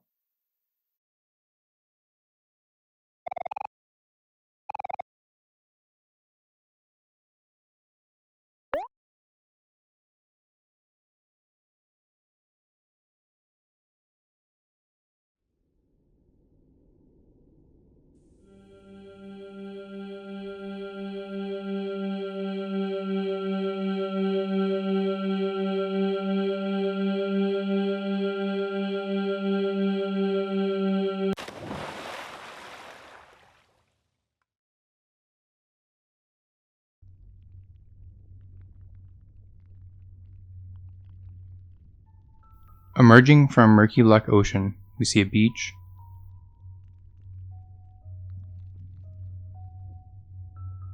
a forest,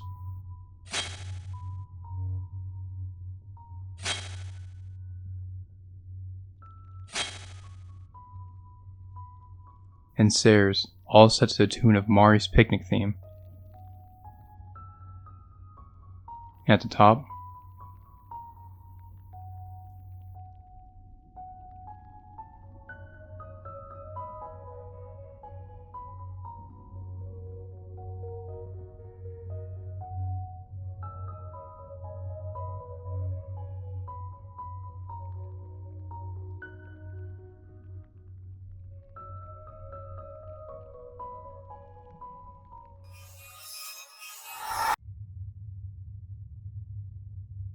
White egret orchards surround a door so new but familiar.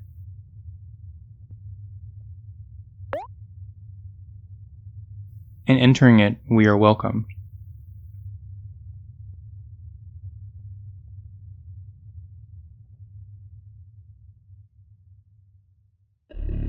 To black space.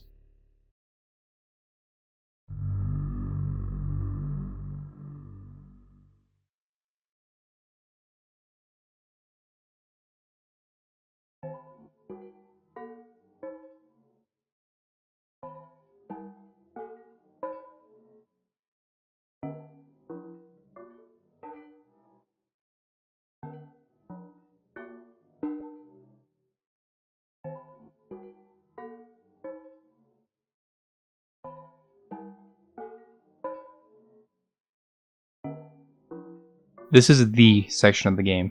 Asides the ending of the game, this is the area that everyone remembers.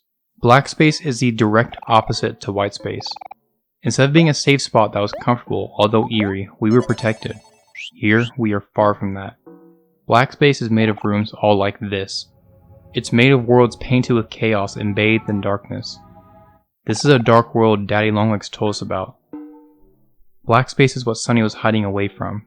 It holds something he never wanted to see, and he made places like Headspace above it. It was all secretly hidden over the Flower Boy's house. The person who would remember Mari.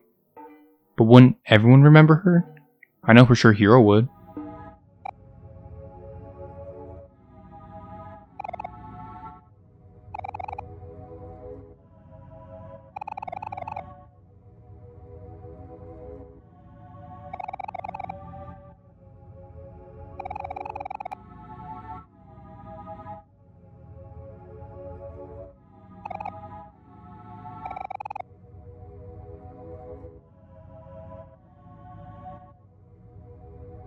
The chaotic messes all have creepy things wandering around. They are in pain or come to just exist here. We see things that look like concepts for what's in Headspace now, like the mirror and something with a realistic face. The music doesn't help temper the uncomfortable and scared mood set either. Either it's tempting to be a happy place like Distance,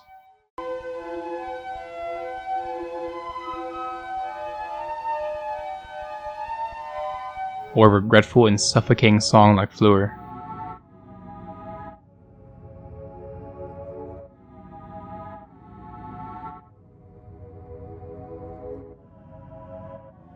It's all the same. This is deeper than the deep well. This isn't the subconscious. This is the outer bounds of Headspace itself. Not the repressed, but close.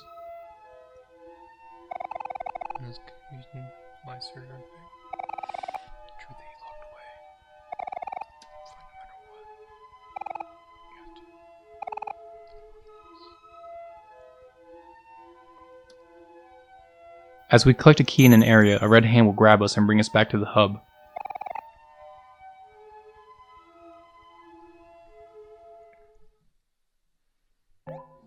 We can save, but no escape. Even closing the game will change the title screen to this as a droning song plays titled Listening that sounds oppressive, like we shouldn't be here.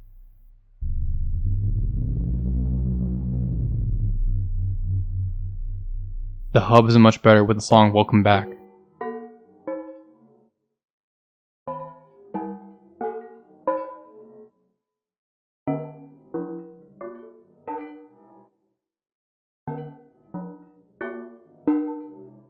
I don't know how long it's been, but Sunny was here before. Not Omori, Sunny. The hub is strangers who plead and question and speak malice to the dreamer. Both forms are evil? How is Sunny evil? Some even say things suggesting that Basil has always been removed from Headspace. Why specifically Basil? Reaching the third room, it seems development has started with the scribbles talking, and one of them says something. Something that could have sparked an idea for Sunny.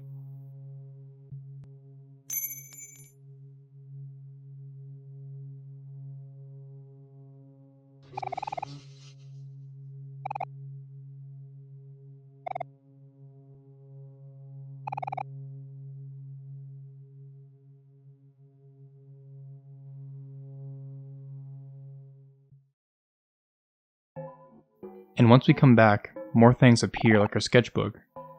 Now it's been painted red alongside some extra additions. In the neighborhood are plenty of houses, strangers, and gravestones. It doesn't make sense, almost like a dev room. We can even go into one of the houses with bodies being hung by their long hair.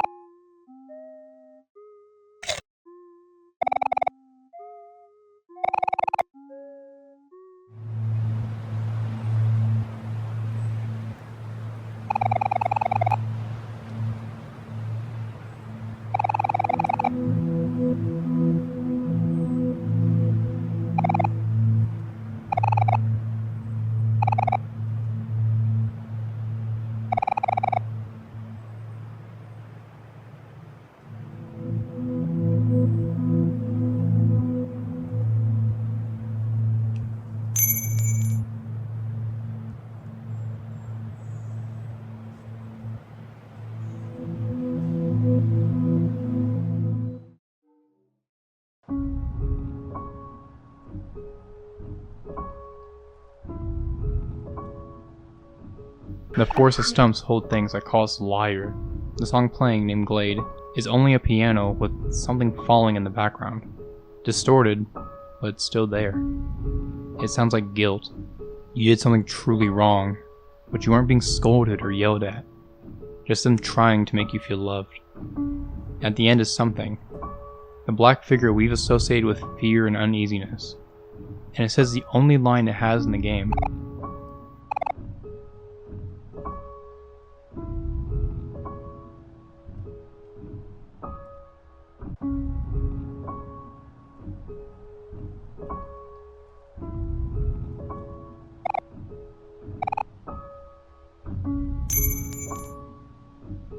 We grab the key and leave something behind.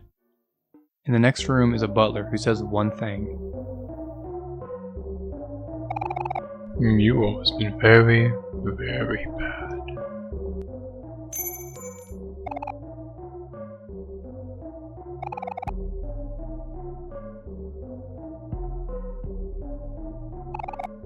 Interacting with Miwa, we get one prompt, and as we force ourselves to do something despicable, a song builds. 56-12-2 is chaotic. It sounds like the feeling of being sick to your stomach or something you are doing or have done already.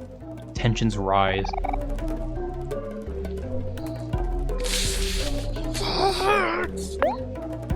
I'm turning to limp. Shit.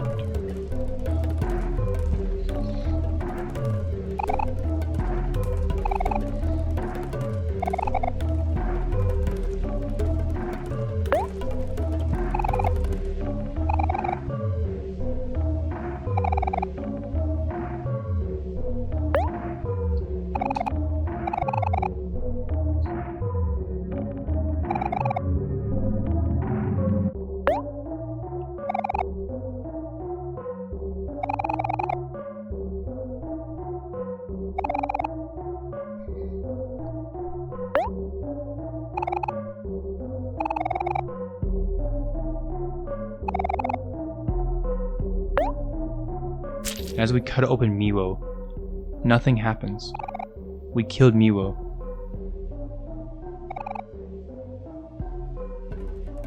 The butler only has one thing to say to us. And you can see the sudden and horrific realization that I had. That Zurasu is the only way out for a monster like us.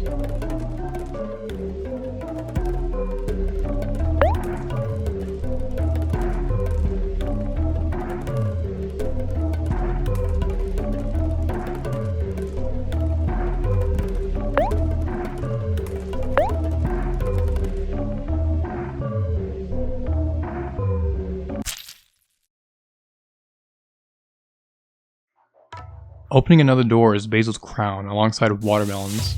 Ahead is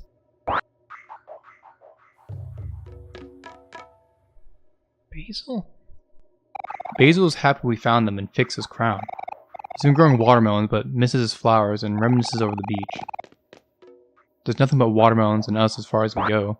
Why not smash a few during the meantime?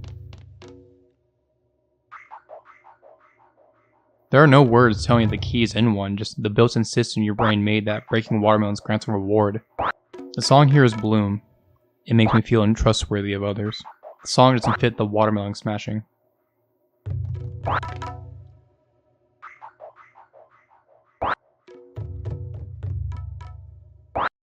This is the last sense of humor in Headspace, even if it is pitch black.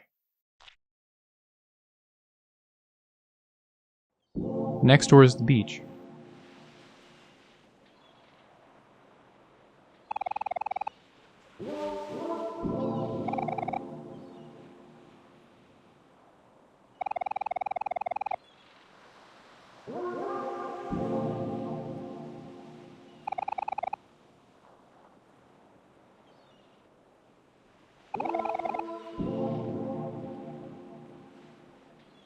Suffered because of us?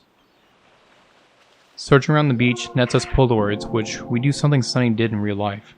Scribbled over the photos, hiding Mari in the memories. But why would he do that if he was going to just remember her in Headspace? The title and the song itself are missing something. We are at a beach. It's water. August is a month sued for the beach. August water. No memories of the gang. No more Kel eating watermelon messily. No more Mari. Memories can't hurt if they're stripped bare. Just the bare minimum. August water. It doesn't even resemble the bright yellow sands anymore or the deep blue of the ocean. I feel empty. Next door has Basil trapped like her friends were earlier. It's time we take him home. Basil doesn't take notice of the spiders and tells us about how nice they are. And then tries to make peace with them shortly after.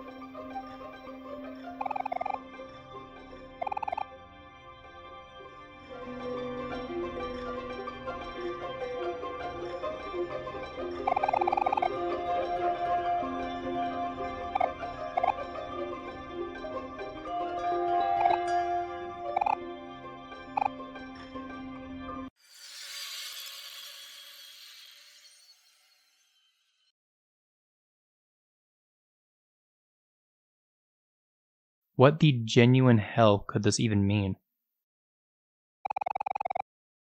Our next door is safe spot. There's nothing here. Nothing but rain, puddles, and a stranger.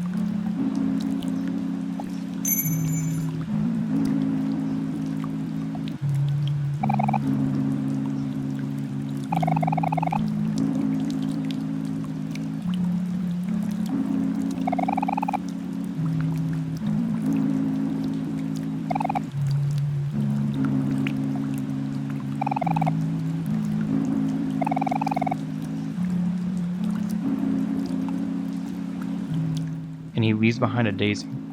Daisies are associated with purity, new beginnings, and cheerfulness. Something that our stranger could be trying to do for us. This is the meat room. Holy sh... Faceless mannequins and horrible sound plays as these mannequins of friends run around. The layout of the room spells kill me. Does Sunny feel guilty for Mari? Did he see the signs? But that doesn't make sense either. The next door shows us a construction area with a treehouse on the top. It's terrible on the ears and you can barely make out anything, even with Omori describing the items with the most basic of words. Take the memory away and leave the basic descriptions. Outside is Basil. He missed us. I don't want to see him anymore.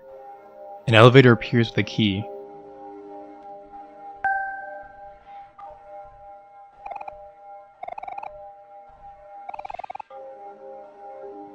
And there seems to be a genuine way out. Basil might actually be free.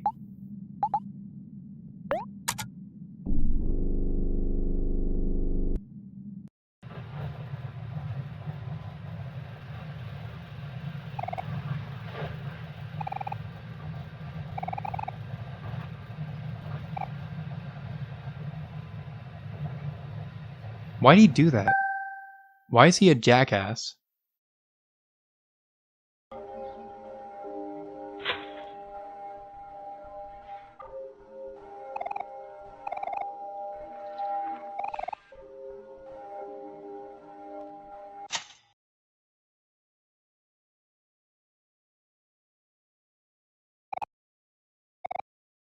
We should leave him.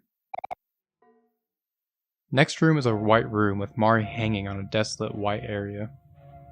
The room plays the 143rd song on the OST called White Pillars. It follows a similar feeling to most songs in white space. Sad emptiness. 143 is a code for the phrase I love you.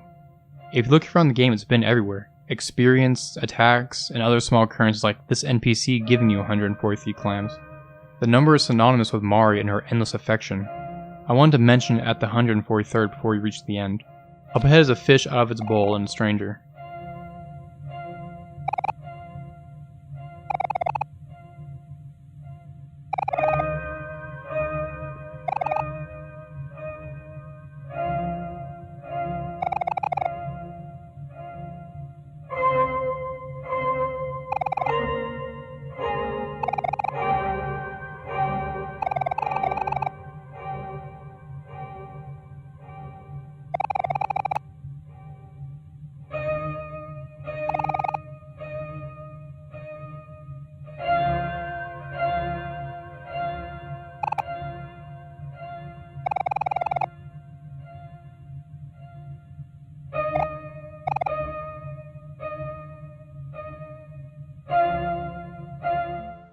In a forest we find Basil hiding in a stump, just like Omori did. He's been waiting for us to save him, so let's save him. Come and See is one of my top 5 tracks from Omori. The song paints a vivid picture, either watching your world far apart looking back at the one thing that broke it, or, as said by Ampersand's Knuckles, listening to the slow lonely guitar play as the wind blows and leaves go, hearing your shallow breaths as you die, alone. Come and see. Tell everyone the horror, the tragedy. Come and see that Mari has died.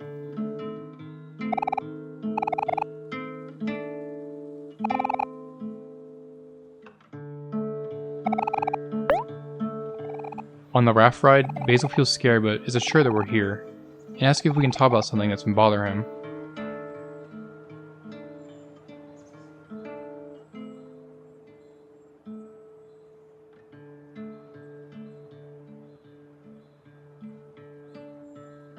Omori, what have you done?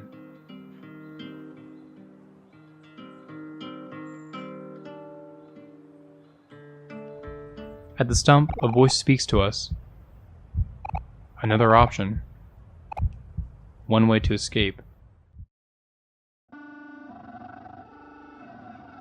There's a lot happening.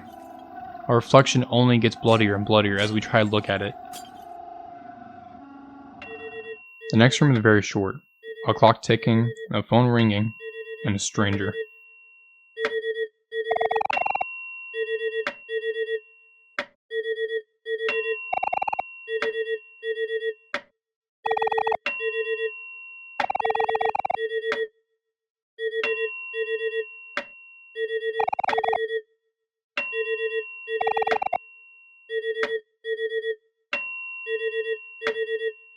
I got caught before I could answer the phone, but if you pick it up, Sunny's mom will say, "Sunny, we're moving away."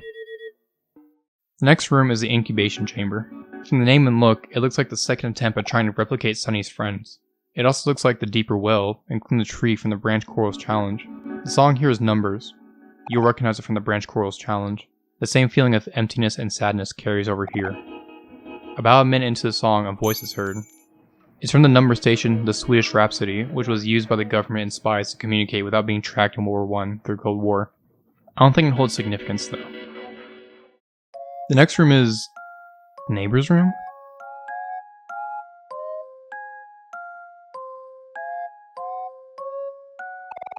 He's been trying to find a way out, but couldn't.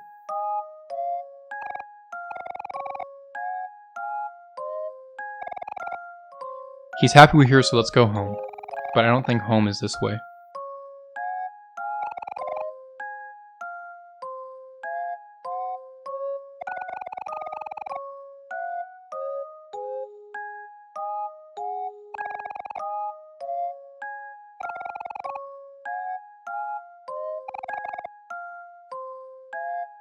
Or anywhere near here. Hero?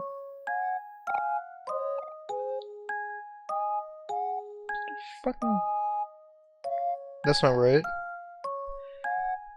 Oh, there's a lot not right here.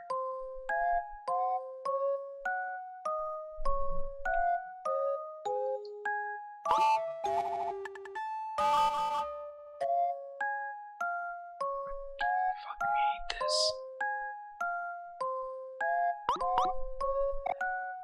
Kel. At the top is not neighbor, and a game starts.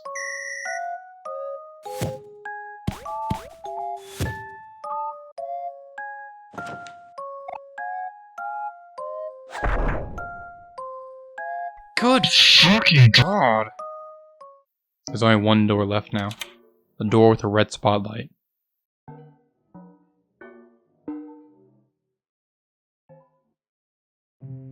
A snowy field.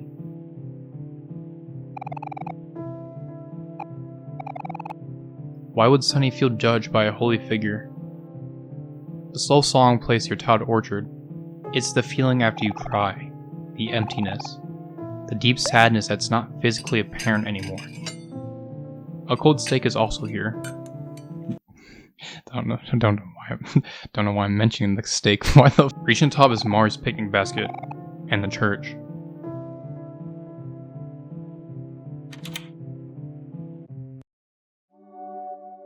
The people here aren't important.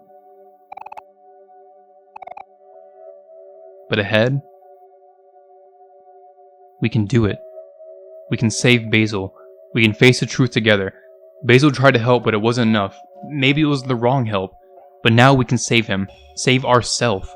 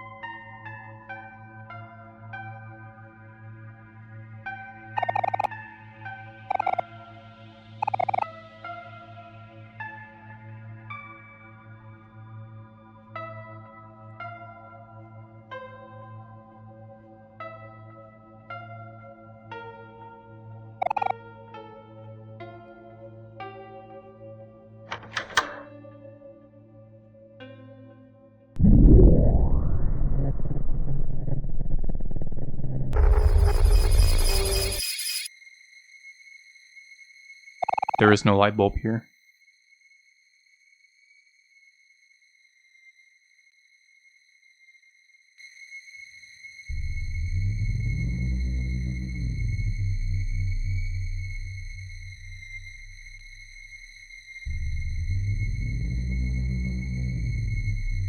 Scattered are fingers, severed fingers, bloody fingers.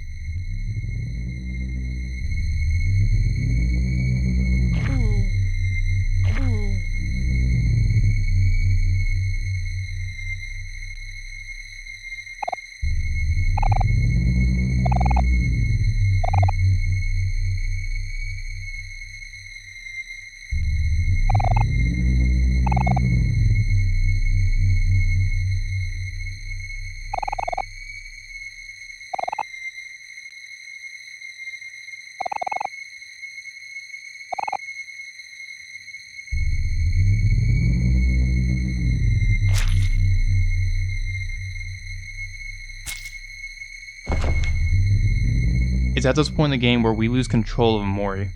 Sunny loses control of Omori. He acts on his own now. Since the truth of Omori is being revealed and Black's face is opened, Omori goes against Sunny.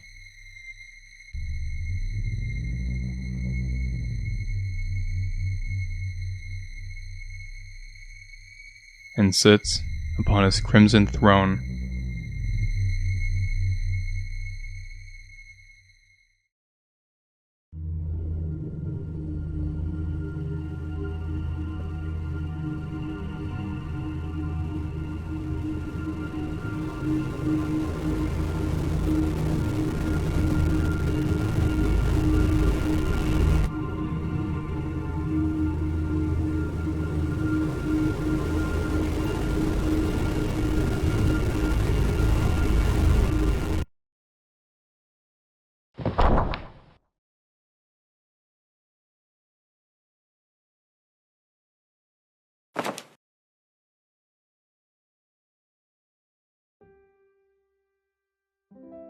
Sunny wakes up again in the middle of the night to a piano. Walking to the piano room, the curtains open to show the beautiful moon. And Mari.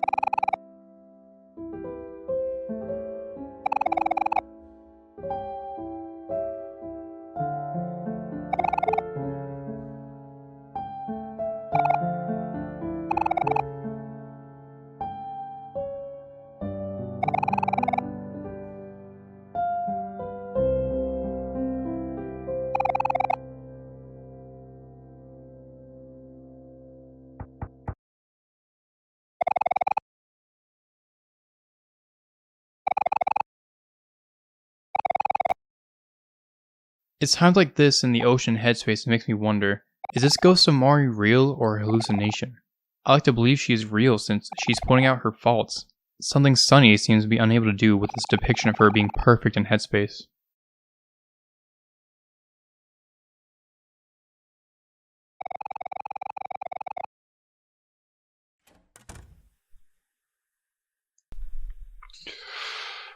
Oh my. We go back to bed so we can have energy for our last day in Far Away. Good fucking god. Okay. So I came back.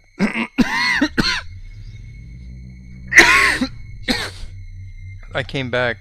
I was like on my bed on my phone waiting for this to load because it takes me on my laptop. And it just, I was expecting no dun dun, and then this creepy fucker. Oh my god, I hate this. That scared the shit out of me.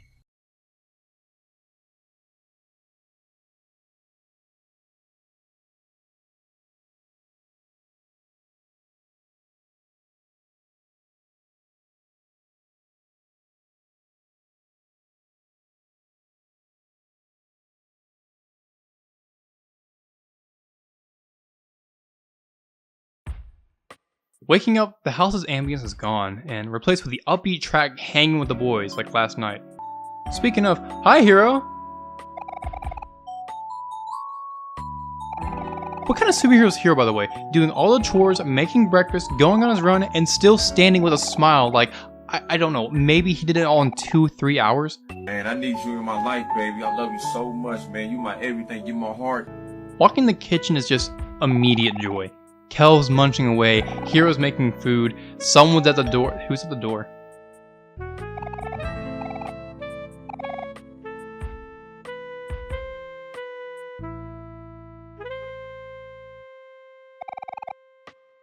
Kim?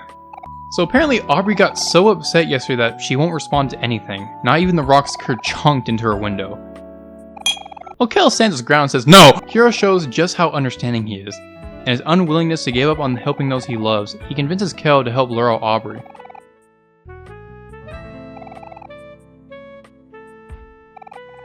I love Kel so much, dude.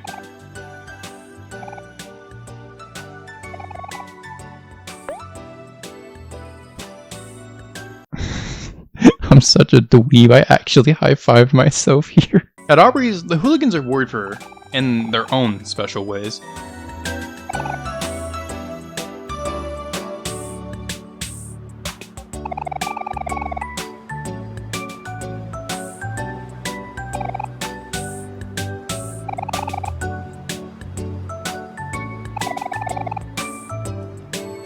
The hooligans keep proving themselves to not be the sharpest tools in the shed since the door is just unlocked. Considering how dumb they are, I don't think they'd care about courtesy except maybe like Kim, Charlie. Definitely Charlie. Charlie's cool. Inside Aubrey's house is just... I don't even know. It's empty, but not like Basil's. It's like there was never a soul in it to begin with. Trash is strewn around, and her mom looks damn near dead watching TV. Climbing into Aubrey's room is an understandably shocked Aubrey. Hiro talks to Aubrey like something she probably hasn't heard in a while. An understanding figure to look up to. Maybe even like a brother. He doesn't attack her and berate like Kel does, but he just wants to make sure the entire story is there since he knows Aubrey's a good person deep down.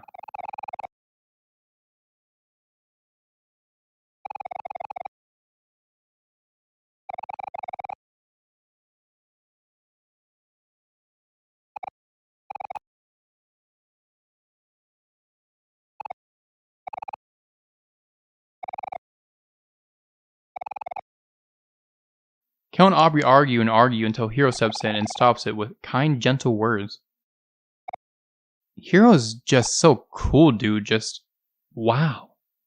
Hiro notices the missing picture of Mari and tells everyone... That's fucked up. Hiro notices the missing pictures of Mari on Aubrey's pinboard and tells Aubrey that it wasn't right. Dealing with Aubrey and Kel's fighting over the years has done wonders for Hiro's people skills. Aubrey, I promise you, we are cool and not gross trash diggers, okay, girl? With the photos back, we go to put the book back together.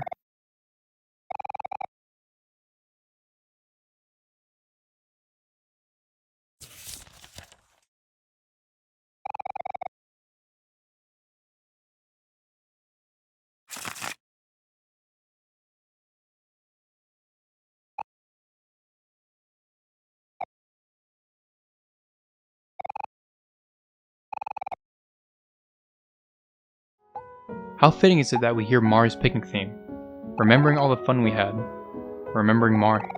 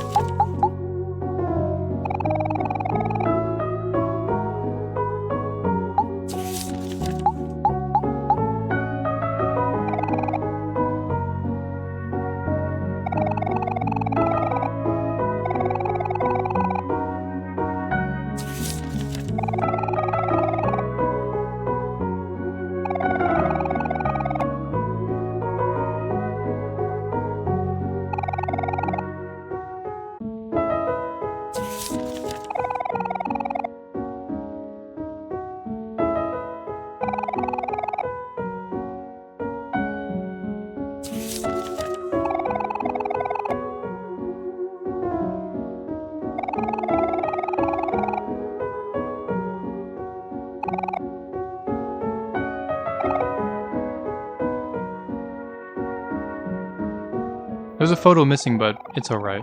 The gang reminisces over the past and apologizes to each other. Aubrey for becoming a bully, something Mari would never have wanted for her, and Kel for not trying to learn why Aubrey's just become mean. Well, now that everyone's friends again, we realize that Basil's still missing. Not like in Headspace, but from the group. He definitely needs to be back with everyone, that's for sure.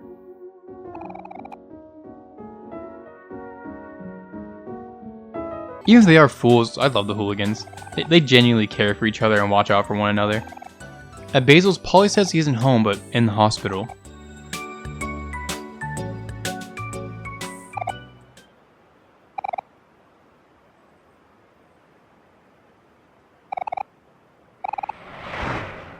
To see his grandmother. She says that we can check later for him since Basil would appreciate it and is happy Basil has friends that care so much for him.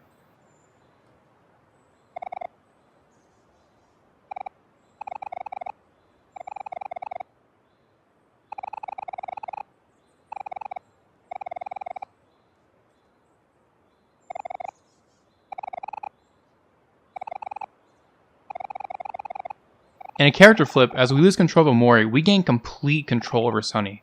What now? We can reminisce about the past, like when the gang first met Aubrey.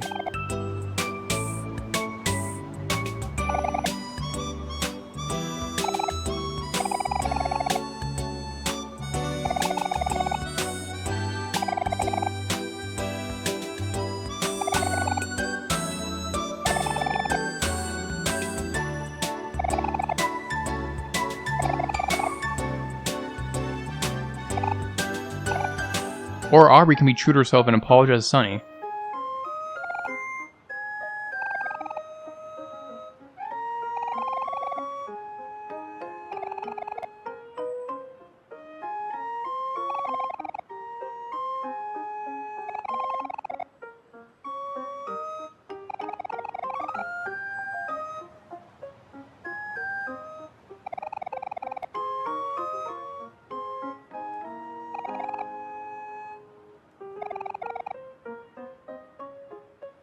To feel every emotion and have patience, which, there's a sentiment Sunny won't follow as of now.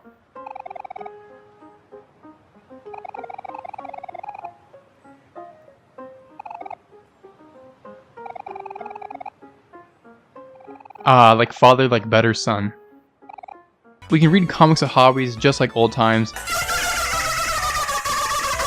Enjoy a meal with Fat Ass here, or go to Fix It and talk with Charlie.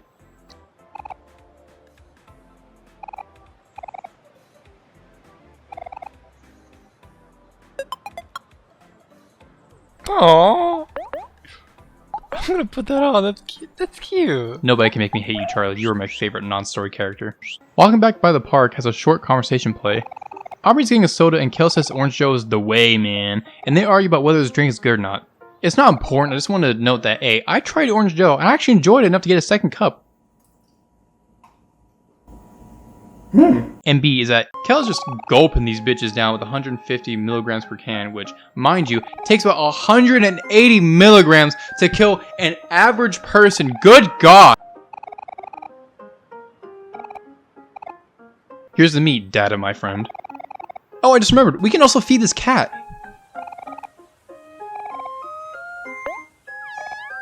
At the pond, we can find a blue picnic blanket for some more juicy character dialogue.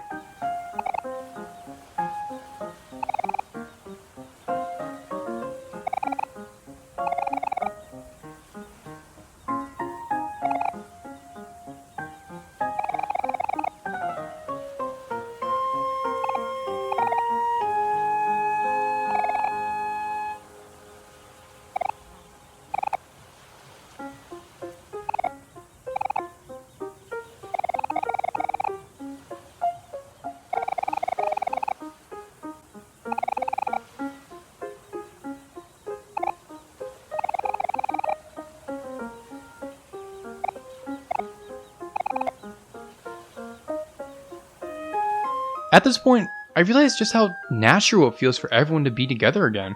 Aubrey started as the big bad, the person we were fighting, but then became our friend again. And it's like nothing changed. Maybe it's the way the characters are written or act, but it just feels so natural for everyone to be together again. If only we had the flower boy with us. Walking back to Sunny's house, I decided to stop by Kel and Hero's where Hero just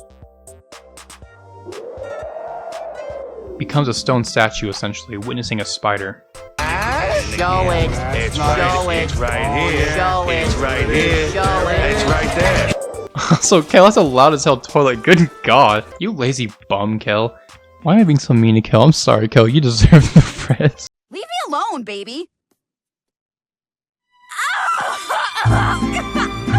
You're my baby. You're my baby, and I love you so much. As the sun begins to set, the gang sees Sunny's house for the last time, and Aubrey puts it best.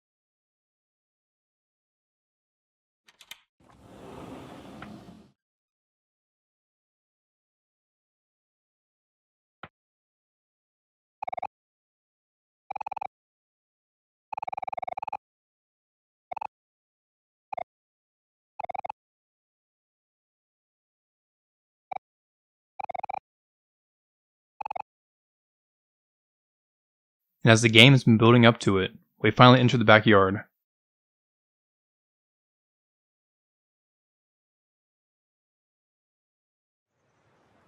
And we can see where Mari perished as everyone remembers the day.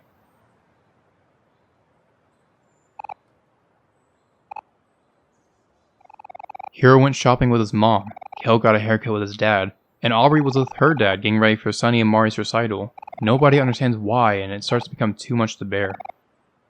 Going further is the treehouse, the one built by everyone for everyone. Although it's seen better days, everyone's excited to see where all their old stuff went. Aubrey's Mr. Plant, Egg, Hero's cookbooks, Kel's toys. What the hell are you? No! No! No! And the final picture of the photo book.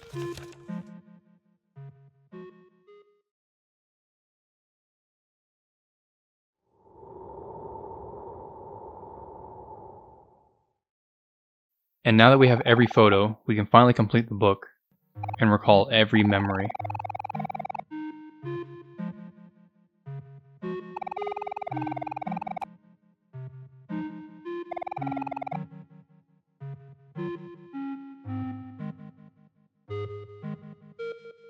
And for the last time in this game, we are done looking at the photo book.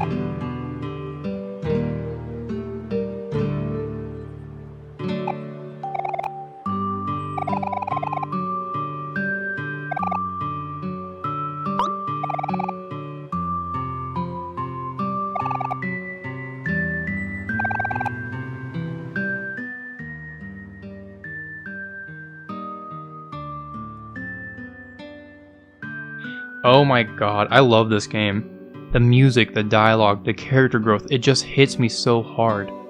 After a heartwarming group hug, we decided to go see Basil. He probably needs it. I think Sunny needs something more right now. Going to the cemetery, we find the orange cat next to Mari's grave. And we feed it for the last time and get... Wait, let me fix that real quickly. And at the grave of our beloved sister, we put flowers down and talk to Mari.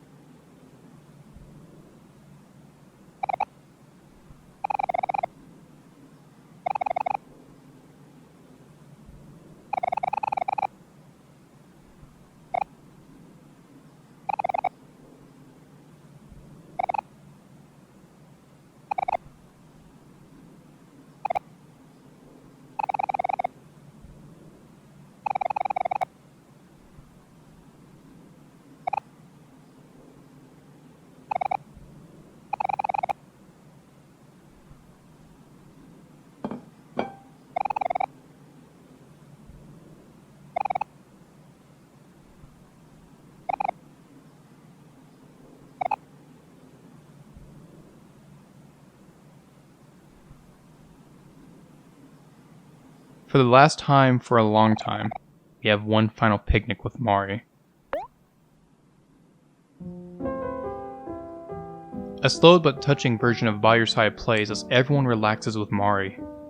As we reminisce, I want to quickly reminisce since we've been barreling through the story really quickly.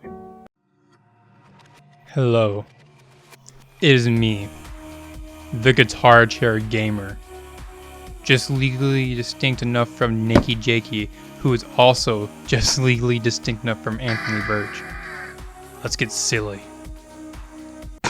Just a quick side note, I have a bunch of like little details, cute little observations I saw, where I'm gonna like just put them in after I recap the story because I couldn't really find a way to fit them in anywhere else. You know, there's not really any good way to put it in I can think of. There probably is, I just can't think of it. Anyways, what were we talking about? Something about Black Space? 16 years before the game starts, Kel is born as the young brother hero, then Aubrey, Basil, and then Sunny, who is the youngest of the group. But there's some people out there who say that doesn't line up with the story and how a lot of the game works, but some 4 or 5 years ago the game gifted Sunny a violin, which, you know...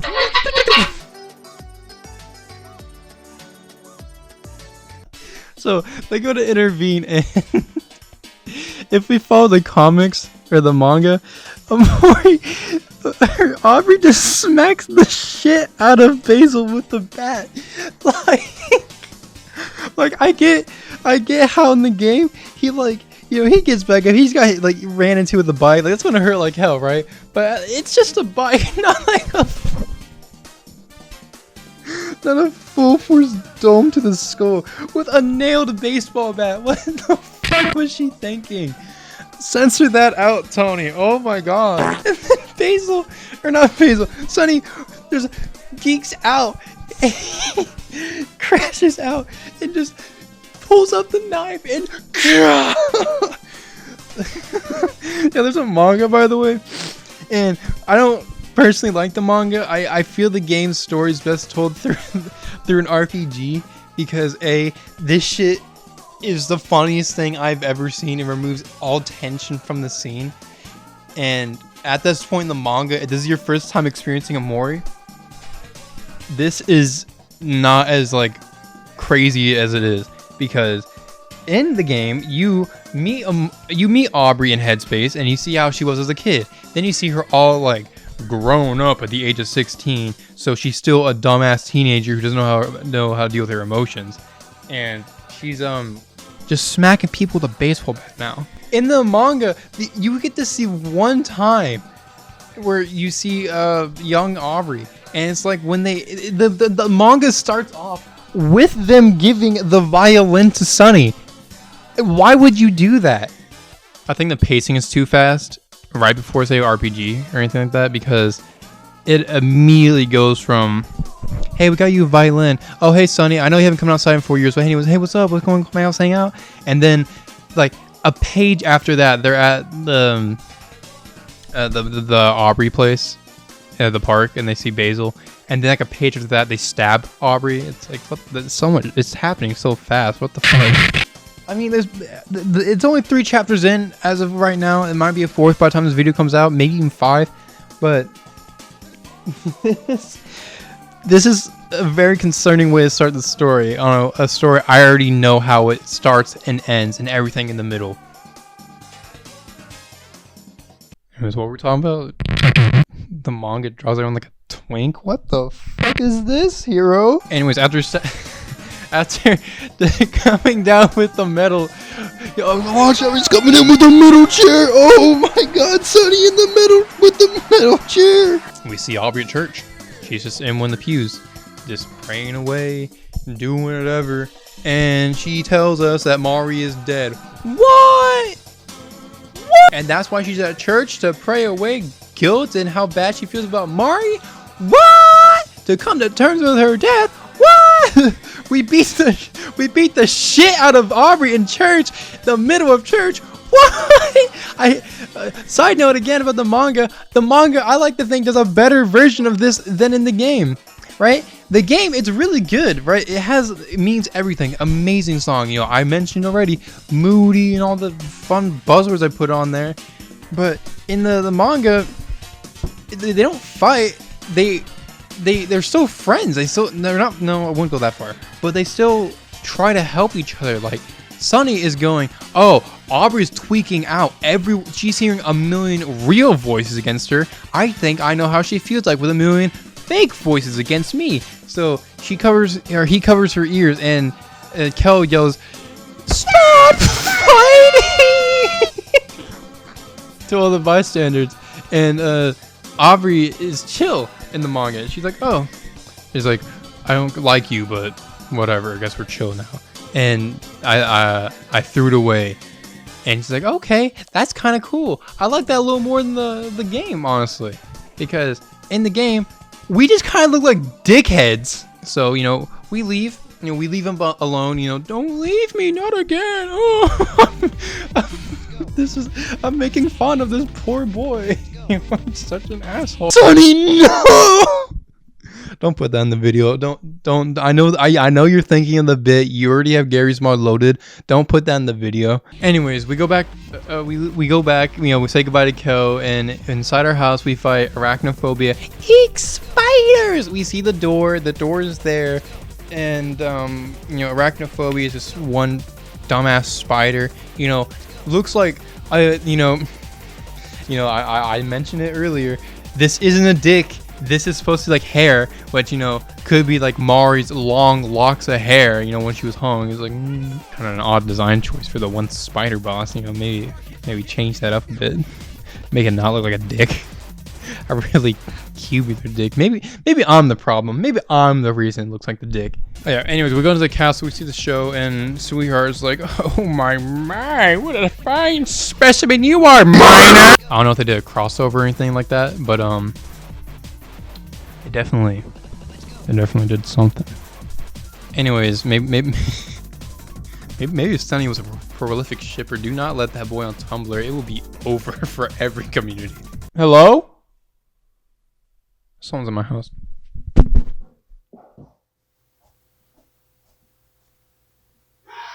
Testicles. And then Aubrey yells at us and gets pissy, and then goes Goku Satsu into the water for Basil.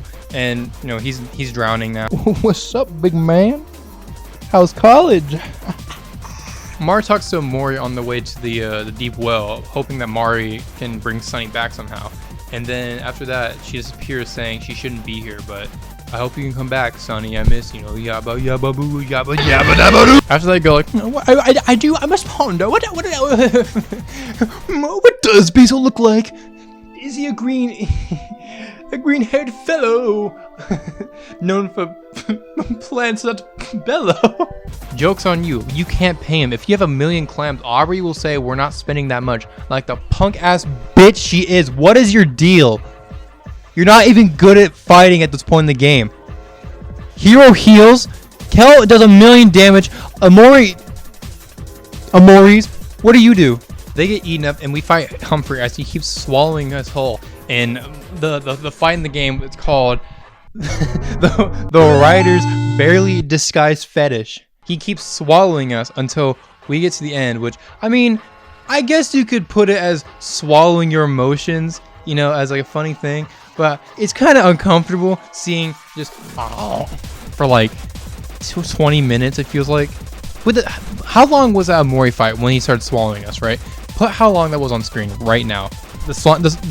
Back it up. The slime queens are like, I mentioned earlier, angry, sad, and then happy, which that's the swallowing the emotions part. That's where you get the part where you're like, oh, you're swallowing your emotions.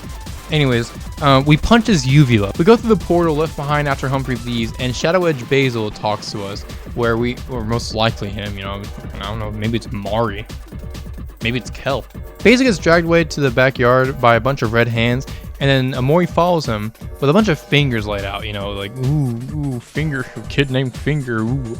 That's in the script, by the way, or in the behind the scenes. I have a Discord for this project, and the behind the scenes, I was giggling so hard trying not to laugh at that while I was playing the game because it was just kid named Finger. I kept popping in my head while I was thinking of like looking at the fingers. And the red hands hold Basil down as Omori just janks him in the gut with a knife. After he stabs him, he walks past him. No, not past. He walks on him. He stomps his skull in like a dickhead. You know, like a monster. Wink, wink, nudge, nudge. He goes to the piano room and hears music, and he finds Mari, who's playing the piano.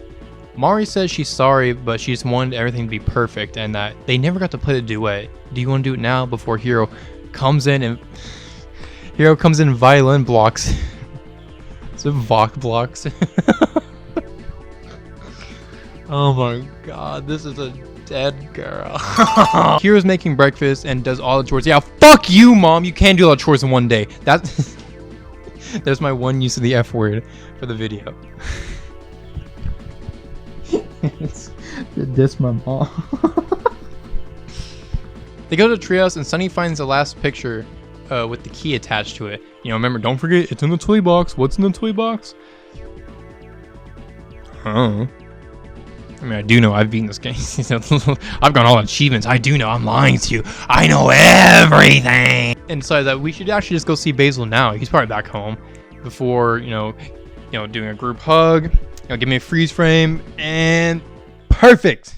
And hey, I'm back here. What's up, Tony? Hi, Tony. I love this guy. Dickhead. Okay, asshole. Here's a fun little tidbit section, right?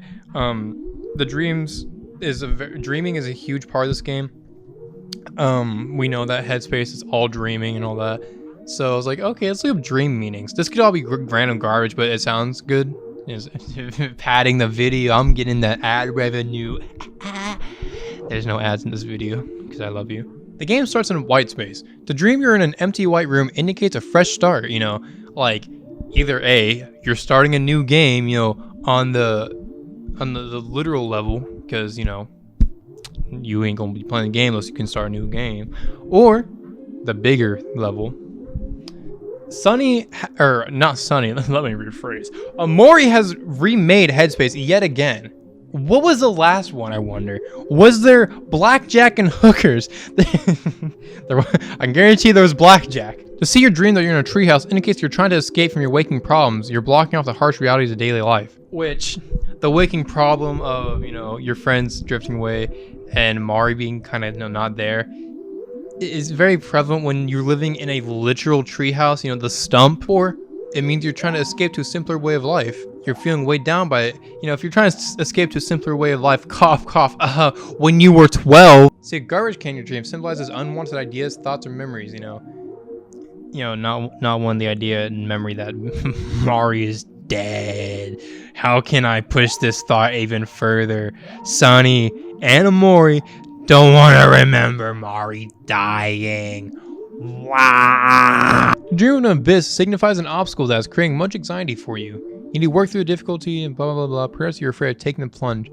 The abyss signifies an obstacle and creating anxiety. Wherever heard this one? The obstacle of getting over Mari. You know, now that now I'm like really deeply analyzing this game does not go. This game has a bunch of really tiny details, but me like listing them all right now makes it not seem as cool as it is to me. Fun fact about Humphrey. Omo Cat hates that section. She genuinely, like, hold up. In the console versions of Omori, she wanted to add a dynamite to Humphrey so you'd blow that dumbass whale up and just skip the entire section. The section is not fun. Here's some observations. Everyone in the park is either a toy Sunny had or a person IRL, like Nose being this funk-ass plush. Censor that. And Vance being Van and Burley. Sweetheart, Space Boyfriend, and Humphrey are all taken from things Sunny liked in the real world, such as the Sweetheart movies, Space Boyfriend comics, and the Humphrey book he had when he was young. But that's a secret I'm going to talk about later. Don't tell Tony I told you that. Far Away has these cute little pinwheels for everybody and what color they represent. You know, white for Sunny, orange for Kel, blue for Hero, pink for Aubrey, and purple for Mari. Oh yeah, green for Basil, because we're on a green screen. Everyone's respective pinwheels are at where they live, you know. Hero and Kel's pinwheels are in front of their house, Sunny's pinwheels in front of his, and Aubrey's pinwheels in front of hers. But Basil and Mari's aren't, because, well, Mari has passed away. She doesn't live there anymore, technically. And Basil has drifted away so far from the group that, you know, it's like the song title says, his house is empty. It might as well not be his house, essentially. Other interesting spots you can find them are, like, the pinwheel area for where Aubrey was first found. The secret hideout with Basil and Mari just a little bit away from everyone else because, you know, like I said, Mari has died. Basil is not with the group. The stump where Mari, unfortunately passed away, has pinwheels for Mari and Hero, so, you know, maybe they started dating here. Maybe a kiss. Mwah. Maybe they held hands. Fun fact, that's all implied. They never directly state that that Hero and Mari were like dating or anything like that. Just that they were really close through implications. Theory time. I wanna preface this. Put the word theory on screen, right? Let me just look at okay, yeah, it's good. Now just like let me put the mic down.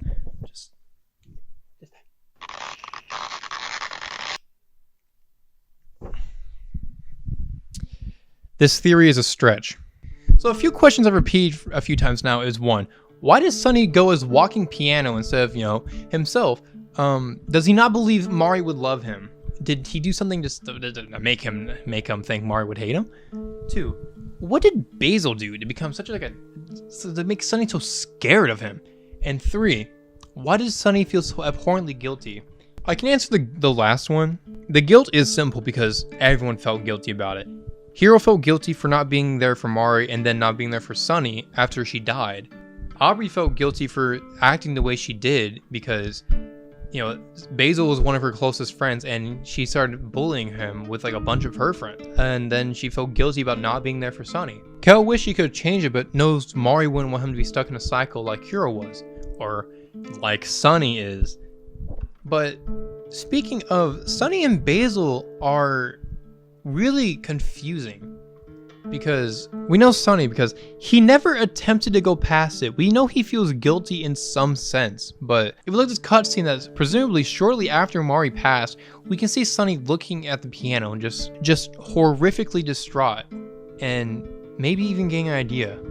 The piano named Omori, the one thing Mari loved. She doesn't love Sunny apparently because he didn't help her. That's what he's putting in his mind. He's a monster to himself, which then Omori comes in shortly afterwards with this cutscene in Headspace, you know. Sunny's sitting there emotionless, and then Omori appears, and then as Omori appears, Sunny disappears, removing himself from his own mind.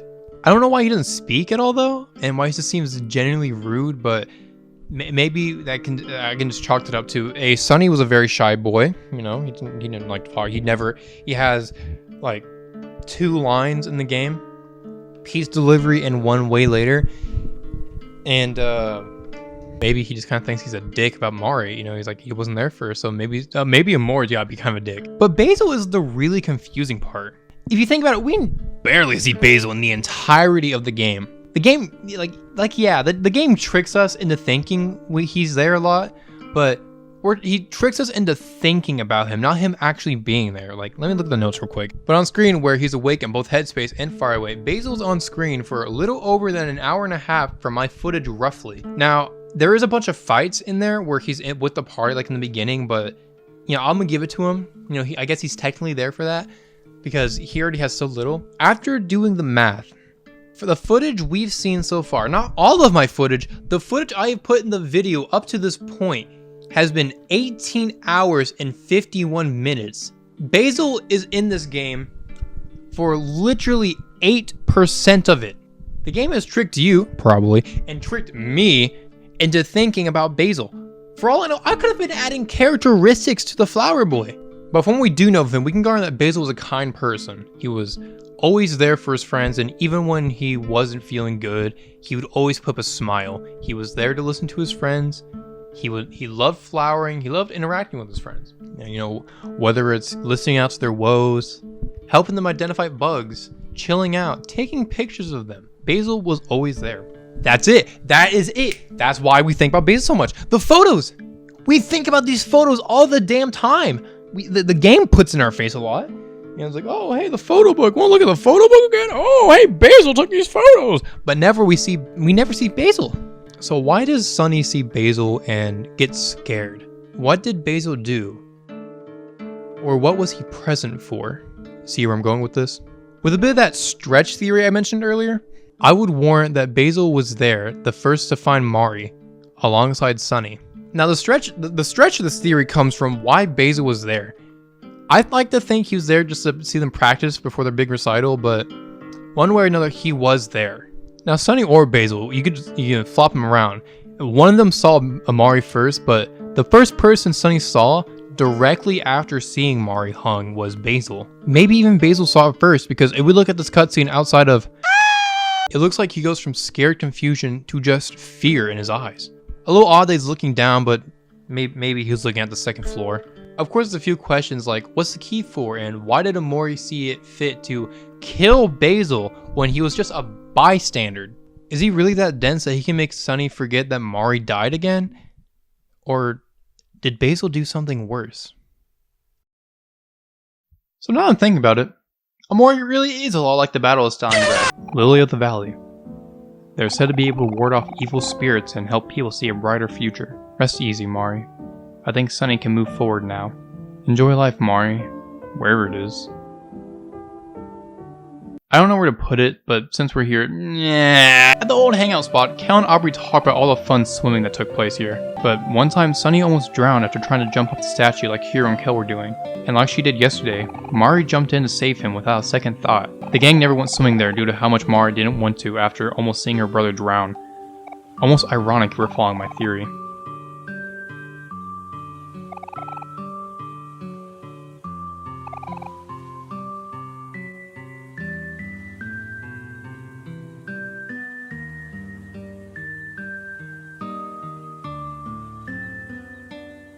Actually, there was something else here. Just gonna drop this file here and boom. Okay, now we're done.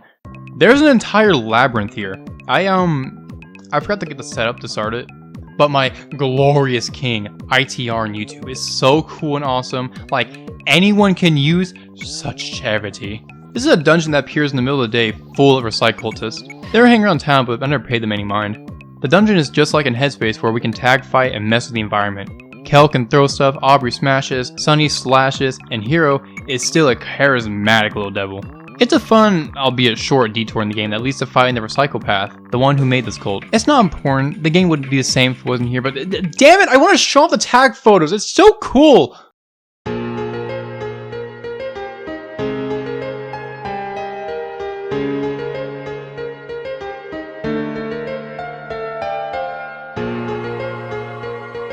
Sunny's oddly strong, isn't he? Oh, a daydream. Ew, he was daydreaming. It's cute how he's adding his friends into a dreamlike scenario like he was in Headspace. Shows Sunny is leaving Headspace behind and making good friends with his old friends. Why imagine them when he got him right here? Due to a mistake on my side, I must have forgotten to feed the cat since you're supposed to get a Tranquil CD from him. From going outside and facing it all, friends changing, cats feeding, and Mari, Sunny is awarded the Tranquil CD. It's a cover of Cat's Cradle, but without the foggy sound. It's clear. Besides a lo-fi beat that kills me every time, it's another way to say Sunny is accepting reality. The fog is clearing. He's remembering everything repressed. Right? Going back to Basil's, Polly says that Basil isn't talking to her. He just came home and went to his room. Worry not, Polly, for the gang, trademark, is back together. Inside, we talk to Basil. Well, we talk to him through a door and assure him that his friends are here for him. Kel says it perfectly as he sums up the last 3 days.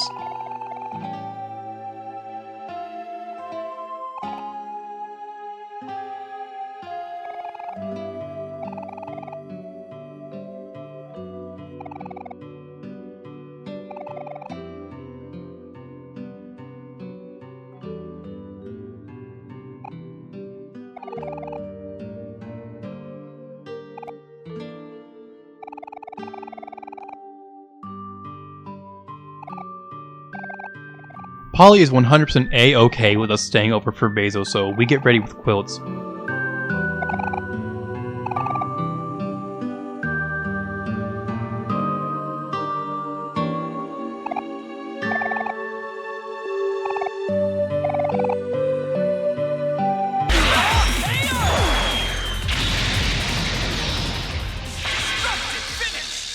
But wait, look at Sunny's eyes.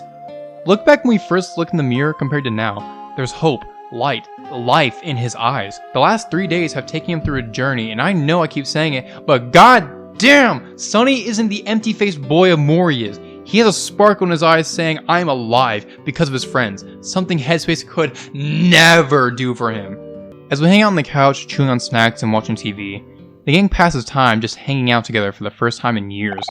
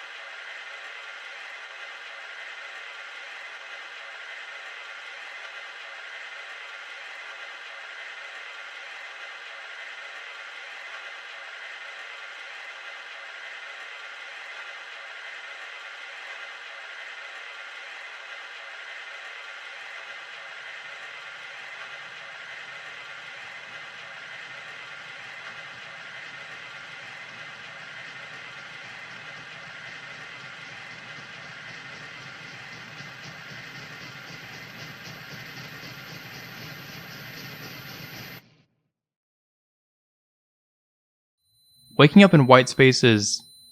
Sunny? He looks visibly confused or scared as he awakes there.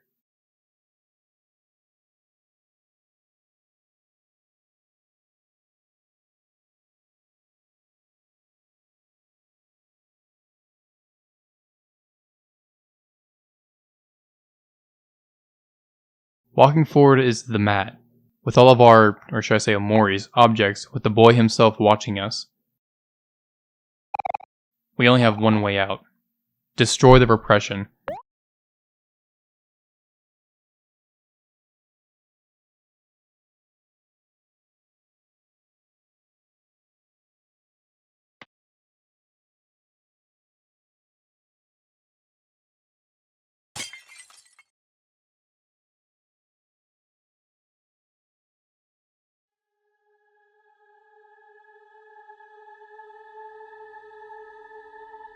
Waking up in a void is a spotlight that shines onto something.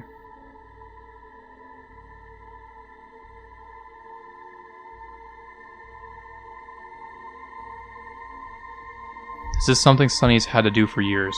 Confront his demons head first. Calm down.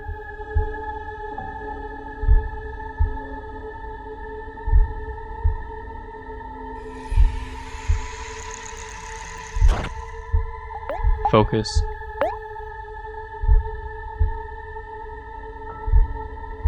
And persist.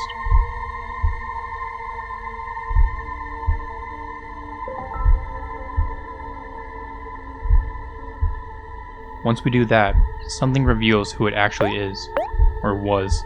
A girl hangs in front of us, and the only thing you can do is persist. Even if you feel your life is in danger, persist.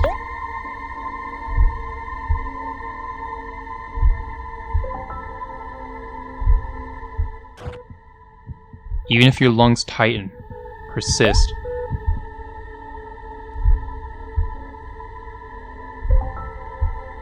Even if your heart beats out of your chest, persist.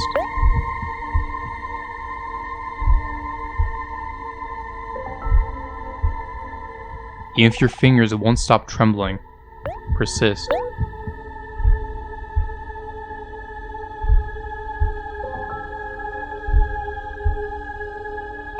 Steady your breathing and calm down.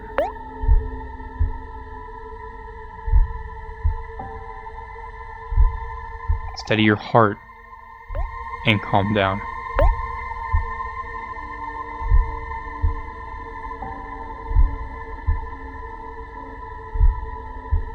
Until you can have the courage to overcome.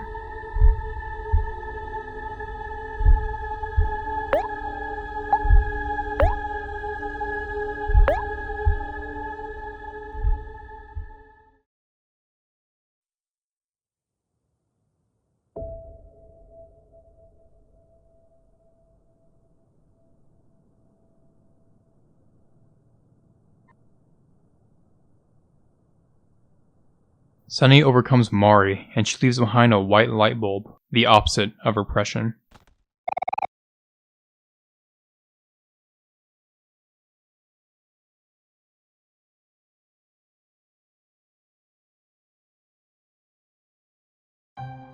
We wake in a field as a home for flowers, Daisy plays. Daisies are associated most commonly with hope and new beginnings, which the theme captures exactly. Along the path are pictures, a tree.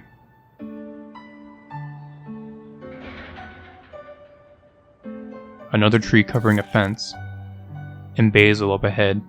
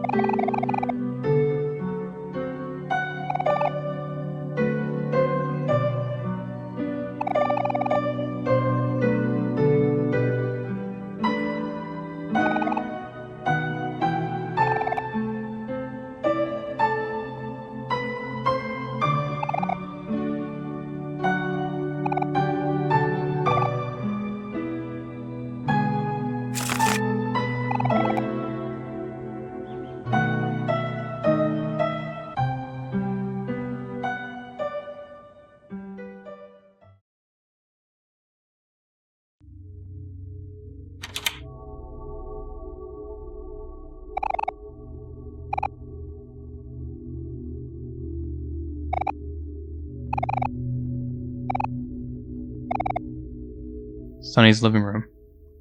A doorway covered by hair alongside a picture of a corner. A picture of Basil going outside and carrying hair? The hair disappears.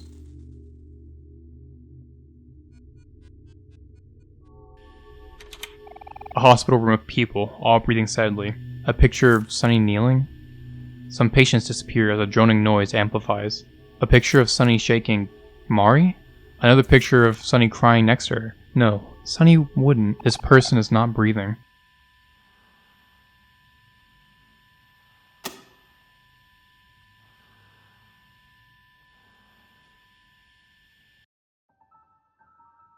We're back in Sunny's house on the acrophobia-inducing stairs.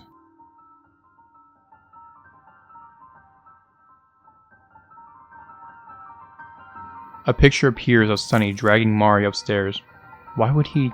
Another photo of him walking downstairs.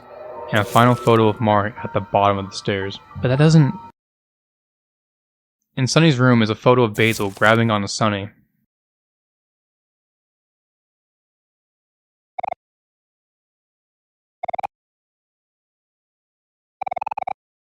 Sunny has gotten noticeably more bloody.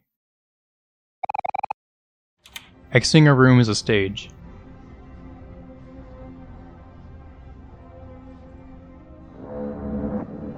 Something prevents us from getting closer. A picture of Mari on the stairs, but she didn't... We lose a finger. Basil not sure what to do. Another finger. Basil helping Sunny take Mari down the stairs. Oh no. Another finger. Blood trails follow us.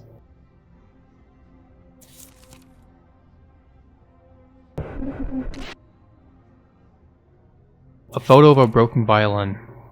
Don't tell me.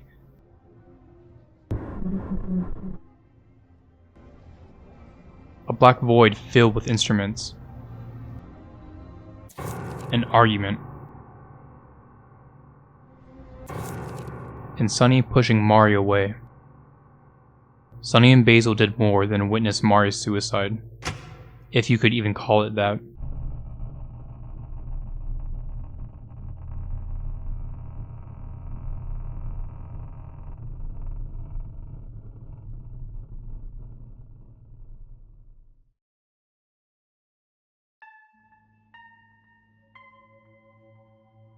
In the red living room again, we plug a new light bulb in, revealing a mirror.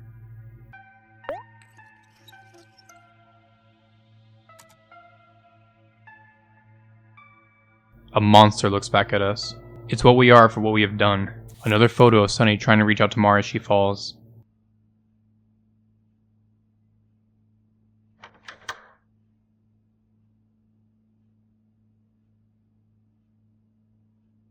You can't change it back to normality. It's too late for that now. As we go forward, we find more pictures. Jump rope? Basil tying? No. Mari's feet dangling. And Mari hung in front of the treehouse. Ahead is a tree with a noose, and a shadow of Mari hanging next to one last photo.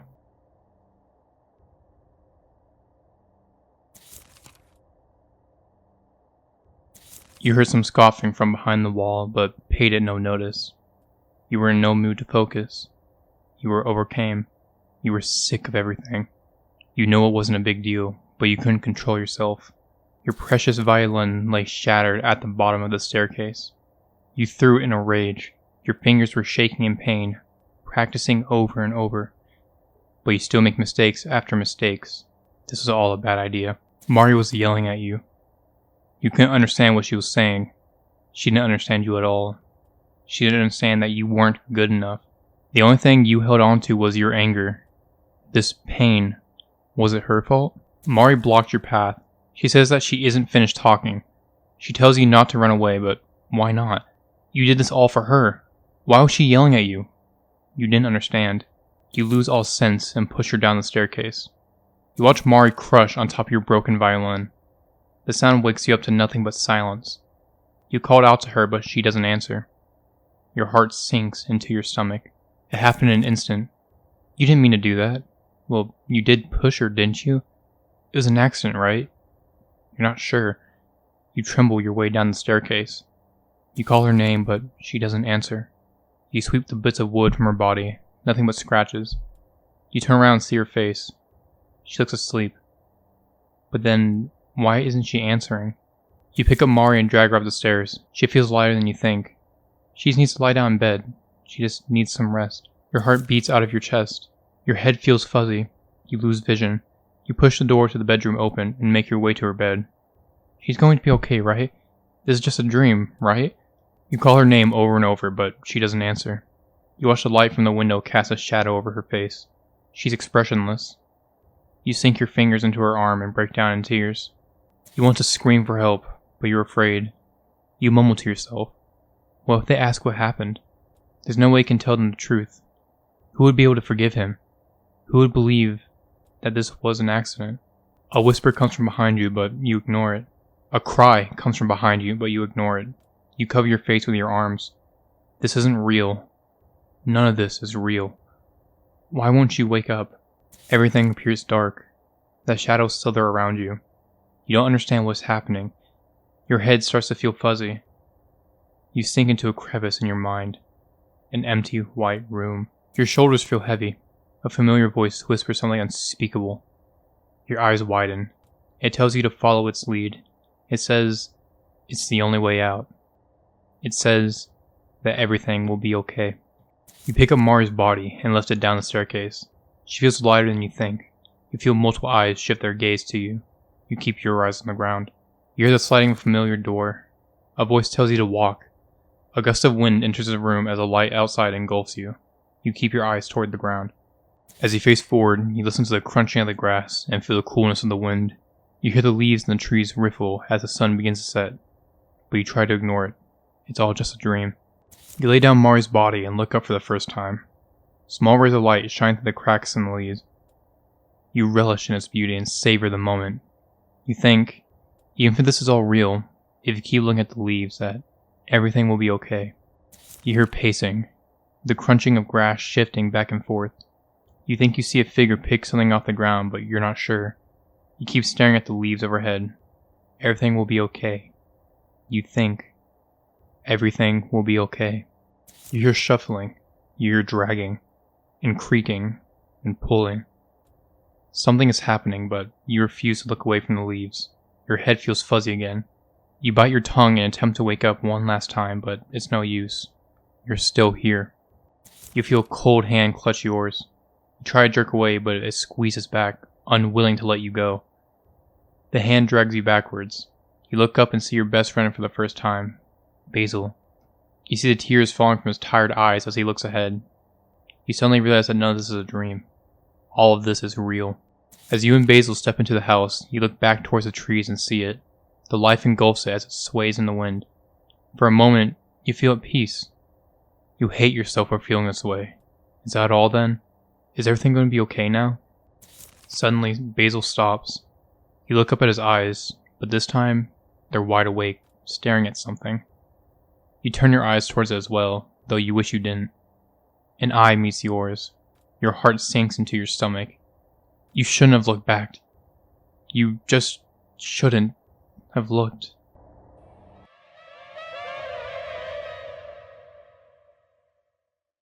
Sonny awakes in Basil's house. The glimmer in his eyes dissipates along something behind him. To confront the past, Sonny must confront Basil.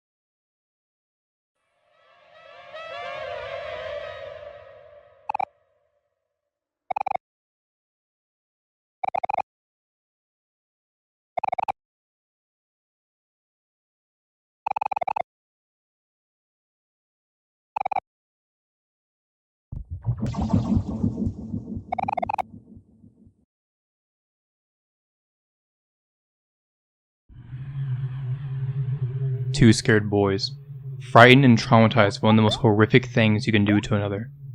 Neither party wanted it. It was an accident. It feels inescapable to leave the trauma brought by the past. Sunny wants to run. He's scared, almost as if he was back to that day. Basil is scared and delusional. He's trying to convince himself that Sunny never did anything wrong. He wants to help Sunny. Sunny would never push Mari. Sunny would never draw over his photos. It was something. Something behind him.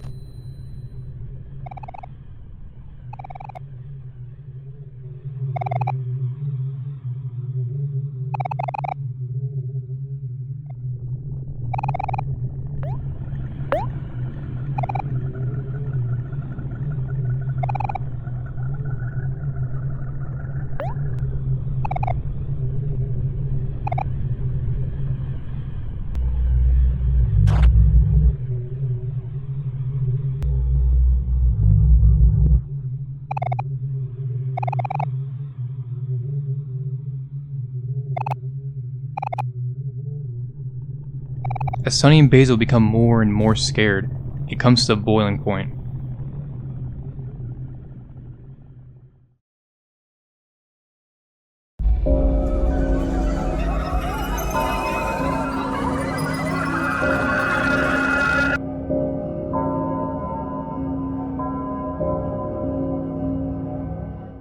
They become stressed out.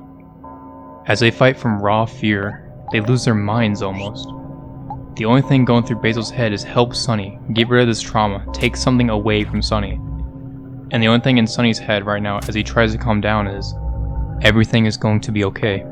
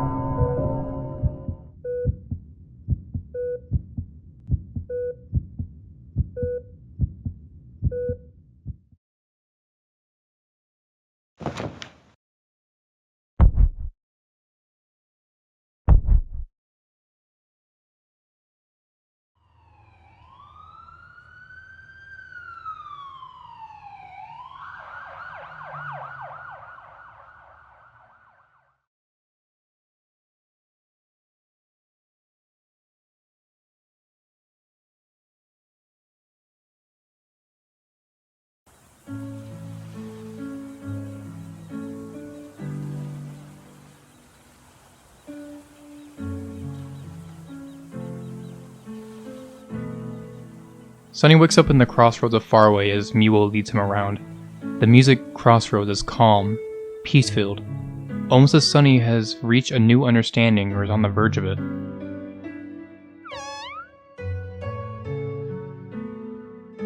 And Miwo leads us to Basil.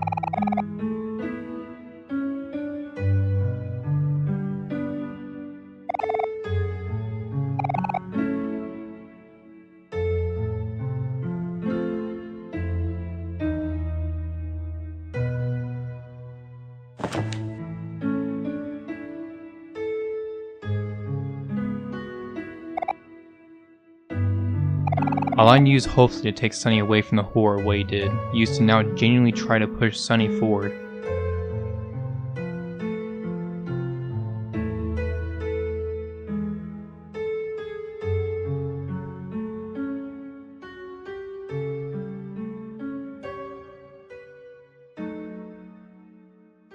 Don't forget, it's in the toy box. And Sunny's house is his house, full without a single moving box in sight as the familiar melody plays. Sunny even says his own thoughts here. He remembers so many things. The cars Kel would leave behind, his mom's shoes always being a mess, his favorite trees still being there, being disappointed by leftovers again, remembering how he'd sleep with Mari when he had nightmares, light in his eyes, and Mari playing her piano.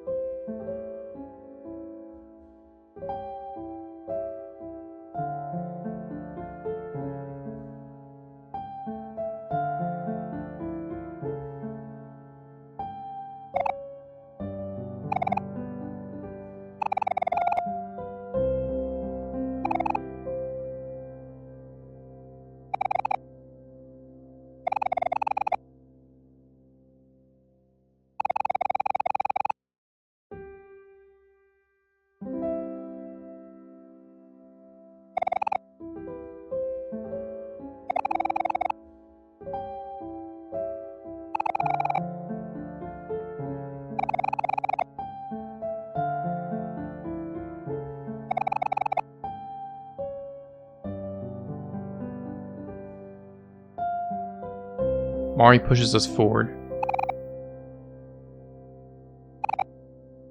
So we go confront it.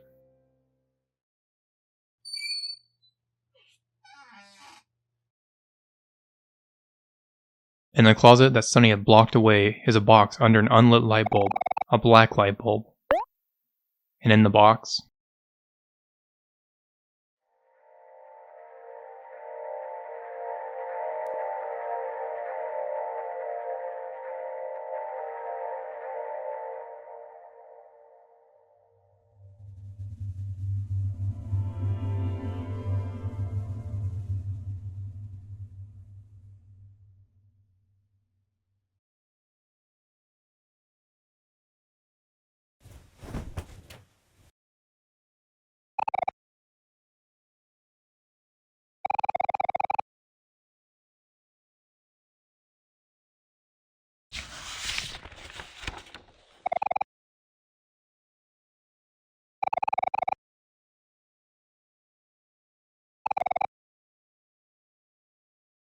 the atmosphere is gone now.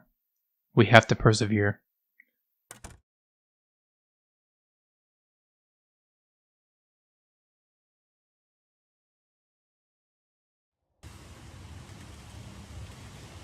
A long road ahead, and on the road is many memories.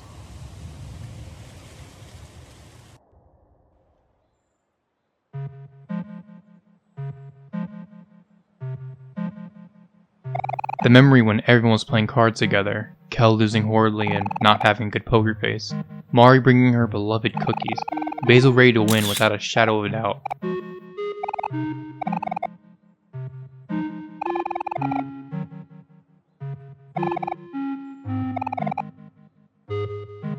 Fun memories.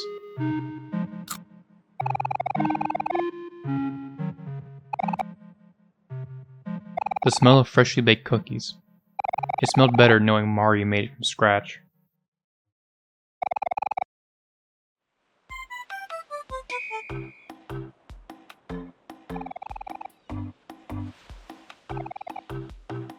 The memory of the beach and everyone eating watermelon. Kel and his watermelon seed covered face, Basil and his snarky streak coming through as he takes a picture of Aubrey eating, Hero trying to wrangle the two who are butting heads. The taste of watermelon. It tasted more delicious when you ate it with everyone in the hot summer. A memory of a picnic where everyone fell asleep besides the parents of the group.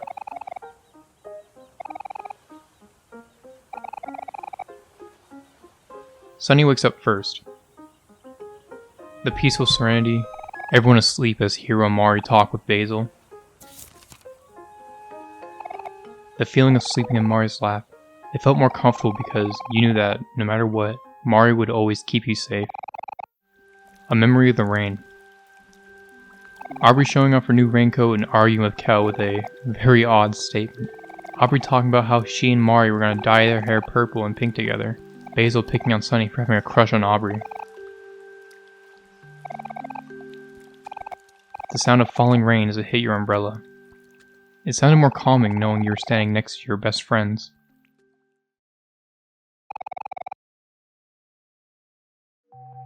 A memory of Basil's birthday. An amazing cake at a party filled with our best friends for our best friend. Basil's making a secret wish. Hero worrying about the wax hitting the cake, and everyone singing happy birthday.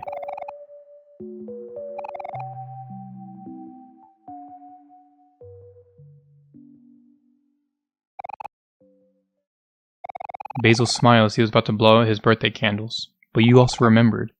As Basil made his wish, you made one too. At the time, you wished for everyone to be happy.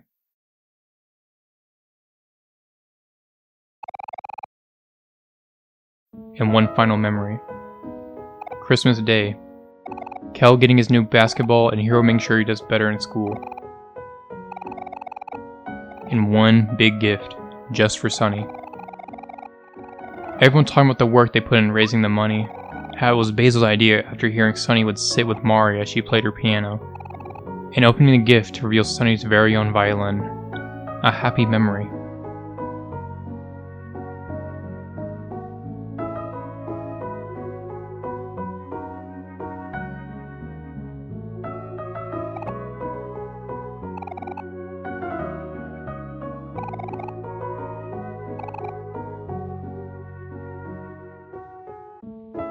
And Sunny almost instinctively playing his new present.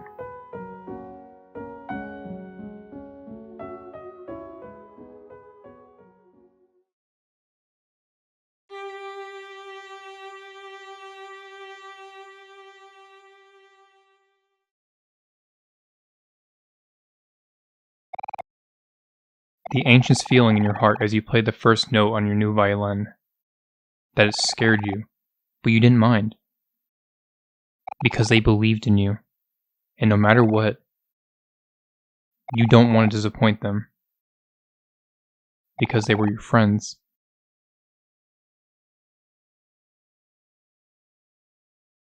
As the violin regains and mends to its original shape, we reach the end of the road.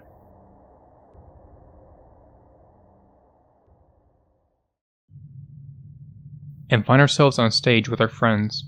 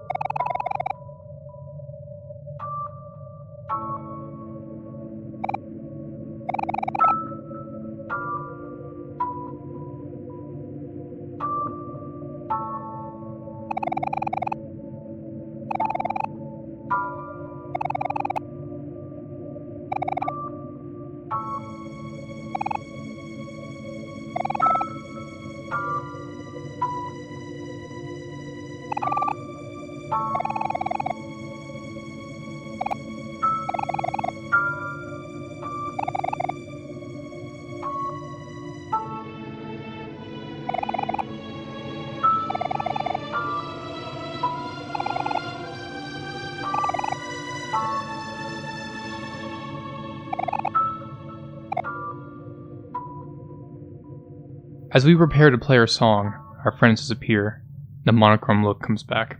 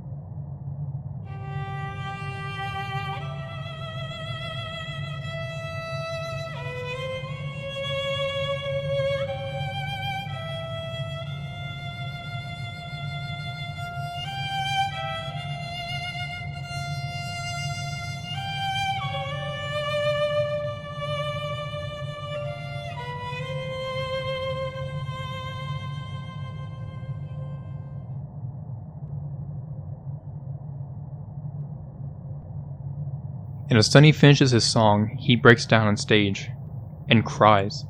Even this isn't real, he still cries. Emotion comes through. And as he breaks down on stage,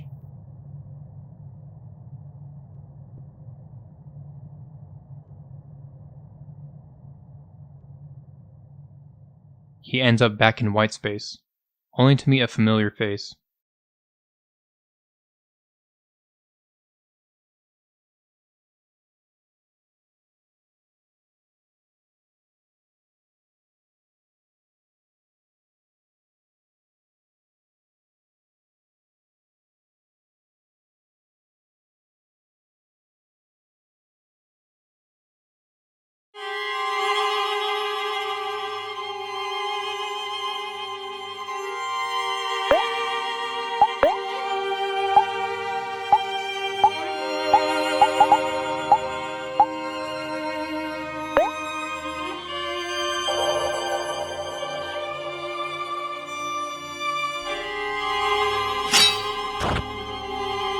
This is it.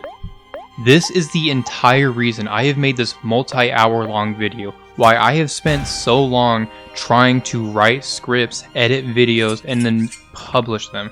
This fight is damn near perfect to me. Where can I start? For the first time in the entire game, you fight alone against a monster Sunny made to try to forget even himself.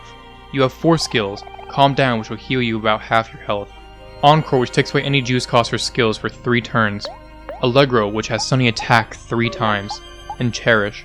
Remember your friends' words, their wishes, their promises, their hopes, their request, and let it power you. Let them hold you up against your monsters. They may not know it, but they have truly changed Sunny's life. Imagine if Kel never knocked on the door, if Hiro never saved Basil, if Aubrey never kept the photo book. That's just the present. Imagine if nobody had ever met, if Hiro and Kel lived elsewhere, if Aubrey never lost her shoe, if Basil never met Sunny. The small things in life grew larger than anybody could have ever guessed, and it manifests here into Cherish. Because Sunny cares for them, he cherishes them, because they believe in him, and he never wants to disappoint them, because they are his friends. Omori himself is an entirely different monster, almost literally.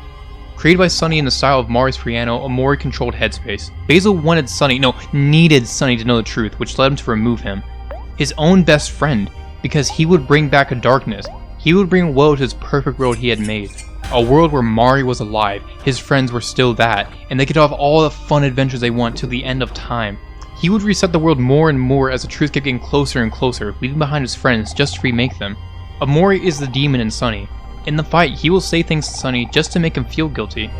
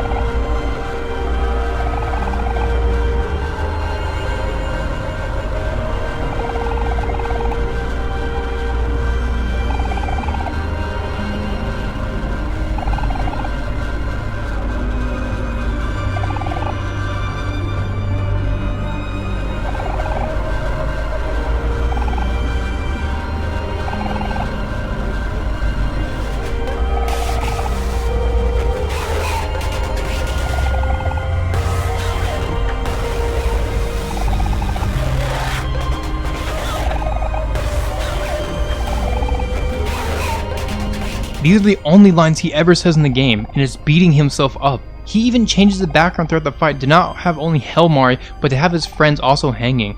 He's trying to guilt Sunny so bad that he puts the idea that he'll do the same to his friends who are still alive. Omori is the dark part of the mind. He says the most negative things since Sunny believes he deserves whatever Omori says. He tries to fight and fight as Omori uses progressively more dastardly tactics like going from using the red hands to attack to Mari's hair, and he hits goddamn hard, almost forcing us to fight in a pattern. A duet. One between self and self, one side breaking the other down with everything from trauma to knives while the other never gives in. The other side will calm down when it gets too hectic and come back with an encore filled with allegros, and if the going gets tough, they remember why they persist. For their friends. The friendless versus the befriended. The same coin, in a duet. This is on top of the glorious track Omori. A sorrowful track that distorts the more phases you go through Omori as one line constantly repeats. Omori didn't succumb, and eventually evolves into Omori will not succumb. The song is so hauntingly sad. Sunny is fighting his own fears. He knows that leaving Headspace, leaving his safe zone, leaving what little he has of Mari is terrifying. He's literally split in two. The side that's scared of change, the side that wants to stay in Headspace forever, playing forever with his friends as he wastes away in bed. He wants to see Mari and hang out with Kel, Aubrey, and Hiro and Basil. But that's not reality. He knows it's not. He knows every time the Flower Boy will lose his way that he has to be removed. But when he does that, he knows he removes something vital. He knows it's fake. He knows it's a dream and not reality. But it's so easy to just accept it as reality, dissociate from the world where Mari died, the world where he killed Mari and staged her suicide. Accept a lie as the truth and have fun forever. But there's also the other side of Sunny. The side that wants to accept Mari is dead and he needs to get over what he did. He knows that the real world, although it has its troubles, is better for him. It has its real friends who will be there for him no matter where. It has Basil, who he needs to have Sunny accept the truth. State it openly so that both of them are free this horrible, horrible section of their life. Sunny wants his redemption. He wants to believe that no matter how horrible an act he did, that Mari loves him still. And it's all told with no words. Only the entire game's build up to this fight, and this beautiful, beautiful song with only violin and distortion. The violin being the side that wants to accept Mari and his past actions, while the distortion is Omori, the side that wants to stay in Headspace forever. The side that's guilting him, making him feel like a monster. The side that will never let him accept the fact that Mari is dead and he is the reason for it. And the distortion only gets worse. It keeps going and going, getting louder and louder to the point it's overtaking the violin. It starts overwhelming the violin to the point it's almost not there. Sunny is being overwhelmed by his inner demons and how loud its voice is. And no matter what, Sunny cannot beat Omori. The violin gets quieter and quieter as the distortions get louder and louder. Omori tells Sunny that everyone loved Mari and you killed her. That even he loved Mari and yet he still killed her. And it works. Omori overwhelms Sunny.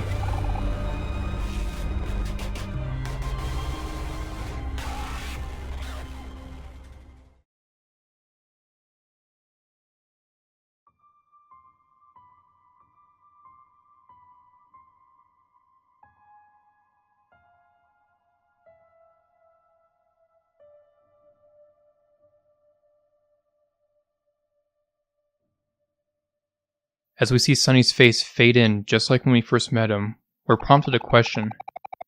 Do you want to continue? And what if you can't? What if Omori is right? Sunny is a monster. What if Sunny just can't handle knowing he killed Mari? What if he lost control?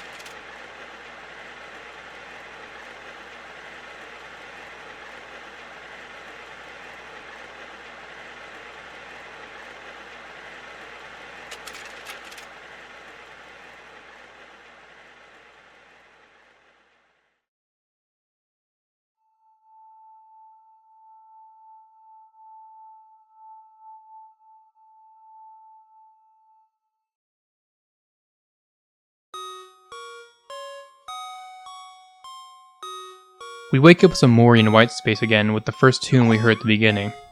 The room has been reverted to that first room we saw when we clicked new game, aside from the missing light bulb. Walking outside feels wrong. We don't hear our friends say anything and the theme is pitched down. Walking outside?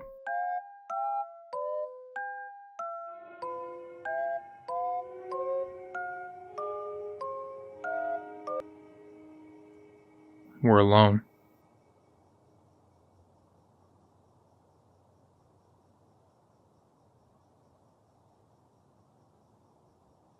It's a long way down. Do you want to jump?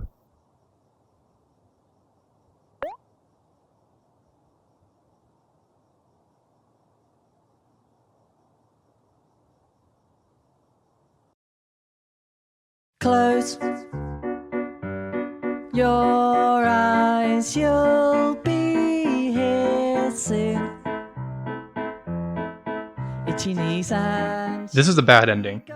Omori wins and Sunny cannot tell headspace from reality, and jumps off the hospital's roof, inverting the truth of what people believe Mari did. While Mario is raised up high and hung, Sunny plummets to his death, and this is accompanied by the song My Time by Bowen.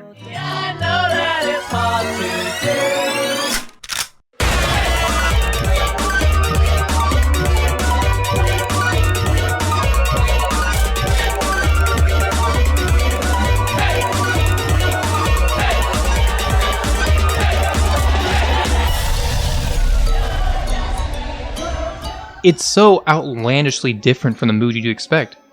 A song that almost perfectly encapsulates the wacky feeling of headspace with the lyrics being about wanting to sleep. In the concept of Omori, the song is about Sunny denying that reality is reality, that he'll wake up and be back in neighbor's room with everybody. It's such a tonal whiplash that works so beautifully well. So, oyasumi o, oyasumi. I know that's hard to do. The title screen changes to see what Sunny saw as his last moments. The blue sky and cloud as he fell off the roof. But what if we turned to the other side? Sunny got so far, he has seen so much, done things he was so incredibly scared to do, accepted the most traumatic day of his life, and all of it in 3 days, but he falls here? This isn't it. Sunny will persevere. He will persist. And he will stand up.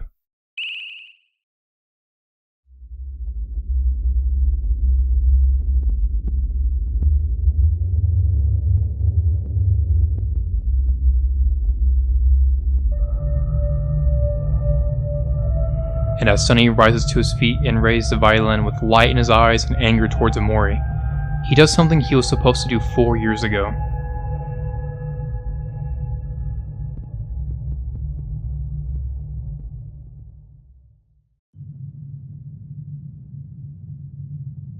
Play the duet.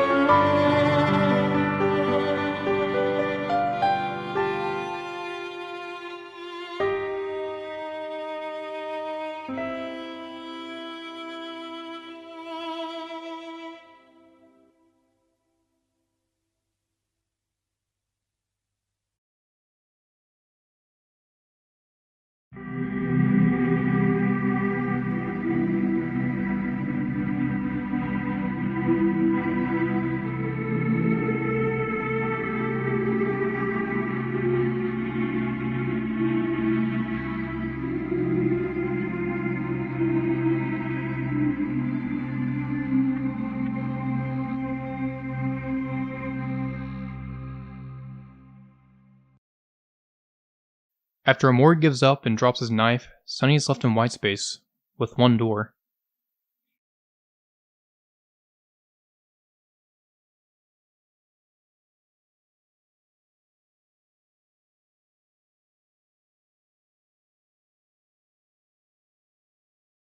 As he goes to leave, he bows.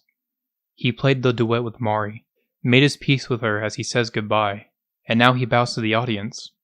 Us.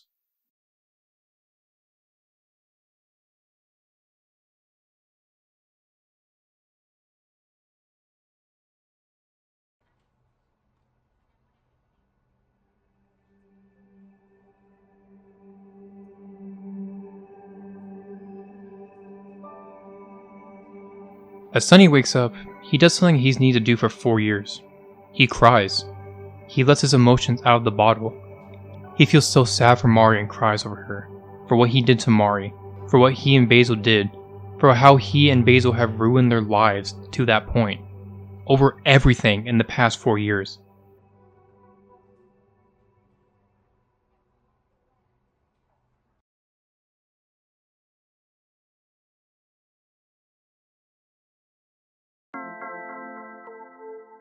As Sunny gets up, a few flowers surround him, from his friends, the hooligans, and whoever you helped around far away.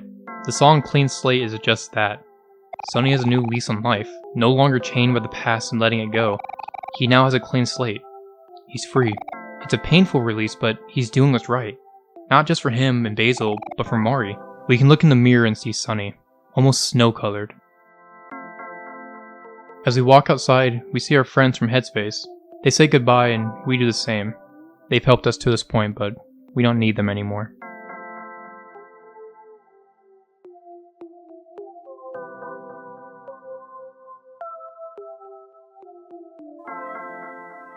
As they leave, Stranger appears, turning into Basil and leading us to him.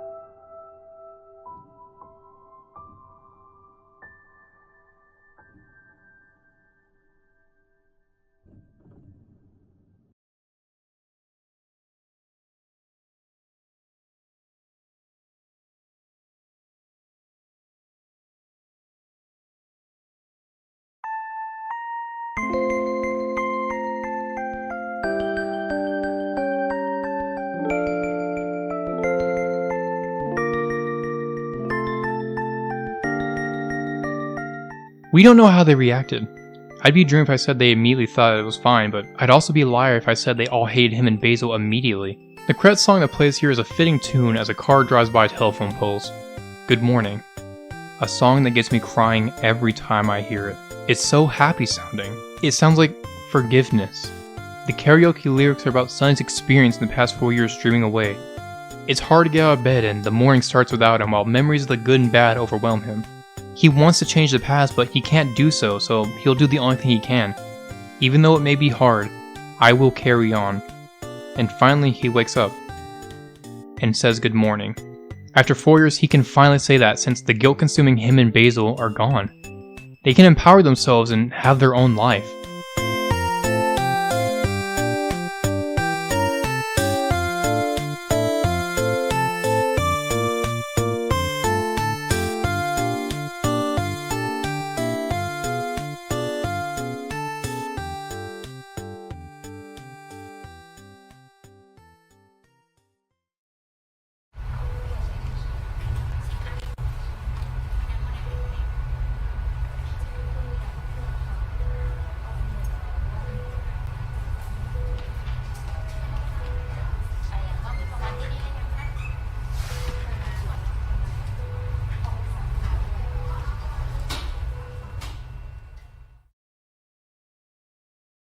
Flowers that represent everyone, and the pinwheel Aubrey put there. Thanks for playing.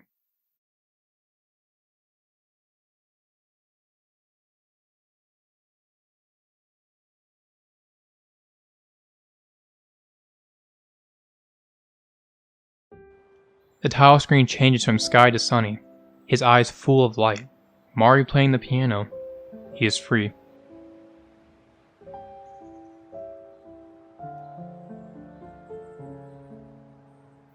But what if the past was different? What if Sunny could never overcome any hurdle that came his way? What if we went back to our save and never opened the door for Kel?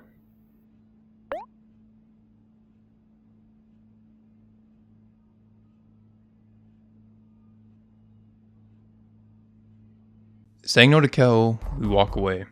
It's far too scary to open it. Let's just resort back to our comfortable bed in our beloved monochrome home. After chores first. Just sweep. Don't sweep there though. There isn't nothing to sweep. I think it's around time where Basil's getting bullied by Aubrey. I wonder if Kel was nearby to see and stop Aubrey. I wonder if Kel could stop her. Oh shit! What if Aubrey hit a lucky strike and really hurt Kel? It doesn't matter. They don't exist at this point. As Sunny gets dizzy, he starts to hallucinate, and the house is infested with spiders. I know something this time around that I think I should have realized sooner. Every phobia encounter is at these stairs that Mari died on. The phobias that comfort you in Mari's voice always were at these god-forsaken stairs. We focus, and I realized that Sunny just geeked out till midnight. Speaking of, if you hang out with Kel and ignore him the second day, the game becomes more messed up. Since you get told head on about Mari, it's almost like breaking headspace before it starts to break hard.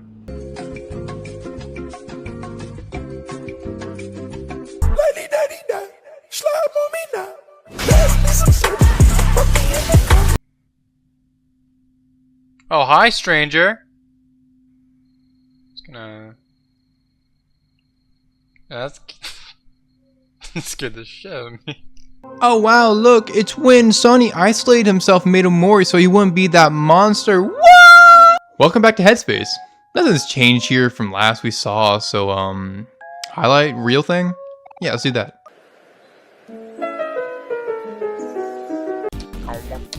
Riveting. Look at this asshole. Oh, that jackass.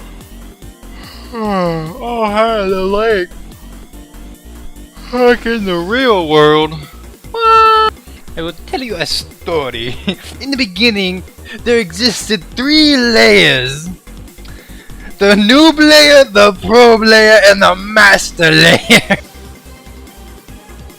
Tofu. Talk about Orange Oasis right here, right now.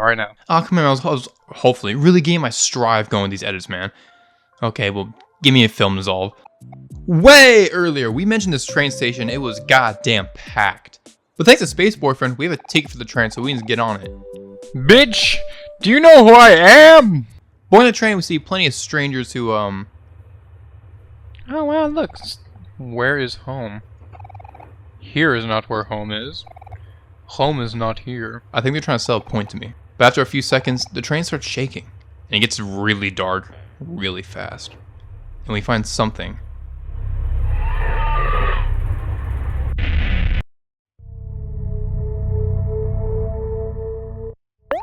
And she apologizes to us. Mari can't help Sunny, so all she can do is say sorry to her brother who won't forgive himself for her.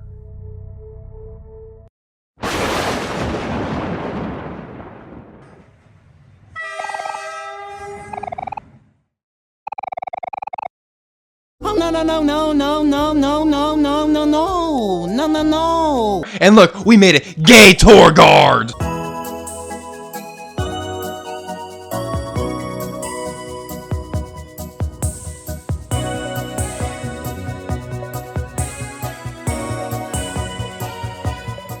Welcome to the Orange Oasis, an area. Brown sugar feels good. Oh, it's all brown sugar. That's cute. Gross. I want to pick it up. That's disgusting, Kel. Yeah, what the fuck? Nothing really happens here, to be fair. It has a few attractions, like this battle theme. Oh, shit!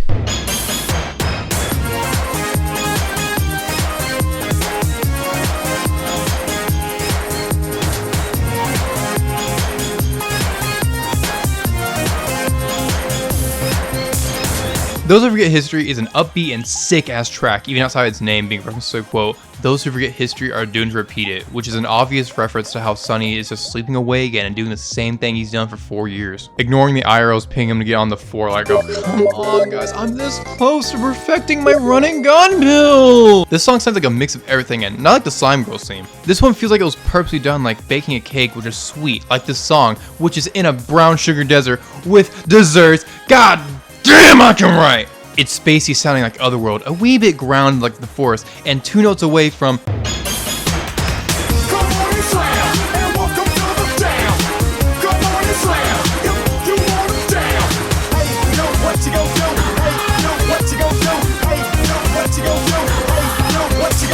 the next attraction is Raintown.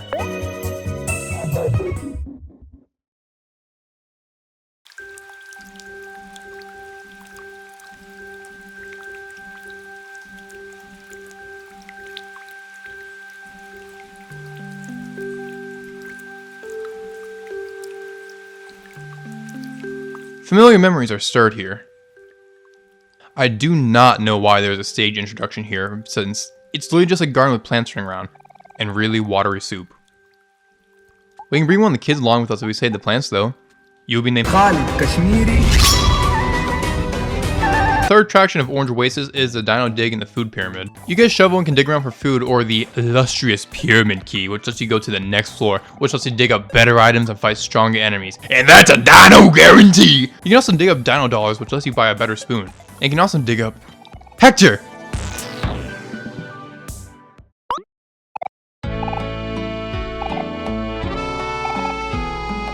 Times have changed since we all last saw him that time ago. He has a family now. But Hector Jr. would take his spot in Kel's Hector-shaped dent in his pocket.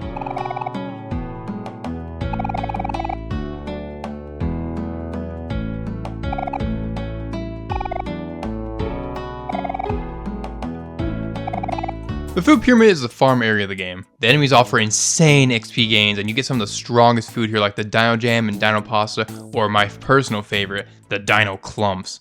Some of the strongest healing items in the game being chicken nuggets is really goddamn funny to me. Anyways, the enemies you farm are very goddamn powerful. Just to counterbalance how powerful I'd be against the queen herself, I farmed these guys at level 11. They should be farmed nearing level 20, by the way. I was getting my ass beat! Holy shit, I blacked out. This game kinda hard when you're on a level, I won't lie. Speaking of, this is the perfect time to talk about how babying this Headspace is. Yeah, thanks Sony. Headspace is really baby Sunny, by the way. You get unwavering love from almost everybody and get an extra life if you start losing a fight. And if you fail, whatever. You can try again, little brother. Friends are dead, put some jam on that wound. It'll be I smacked my hand, I got 2 in character. Put some jam on that wound, it'll be fine. Death isn't an issue. Everything is so lighthearted that Headspace is practically flying. It's impossible to make a mistake here when you can just run and gun anything that bothers you. Anyways, we beat up that host snake and get... I did not lie when I said insane XP gains. But it's at the 3rd level where things get a bit weird. We have to fight these monstrosities of humanity. Oh, foul beast! And they are doing monstrous damage. Good God! But they also give a monstrous amount of experience. But they aren't the real hunt here. The real prize is that beast on top of the pyramid. The cowardly being that lies there. And defeating it offers the greatest weapon for Kel in the game. God damn it, wait a second. The Chicken Ball!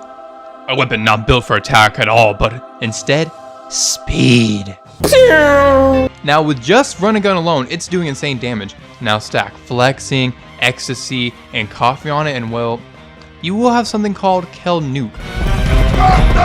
Are you sure this will work? I have no idea!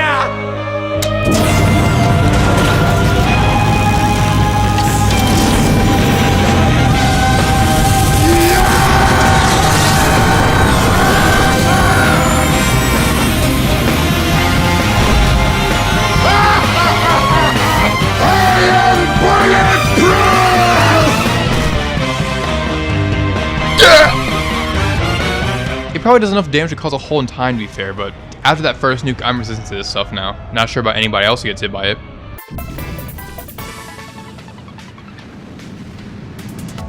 What was that noise? The final attraction in the Orange Oasis is, oh, come on, man. Oh, well, we do have a queen to topple. I have yet another thing to mention on Sweetheart. Doesn't she look familiar? With a few more stretch theories, I'd say Sweetheart is representative of Mari on top of whatever the original character of Sweetheart was. Mari is perfect in headspace, but in reality it wasn't. She was human. She pushed Sunny a bit, made a fair few mistakes, and was passionate to a harmful degree about perfection. But if she's perfect in headspace, where did the imperfections end up? Oh, hi, Sweetheart. Hey, have you heard of anyone obsessed with something to a harmful degree, possibly pertaining to perfection in some way, made your fair few mistakes, and pushed Omori a bit? Oh, wait a minute, it's you! Also, she's unfathomably obsessed with Hiro, which Mari wasn't, but like, you gotta make this person look different enough from Mari so that isn't just obvious, right? Anyways, tinfoil caps off. It's funny how he's still talking. I could have sworn I hit a lung. Oh, there it is. After we check the library out, we wake up with Sunny again.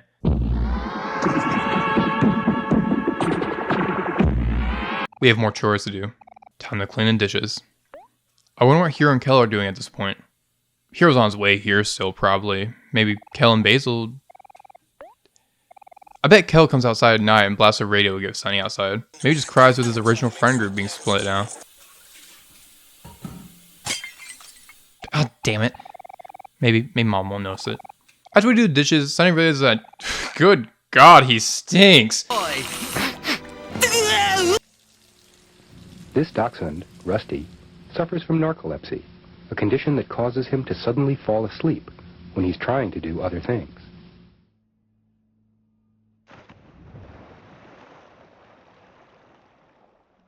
Well, Sunny had to face thalassophobia somehow. Was Sunny just sleeping in the goddamn tub? Oh my gosh, it's my banana! Well, nothing's here for us. Let's go visit our friends.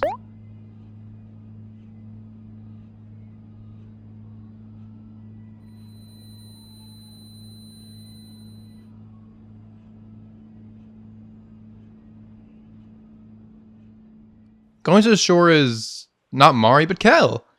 He tells about everyone getting a job. I'd like to mention that even in Headspace, Kel goes out of his way to help Sunny. Or should I say Omori now.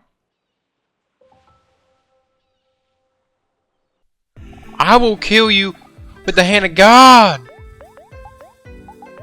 Die! Oh my god, it actually just... Oh, he actually died! Oh, I see a problem here.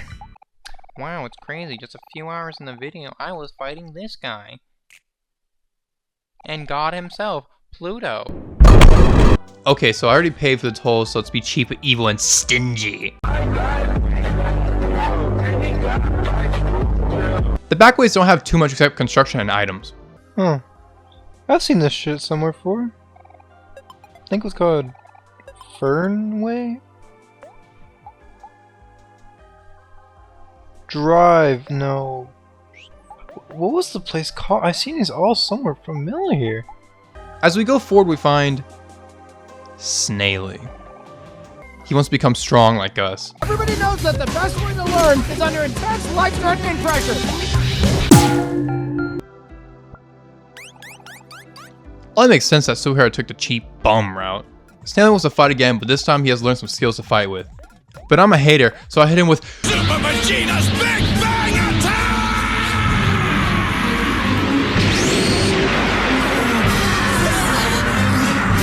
a few enemies here and there block our way again, but at the end of the path is Snaily once again, who claims to be on par with 4 idiots who hold the sun in their palms. Oh wow, you can manipulate emotions, what a neat part trick, watch this.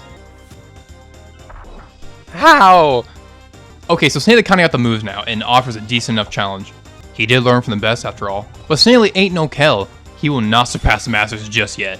No!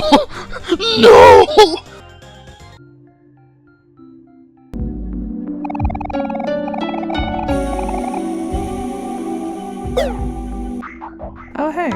Okay, now to skip past Humphrey up until... Yeah, alright, that was good. I'd like to note that Basil's remembered last by Aubrey. At least to the best of her memory. Stubborn and hard-headed, she won't forget him. Or what she thinks Basil is, now that Sunny is outside now.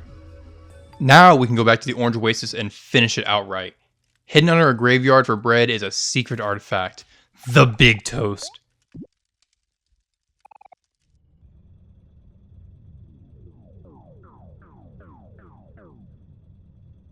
and it breaks the floor under us. At least we have flour to break our fall. Ahead is a mole who tells us to piss off and not to mess with the breadtogram.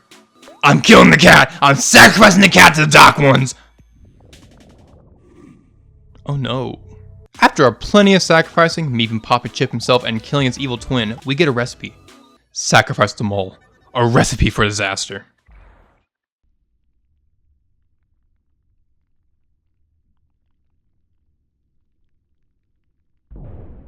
Run!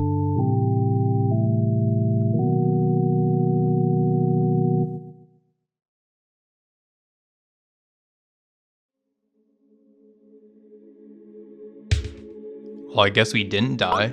I gotta wonder, does the gang understand death? Do they just go, oh, it's toast time, or does Omori just have them actually die a lot until he resets headspace and lets them actually die? I guess they actually just die!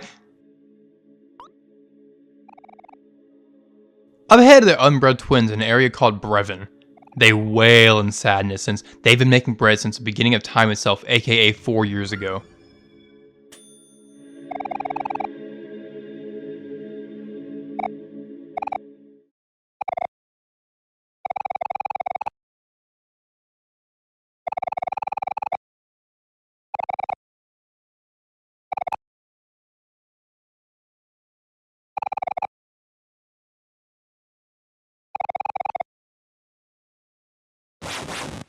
Hey, Pops, does this thing work? Sure does. I just oiled it. Beautiful. Give it up, baby.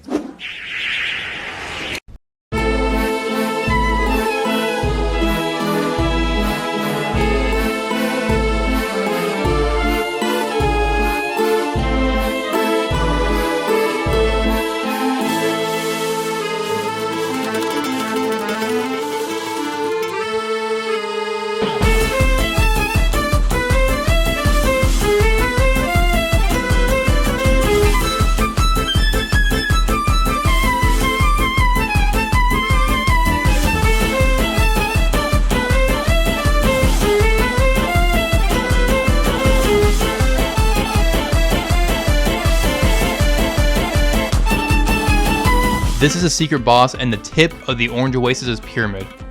After doing nothing but teleport bread for 2 days straight, the twins fight us since apparently they've been expecting their bread to come back to life and haunt them. This boss is really goddamn silly, in the best way possible. They just keep summoning bread! We got bread on deck, bread on the floor. And they won't stop it. You kill them? Well damn, just bake some more. Oh, they got hurt? Just cook something for each other. I can't be mad since I've been doing that since hour 1. Speaking of these chefs, look!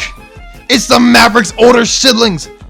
Or Mari and Hiro since they worked at a bakery for Sunny's violin, but like, that's breaking the stretchy rubber band. And as the fight progresses, they get sadder and sadder as they realize their entire life has just been baking bread and it'll probably be that way forever, which in turn just bumps up their defense by ridiculous margins. Which, to shorten it down, don't play games with these chefs. They'll get too much bread if you don't stop them, which will leave you toast. Speaking of ridiculous, this goddamn track. Ready, Steady, Go is just, God, it's just my jam. Oh, fuck you, Tony. Oh, that was terrible. I thought my jokes were bad. It genuinely got me grooving, getting up from my chair to just...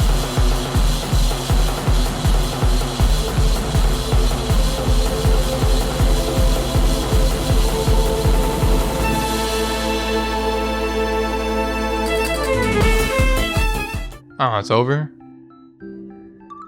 After we beat them, we convince them to leave and explore the world. Hopefully they'll enjoy whatever they find out in this vast fake world of ours.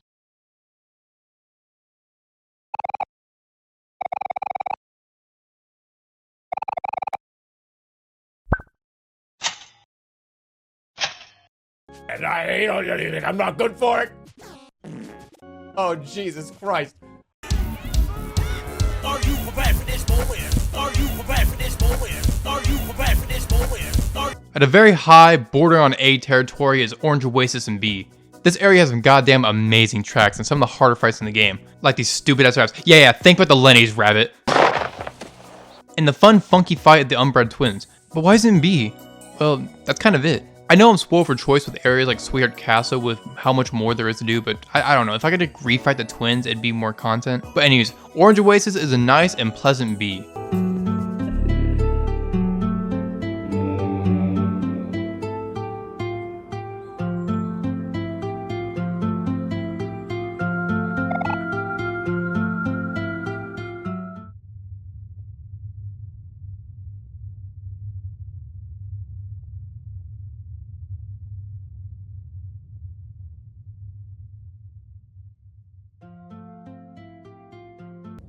Something just happened.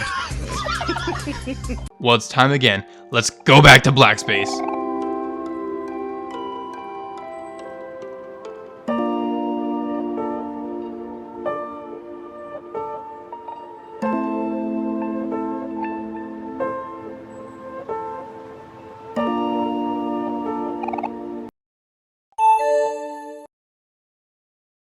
In black space, there ain't nothing new, but there's a few extra things I didn't put originally. Done, skin boy! Done, skin boy! Done, skin boy! And also a dev room. It has the grades of people who worked on the game with some dialogue go with it. My favorite's Kairu. At the church, I once said we could finally save Basil. We couldn't then since we knew that wasn't Basil, and Omori knew that if he did save him, it would only ruin Headspace with its weakening power over Sunny. But this is Sunny's dream.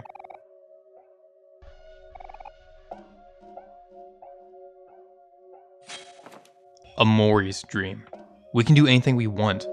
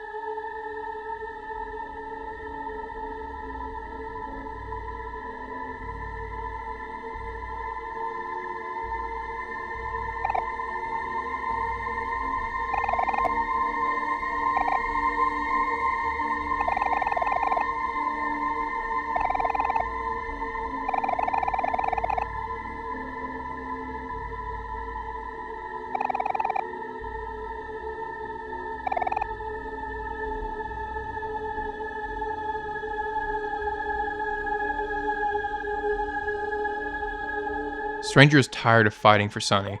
He realizes that he's given up on salvation for himself, that he left Basil with no intention of going back. So he shares his consuming guilt.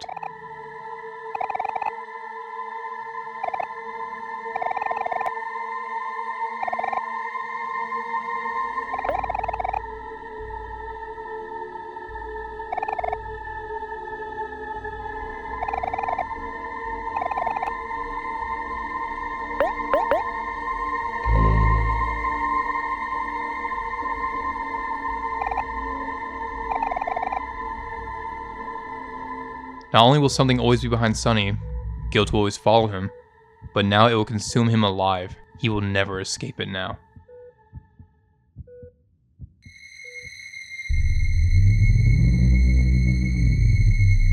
Sunny wakes up in red space, and the only thing he can think of is how he can't do it. He gets nauseous from fear, he starts stumbling, unsure of how to save himself, and he falls on the steps to Omori.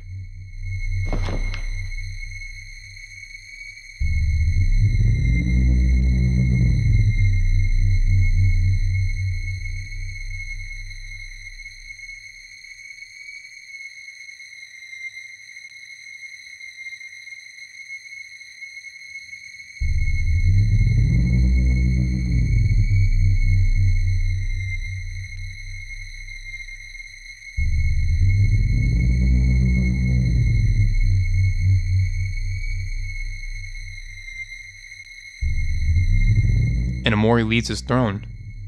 He leaves to deal with Stranger. To remove him completely, he will not interfere with his perfect world anymore.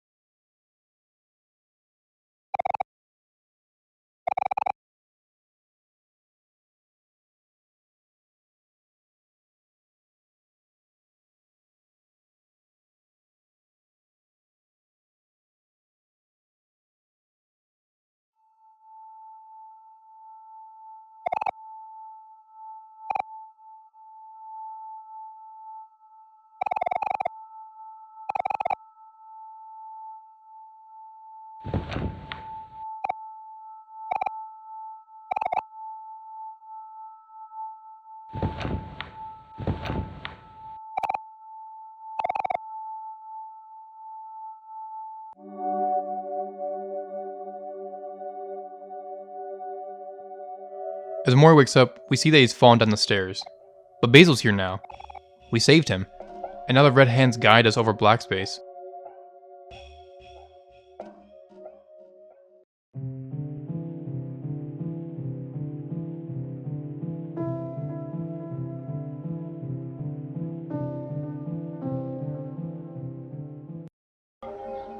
Here's the sky.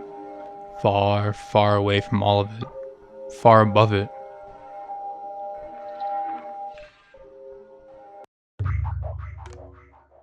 It can't hurt you here. Walk past black space. Walk past it all.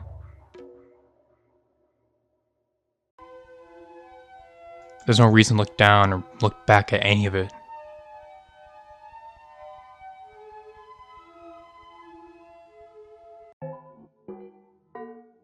Because now, we have Omori and Basil again.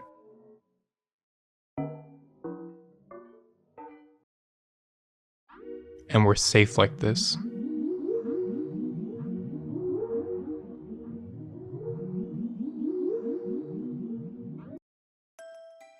We can play as long as we want, have fun together, take pictures together, hang out with Mari, all we want.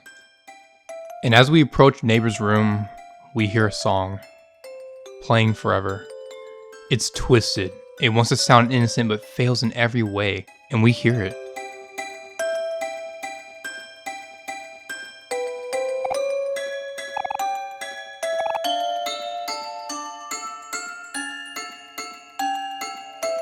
The melody for the duet Mari and Sunny were supposed to play. No matter what, that duet would be played, even if it wasn't by Sunny. We see everyone asleep. Even this childlike interpretation of a safe haven, I feel more defenseless than ever. More scared than ever. Not even Mari saying she'll protect us helps. Sleep, little one. You are safe with me. And as Sunny is completely destroyed from his mind, Omori sleeps. He sleeps in the dream that he was made in and completely takes over Sunny.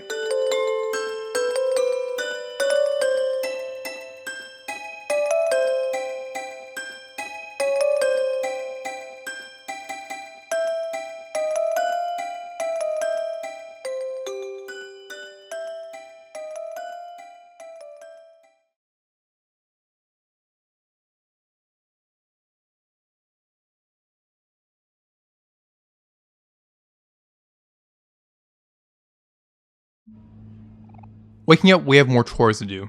We can find a few books and toys that pertain to people in Headspace like A Kid and His Kite, a tofu book, Hungry Humphrey, and more. I wonder what the day is like. Hopefully Hiro helps Aubrey and he becomes friends with them. I like to think he would help her. I wonder why Hiro doesn't try to get Sunny. Okay, maybe Cal told him how it wouldn't 1, work since he tried it. 2, 3. Basil's probably...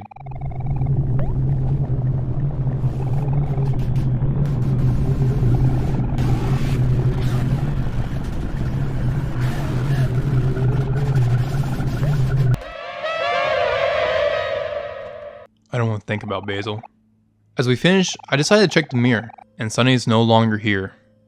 Just a perpetual 12-year-old Omori. A monster within a self-perceived monster.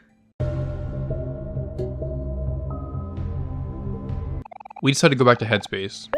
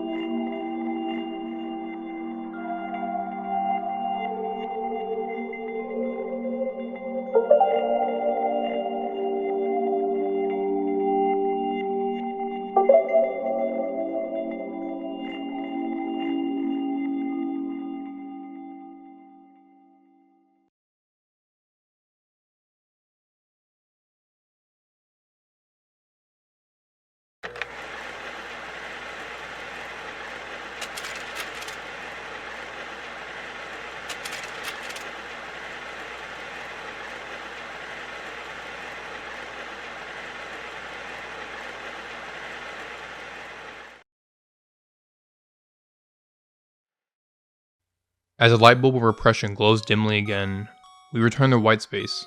After we learn red hands, we leave, and hear the first signs in the game again.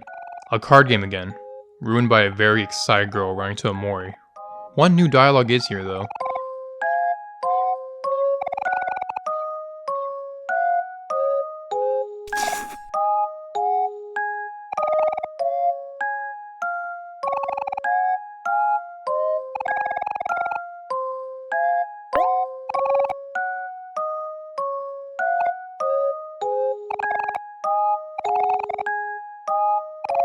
I still adore Kel, he's so silly, even in a fabricated existence. As we leave with a balance of 6,000 clams, we hear the same dialogue as we heard all that time ago. Aubrey and Kel arguing, Mari teasing Hiro and praising Basil's photos, and some lines of dialogue that are just a salted knife twisted into my gut.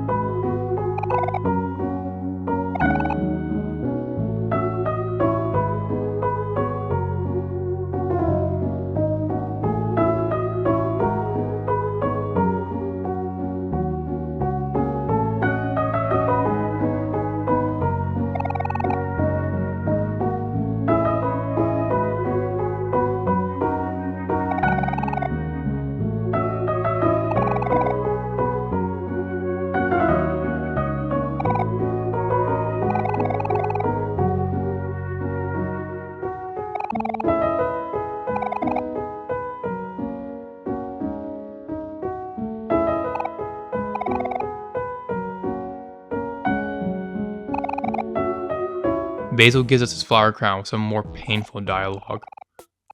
Why does it hurt? We were always there for him. We were looking for him non-stop and saved him. We saved Basil and took him home. So why does it all feel wrong? Mara says it best though. We have nothing to do, nothing to worry over, nothing stopping us. Just the world being our oyster. Since we never went outside and never dared to confront the truth of Mari, Sunny became a recluse. He became a true Hikkomori. Hikkomori is a syndrome coined from Japan for people with severe social withdrawal. Yeah, fun fact, Omori means severe weight or burden in Japanese. The piano was a burn on Mari and Sunny both, without Mari was so obsessed with being perfect at the song she played on there, which led to her being angrier over time with things involved with it. And Sunny because... holy shnikes. Because Sunny wanted to join her, led to Mari pushing him a bit more than he could go. Was he really trying his hardest, or was Mari too overbearing? On top of that, the burden that is Omori, aka the inner demons. I already talked about this. But now there are no burdens. No problems anywhere we can see. So let's explore this wide world of ours, and see what lies beyond in Omori's mind. We can go back to Otherworld and go into Space Pirate's base to find Pigbeard, the granddaddy of pirating the stars. There be treasure! He came to find the captain after a messy divorce, but to no luck. Since he can't find him and neither can his crew, we still have to find him with the only lead we have being a pair battery. Just so happens that I remember where they go. Earlier I mentioned the snow-covered... Wait, hold on. Did I mention this area? A few minutes later. Oh well, I guess I didn't mention the area. Okay, so this snow lane area is just where you can fish and get snow cones. Snow cone.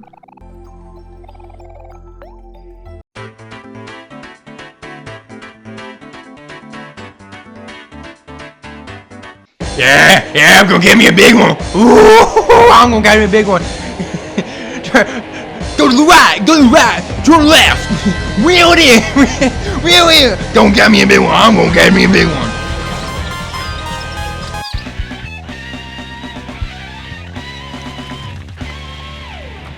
This one's huge! Next to the pond is a redundant igloo. But why? Next to the cooler is a fish with dead batteries, so we charge them back up and... Get me out. Get me out. Get me out of here. Get me out of here. I need some mad eating right now! Under the igloo is another ritual circle. This one lets you teleport around.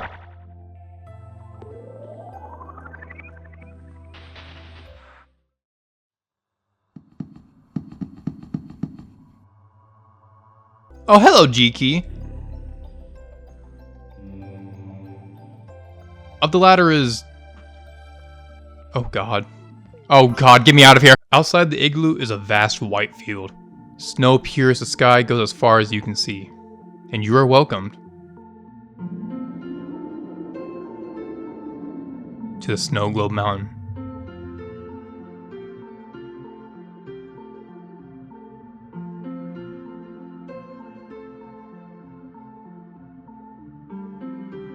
I know the scroll down isn't finished, but good god, how big is this mountain if it takes 20 seconds to scroll down from the top? Snowglobe Mountain is one of 2 areas you can access only while in the Hikkomori route.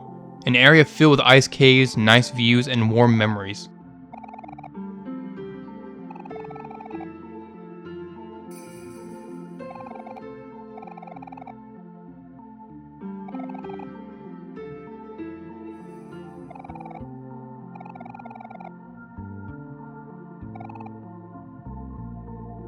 There's a good many winter-related memories around the mountain. I did say winter was the best month after all, and the memories it makes are warmer than any fireplace.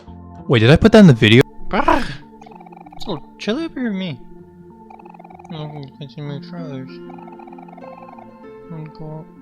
Oh.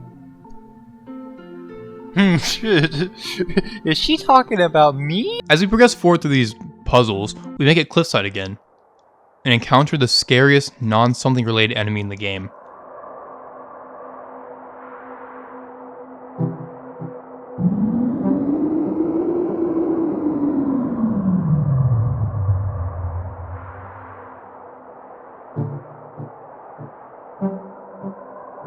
Snow angels look creepy, sound creepy, and for whatever reason don't have the area's fight theme play. They remove emotions. I feel judged just looking at one. Oh yeah, the theme for this area is called White Surf Style 6. It's just cold and energetic sounding. I don't have much to say, it's an alright track, but I'd be remiss not to include it somehow. But the other tracks for this area, I really like. Remember to be patient.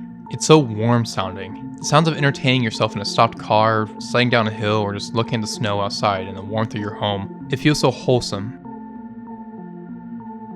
And the illusion is broken once I saw the angels and I got reminded of something that we did. Once we see the angels, the mountain ahead has the theme cold. It's a leitmotif for trees. The trees are snowed over. It's freezing. You're safe here, but also empty. There's nothing to fear here. You have your friends and family, but there's also nothing to love. It's just a very elaborate illusion. But you'll just delude yourself into believing this is reality. This is reality, right? Climb more of this mountain, we eventually make it to the top, and see the ex-husband himself.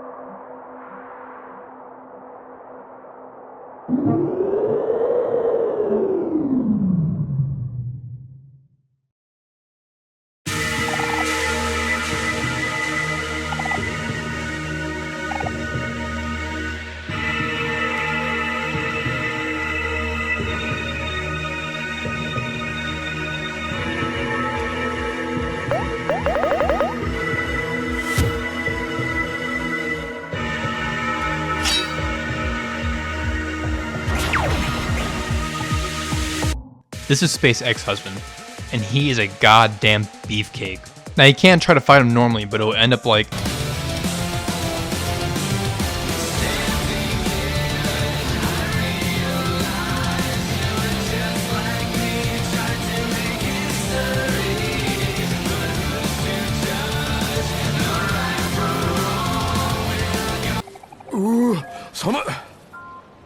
That divorcee don't lie, he cold like ice. Space Ex-Husband is a goddamn good fight. You cannot attack him unless you exploit his emotions. We've been doing the song and dance 3 times now where the boss gets a certain emotion and never switches off of it.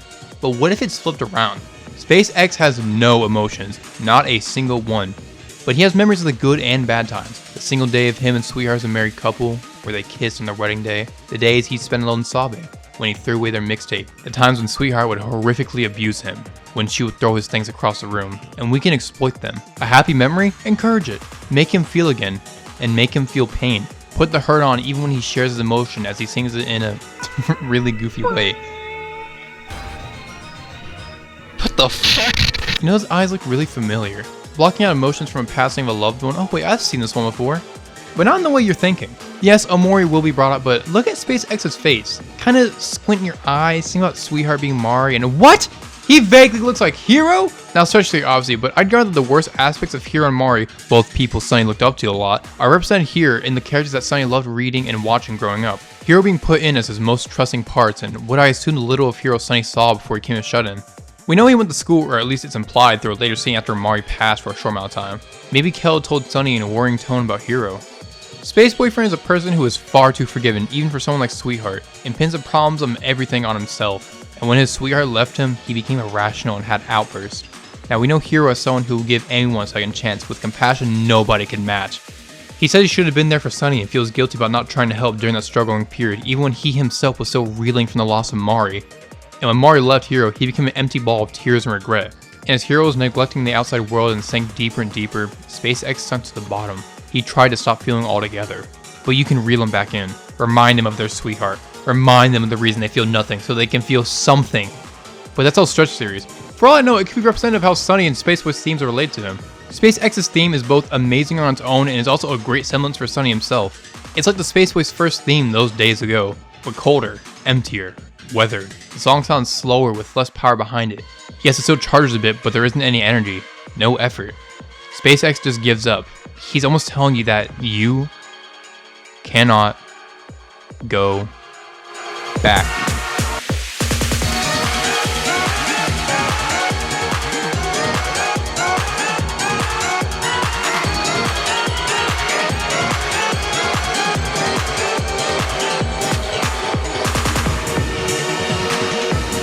Sunny comes in with the titles of the song. You are wrong, go back, as in how Omori has reset Headspace again. He's doing the wrong thing. You hear the song shortly before making a choice that changes everyone's fate. Sunny will wake up and be offered the choice of going outside. He needs to go back to his friends. Spaceboy dated Sweetheart and went on adventures with her, exploring the stars, while Sunny went inside of Headspace exploring his fictional adventures. Sweetheart breaking up with Spaceboy, I offer you Headspace rejecting Sunny's presence after Omori is made. He has no place here. Spaceboy develops an alter ego after his breakup that's violent and angry. Must I play the clip of Omori killing Basil again? After one final attempt to gain Sweetheart again, Spaceboy becomes cold, emotionless person atop this mountain. Omori is emotionless and, well, we saw that reflection of the now true self. Spaceboy returned to his senses, Sunny going outside and confronting reality. But Spaceboy went back to Sweetheart. Yes he did. Headspace is a tempting offer with no immediately apparent downsides. Sunny had 2 options, and on this route, he succumbed to Omori in the temptation of Headspace having everybody together still. But the difference is that in Sunny's route, he made the choice to go back. In Omori's route, he cannot. It's too late. He cannot go back. Also, a small detail which is cute is how high up this fight is. It's not immediately apparent, but do you remember another fight way up high? Maybe a certain favorite fight of mine taking place in a hospital room? God damn, why does Spaceboy have the layers of an onion? After we beat Spaceboy, oh look, he said the thing. Hiro tells him to stop worrying over Sweetheart and to let her go. He tells him that he still has his crew and all.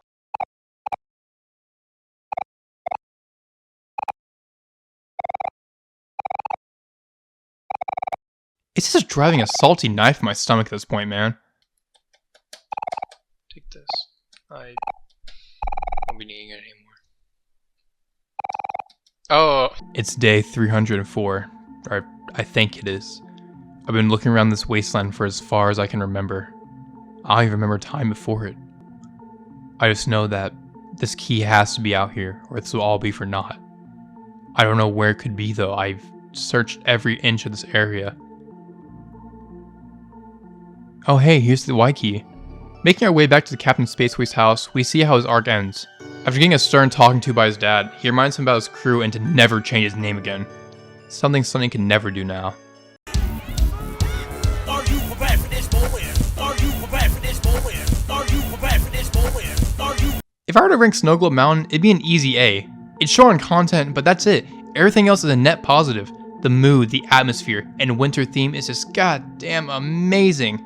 I adore it all. Even without the amazing fights with Space ex-husband, this area is just a mood. It's fun doing these slime puzzles and reading memories of a past that no longer exists. It's damn terrifying wandering the vast open expanses of snow and being chased by snow angels, and it's so invigorating fighting Space ex-husband with an amazing theme. While we're here, we can find Pluto visiting his old home again, talking to the Earth. The Earth says that they've seen us grow strong and wishes to fight us, with Pluto being more than happy to finish our last brawl. How can you make Pluto even better? The theme's the same and the only change added is the addition of the Earth. We're much stronger than both of them combined. So, what does he do that impresses me? If you thought Pluto had shown his full card, then you'd be a fool. He suplexes the entire Earth. Screw a spirit ball, just use the entire damn rock itself. Also, he charges an entire meteor show or something, but like, I am overleveled is an understatement. I didn't even see his final attack.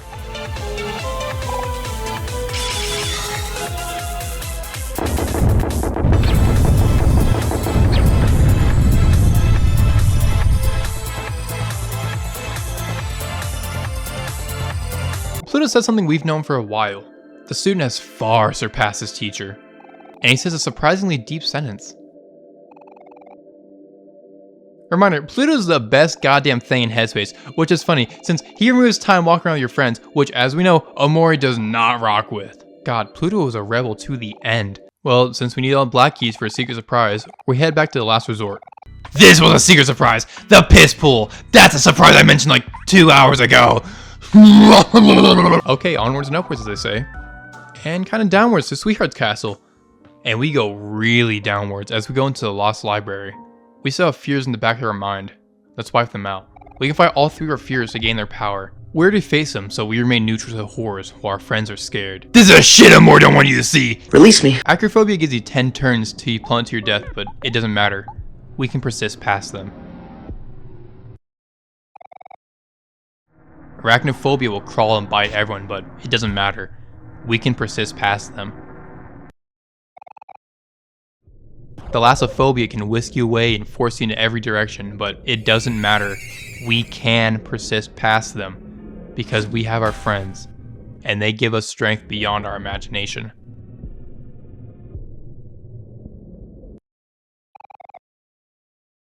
And our fears give some of the strongest skills for Omori. Do a ton of damage and leave them reeling with a massive debuff, whether it's speed, damage, or defense decrease. Now we can do a godly run and gun. Our next letter is Anthrax. Since we're here, we can take the Castle Keeper's offer now. Sweetheart definitely doesn't need it anymore since she ain't coming back, so we take control and turn the castle into our personal domain.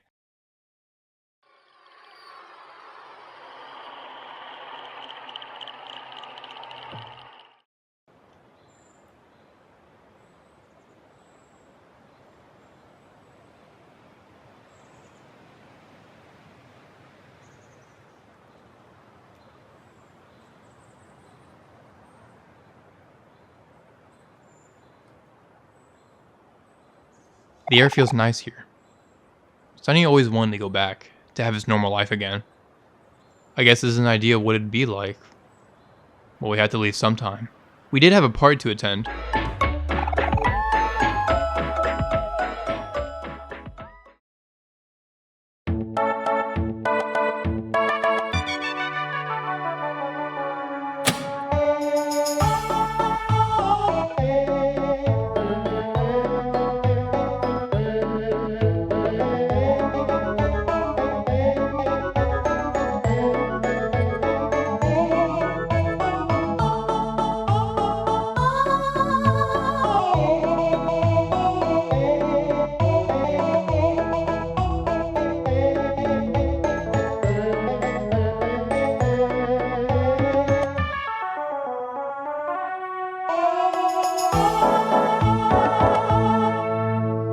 we really caused an uproar here.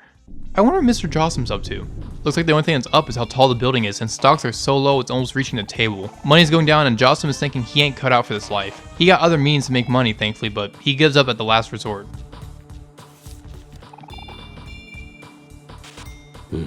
Good. My time has come. You must continue your journey without me. What are you... What?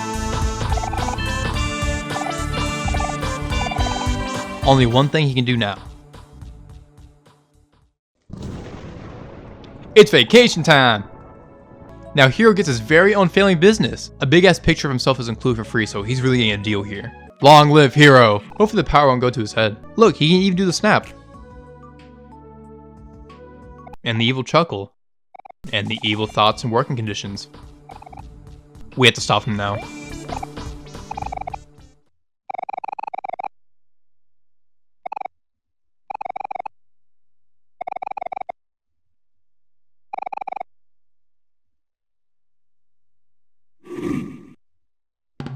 Bossman Hiro is simple. Can you beat way cooler Jossum without Hiro? He offers deceptively tempting deals, and he looks really damn hard. I say looks since this is console exclusive content. I didn't mod my game. Damn you, exclusivity! Hiro runs mad with capitalist thoughts and he's here to make a deal.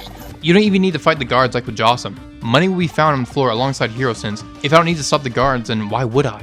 After a good few whacks from Omori, Hiro returns to his senses out remembering a thing he did. Bet you feel real happy, Hiro, being a villain for the day.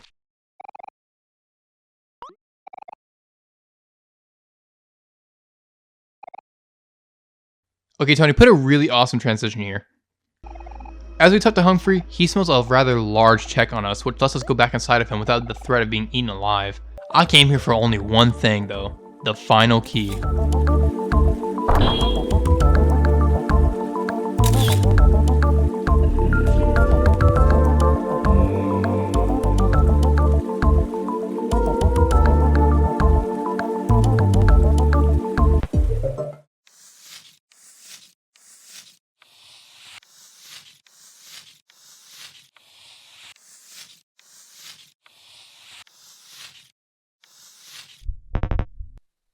Bitch, did you crash my game? Did you just crash my game? Bitch game. Oh, hey, I'm back.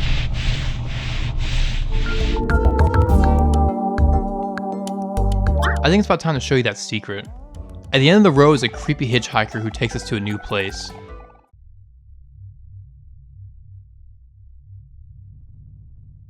The Abyss.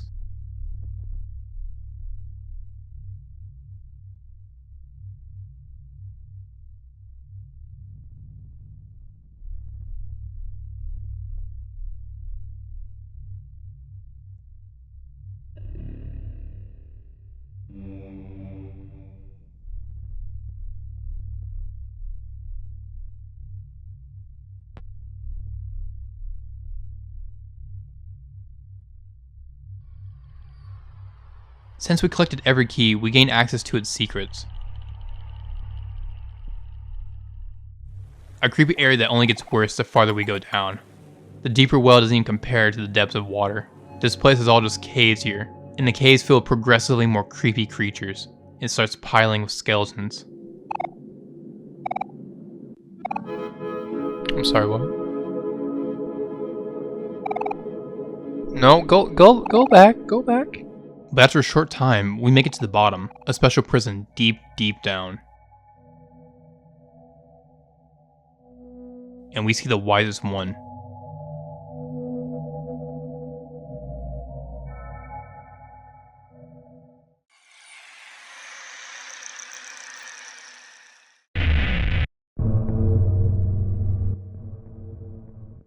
Abby is, or was, Sunny's imaginary friend, and she was banished here for what is most likely trying to get Sunny to forgive himself over Mari. She's a rather easy boss besides that though, especially considering our new imaginary friends are much stronger. Upon her defeat though, we're begged for mercy. In exchange for sparing Abby, our best friend, we get access to the strongest items in the game. I wish I had more to say about Abby, but she just doesn't have a lot to say. She used to remember the truth, but in her own words, but I cannot remember. But around Headspace, we have a plethora of new items. And we will need these items. In Humphrey, we can find Boss. After getting his ass beat, he found his calling in life, making a gauntlet. Boss's rush is simple. Fight every boss in the game with them being boosted in health and damage. It's not very good for a video, but it's great for a game. Can you beat the easy gauntlet with no breaks or healing between fights? Nothing much I can say about it. We've had the bosses again. I just set an agenda to get my boy Space Boy's lick back and Sweetheart. Sorry, Donut. I'm not even angry over you right now. I bear no grudge against anyone. It's just that the world feels so wonderful right now.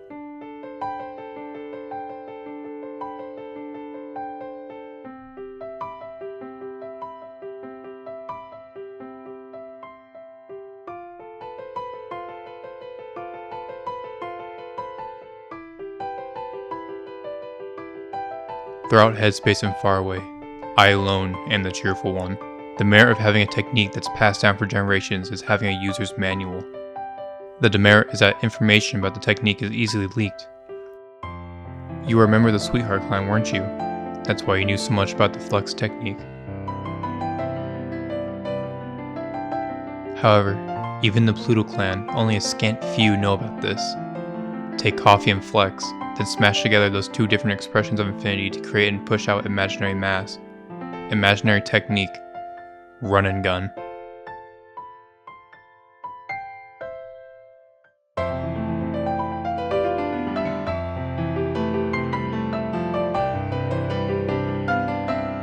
For our hard challenge, we award the best thing known to man. Mari's cookie. It's perfect. Speaking of, around Humphrey we can find Sweetheart clones. Roboheart will be in a random chamber and I feel horrible, God. Why did I kill her? She's so sweet! Miaheart will be in the lab she was made in and I couldn't do it. I love her so much. And then there's Perfect Heart, teaching Sweetheart manners and how to do chores. But I came here for her. She's not perfect and I'll prove it.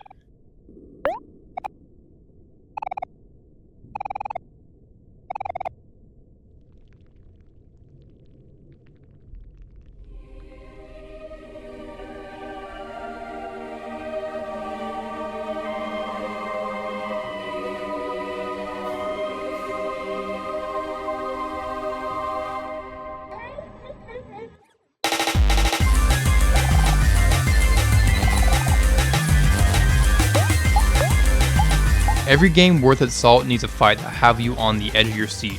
A fight to prove every bit of skill you've gathered through the game. A fight that'll make you lock in. She does intense damage, has an intense theme, and does intense emotion manipulation. And starts with a tribe that almost says that you will die and that this would just be another tee-hee time for her. Tee-hee time is powerful.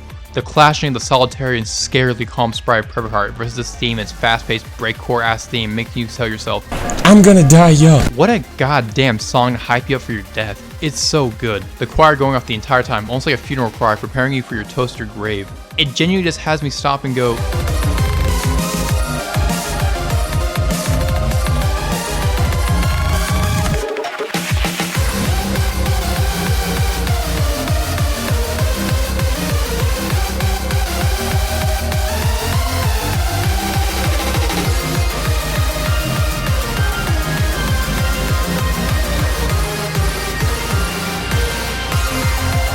the girl herself doesn't even play a single second. She genuinely had me tweaking my ass off. If you're happy now that you have enough speed to do this, please tell me you have enough speed. Ooh! This is terrifying!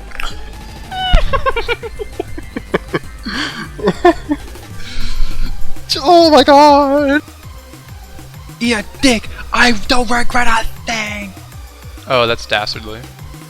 She'll start the fight with some small attacks that heal her juice while stealing from the victim. Or she'll spare someone. Yeah, look at this tomfoolery. The best part about this, I always got a really strong running gun in, which puts her in phase 2, where she heals back up to full health and goes into what I call angel phase. She spams Angelic Wrath, which randomizes emotions and does 3/4 of your health every turn. And may God be merciful if you decide to inflict emotions on her, since if she has the emotion advantage, be right back, gotta go to hell now. I don't even know what her problem against Hero was since I was screaming, I need a hero. And 99.9% of the time she told me here, no, I barely scraped by with this victory for my first run. Yeah, fun fact, you can't hear any of this fight because OBS stopped recording the audio. So I fought her again, just to prove our damn point. You are not perfect, I am. Give me everything.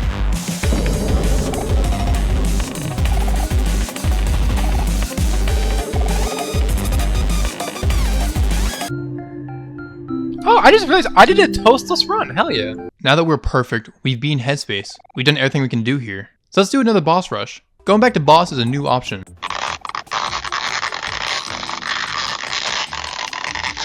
Alongside new border. Welcome to the wonderful world of modding. See, I bitched about boss and hero not being fightable, but shortly after I finished recording all my footage, I realized that why shouldn't I just mod a little bit? The Omori mod changes how enemies work alongside new attacks for them, changes how skills work and cost, and adds a console exclusive content. You thought you'd never see me again, didn't you? Well, too bad! I'm alive! And there's one thing I have not tried yet. See, we make a good team, but you know what makes a better team? Knowing your teammates inside and out, their thoughts, dreams, and deepest feelings. Someone you've seen in every emotion, your best friend. The gang recommends that we have Basil try to fight and learn the battle. So after a bit of convincing and a little bit of tweaking with boss, Basil and Omori become the ultimate power team. If you thought Hero was good support, look at Basil. If he can support Omori through the thick and thin, he can support in battle like nobody's business. Coming in with his own version of red hands and skills that heal juice and health, this new part changes everything about gameplay. Basil has a special follow-up that adds emotion to both him. Basil has his own follow-up skills that add emotion to both him and Omori on top of an extra effect based on what emotion was chosen, which are healing, juicing, and damage boost. He can even become a third tier emotion like Manic or Furious because that's how close Basil is to Omori. And once we release energy, the God Emperor smiles on the poor and weak. He shines brightly with radiance and smites the unworthy while fully healing him and Omori.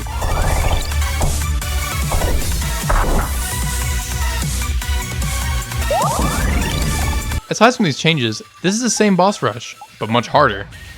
I assume. Yeah, let's talk about this line in the script again. Bosses are so much different now and actively react to what you do in Omori. Even Spaceboy does the attack I said he did earlier. Every phase! Sweetheart tells the debuffs to go piss off! Jocelyn brute forces his employees' emotions to counter you! Pluto makes you afraid of him! So much changed! Reminder, this is modded! If you play base game, this will not apply! And yet, even in a modded dream, Humphrey's still bad, if not worse. I don't know how to feel about this. That's a warning, it's about to get smelly, it's time for you all to get to my belly. This belly needs a hero. This dream needs a hero. It starts off amazing with the first phase being skipped and the second phase not having 1 cryptillion health. But that third phase is just, God, every turn is healing with no attacking. You want to use a skill? Everybody's afraid, suck my uvula, Humphrey says. Reminder, this was a 2-hour-long rush, and I died. Why does he do almost half of my health every turn? Just kidding, I wouldn't actually die in a fight in Omori. I wouldn't lose, that's just not my style. I never died while cheating twice. Who could do that? It's my dream, it's my world, I can do whatever I want. So anyways, Humphrey died while being a real pain in the caboose. And that's it. Basil's Rush is a fun new addition to Omori that, what the hell are they doing there? So I may have lied.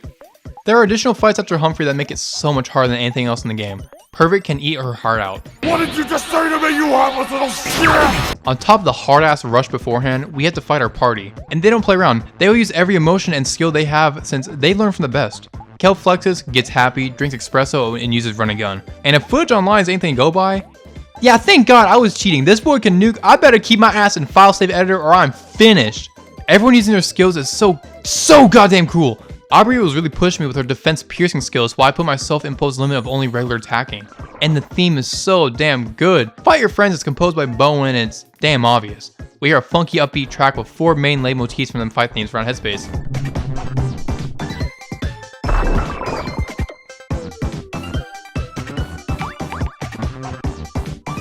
But by God, that My Time one is evil and twisted.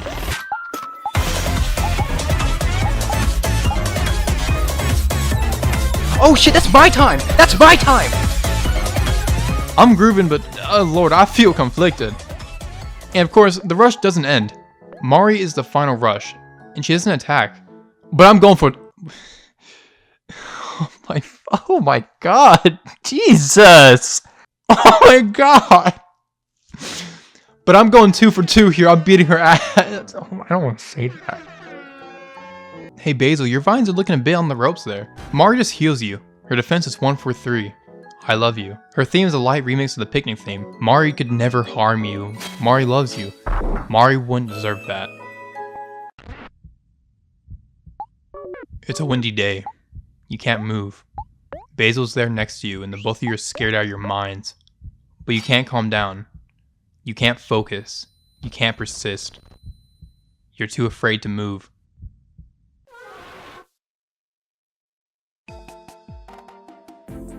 Back at the hub, Basil says that fighting is fun, but he wouldn't want to join in on it anytime soon. And Mari knows that we saw something that irked us. God, just digging that knife in, huh?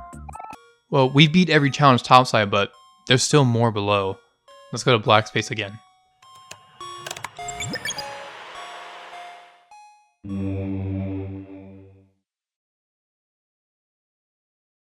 Around Headspace, new ways to enter the original Black Space open again.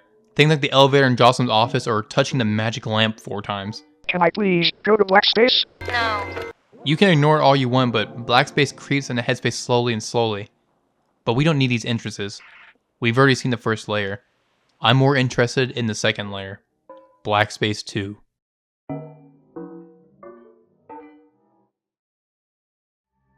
Black Space 2 is even more confusing and non-linear than the first layer. The wiki describes it as a Yume Nikki-esque area which fits it damn near perfectly. Areas are confusing and seemingly have no apparent way to beat them aside from stabbing yourself. The areas feel unfinished and distorted, in a good way, not like in a Starfield way. And I don't know how to cover it all. It's confusing, weird, and at times really goddamn funny. For seconds, the whole island will catch on fire due to the sun's intense heat. While engulfed by the fire, Omori can either stab himself or escape, or talk to the crab, and interact with the crab afterwards reveals that it's dying. What? Crab is dying. Staying in the fire will slowly drain Omori's HP at a rate of 1 per second until it depletes, killing him. This is the only way you can achieve a game over in Black Space.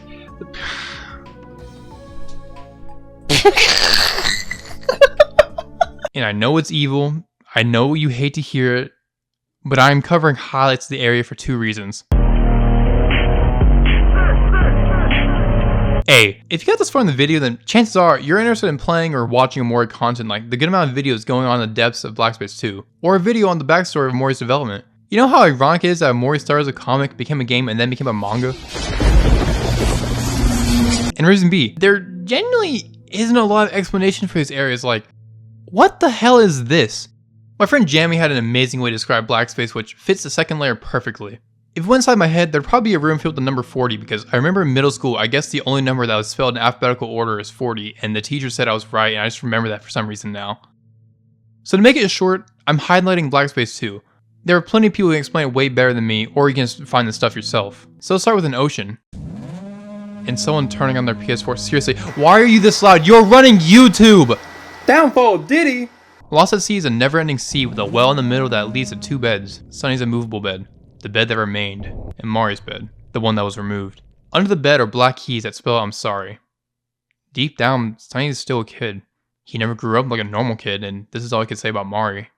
Way deep down at the bottom of his brain. There's also a Yume Nikki reference here in the Haunted Tree's hanging maze. Too bad you're stupid enough to not solve it. Bitch, tell me where I'm going now.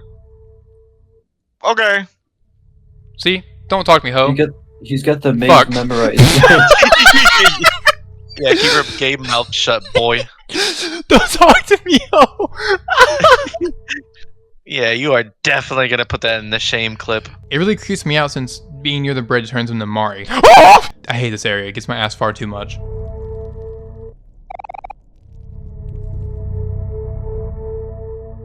The Lost Forest has a constant loop of little somethings being run over by a minecart with a pond filled with stories.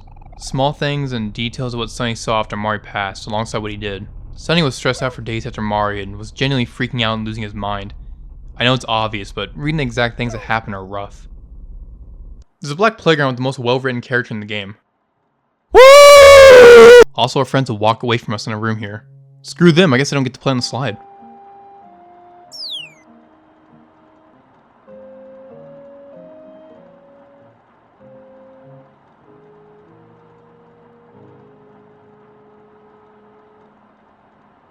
On the Withervane Islands are friends. Well, distorted versions of themselves. What a handsome lad. We can't touch him without. There's a repeating room here though, and it gets really dark the farther we go into it. Oh, hi Mom. You've seen better days. At the end is Mari, bloated beyond humanity. Where the hell did this thought come from? The looping force is definitely odd. Hi Kel, damn! He's going too powerful with the running gun. The force is a classroom. With faceless figures watching us. School must be terrible. Kel's desk isn't bad though. Behind the board's another letter. No anthrax this time. Well, I guess Omori's a date with Aubrey. And Aubrey. And also Aubrey. Jesus, how many Aubreys do you know? Well, Omori can't date all of them, so they can do the only sensible thing here.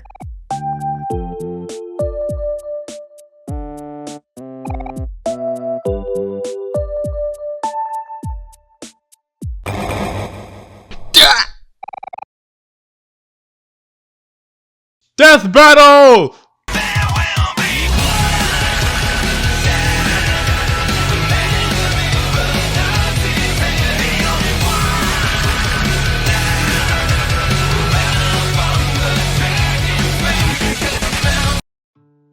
What a whack-ass dream. Congratulations, you won! I know what you did! Oh, there's a radio with some catchy tunes here.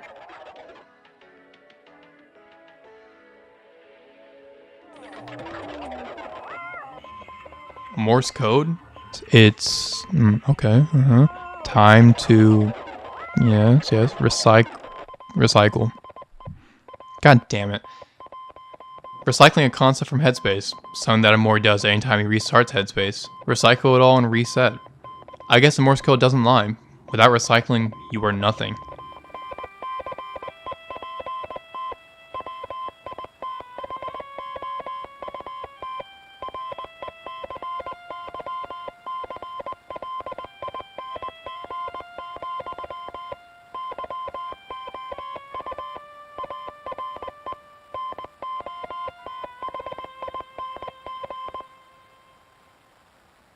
Cloud Walkway is probably the weirdest and yet funniest area.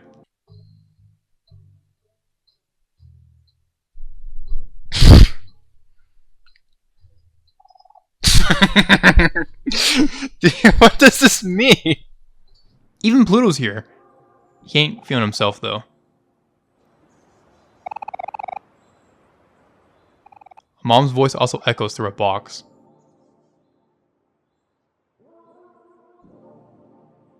Well, toys always had some for us, so I'd garner we can lure them out and see what's in there. We've traveled far and wide. We've seen 4 spaces, white, head, black, and red space. But we were never prepared for money space! Only Kel's allowed here. This is where he puts all the money he borrows. He won't mind if I borrow a few. I'm always hungry anyways.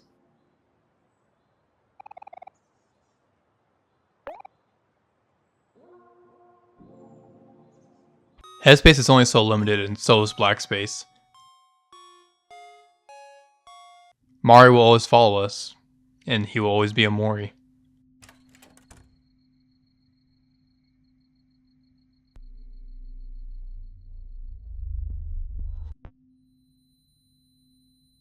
In the piano room is... well, there's nothing. There was never anything here, it was just an empty room.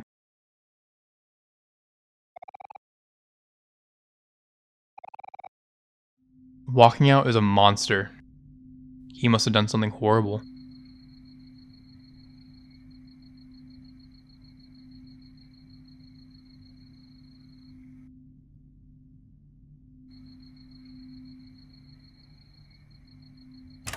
We should sleep.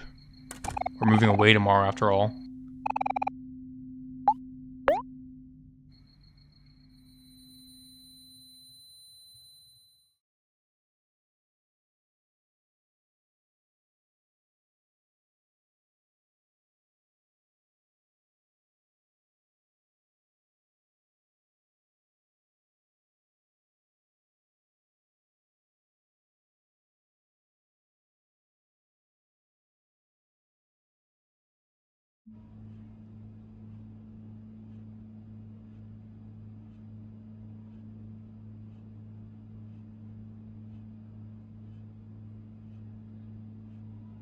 Waking up, Mom says she's outside. Around the house, our Moo is grabbing our things, and it feels mocking hearing what they have to say. As we walk outside of Mom's car, Mari follows us, and we drive away. From everything. From Kel, Hiro, Aubrey, Basil, and Mari. Every memory laid to rest and forgotten.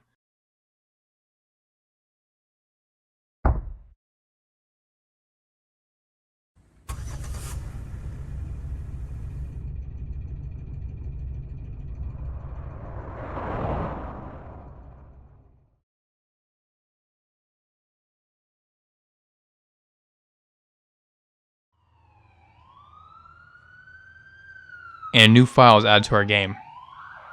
Something will always be behind you.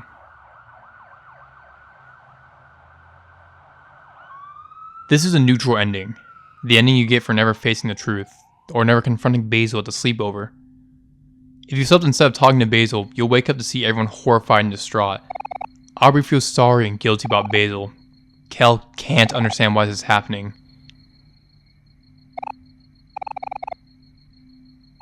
And Hiro tries to help Sunny.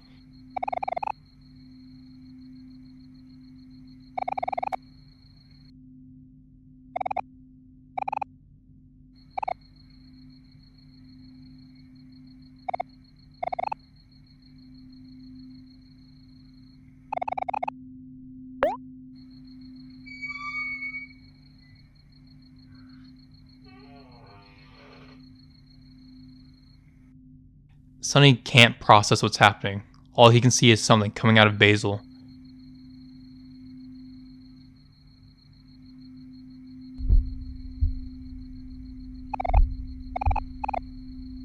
At home, Sunny can make a slight change to the ending. Either he can do the neutral ending, or he can grab the knife and use stab.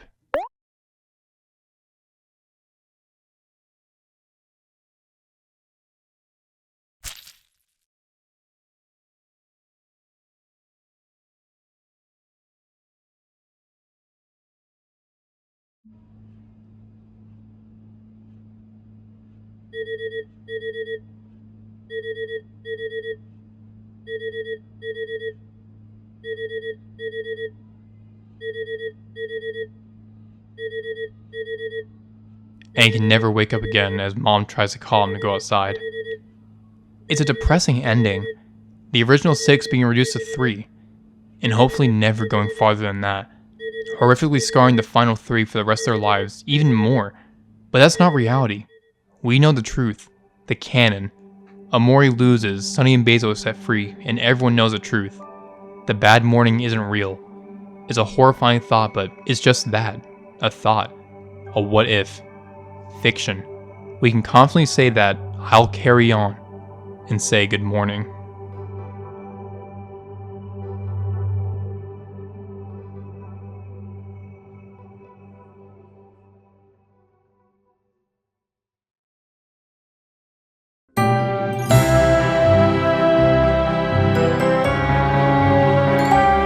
Around 7 or 8 hours ago, depending on how long this part is, I said that I loved Omori from the bottom of my heart, and I hope I've proven that love here.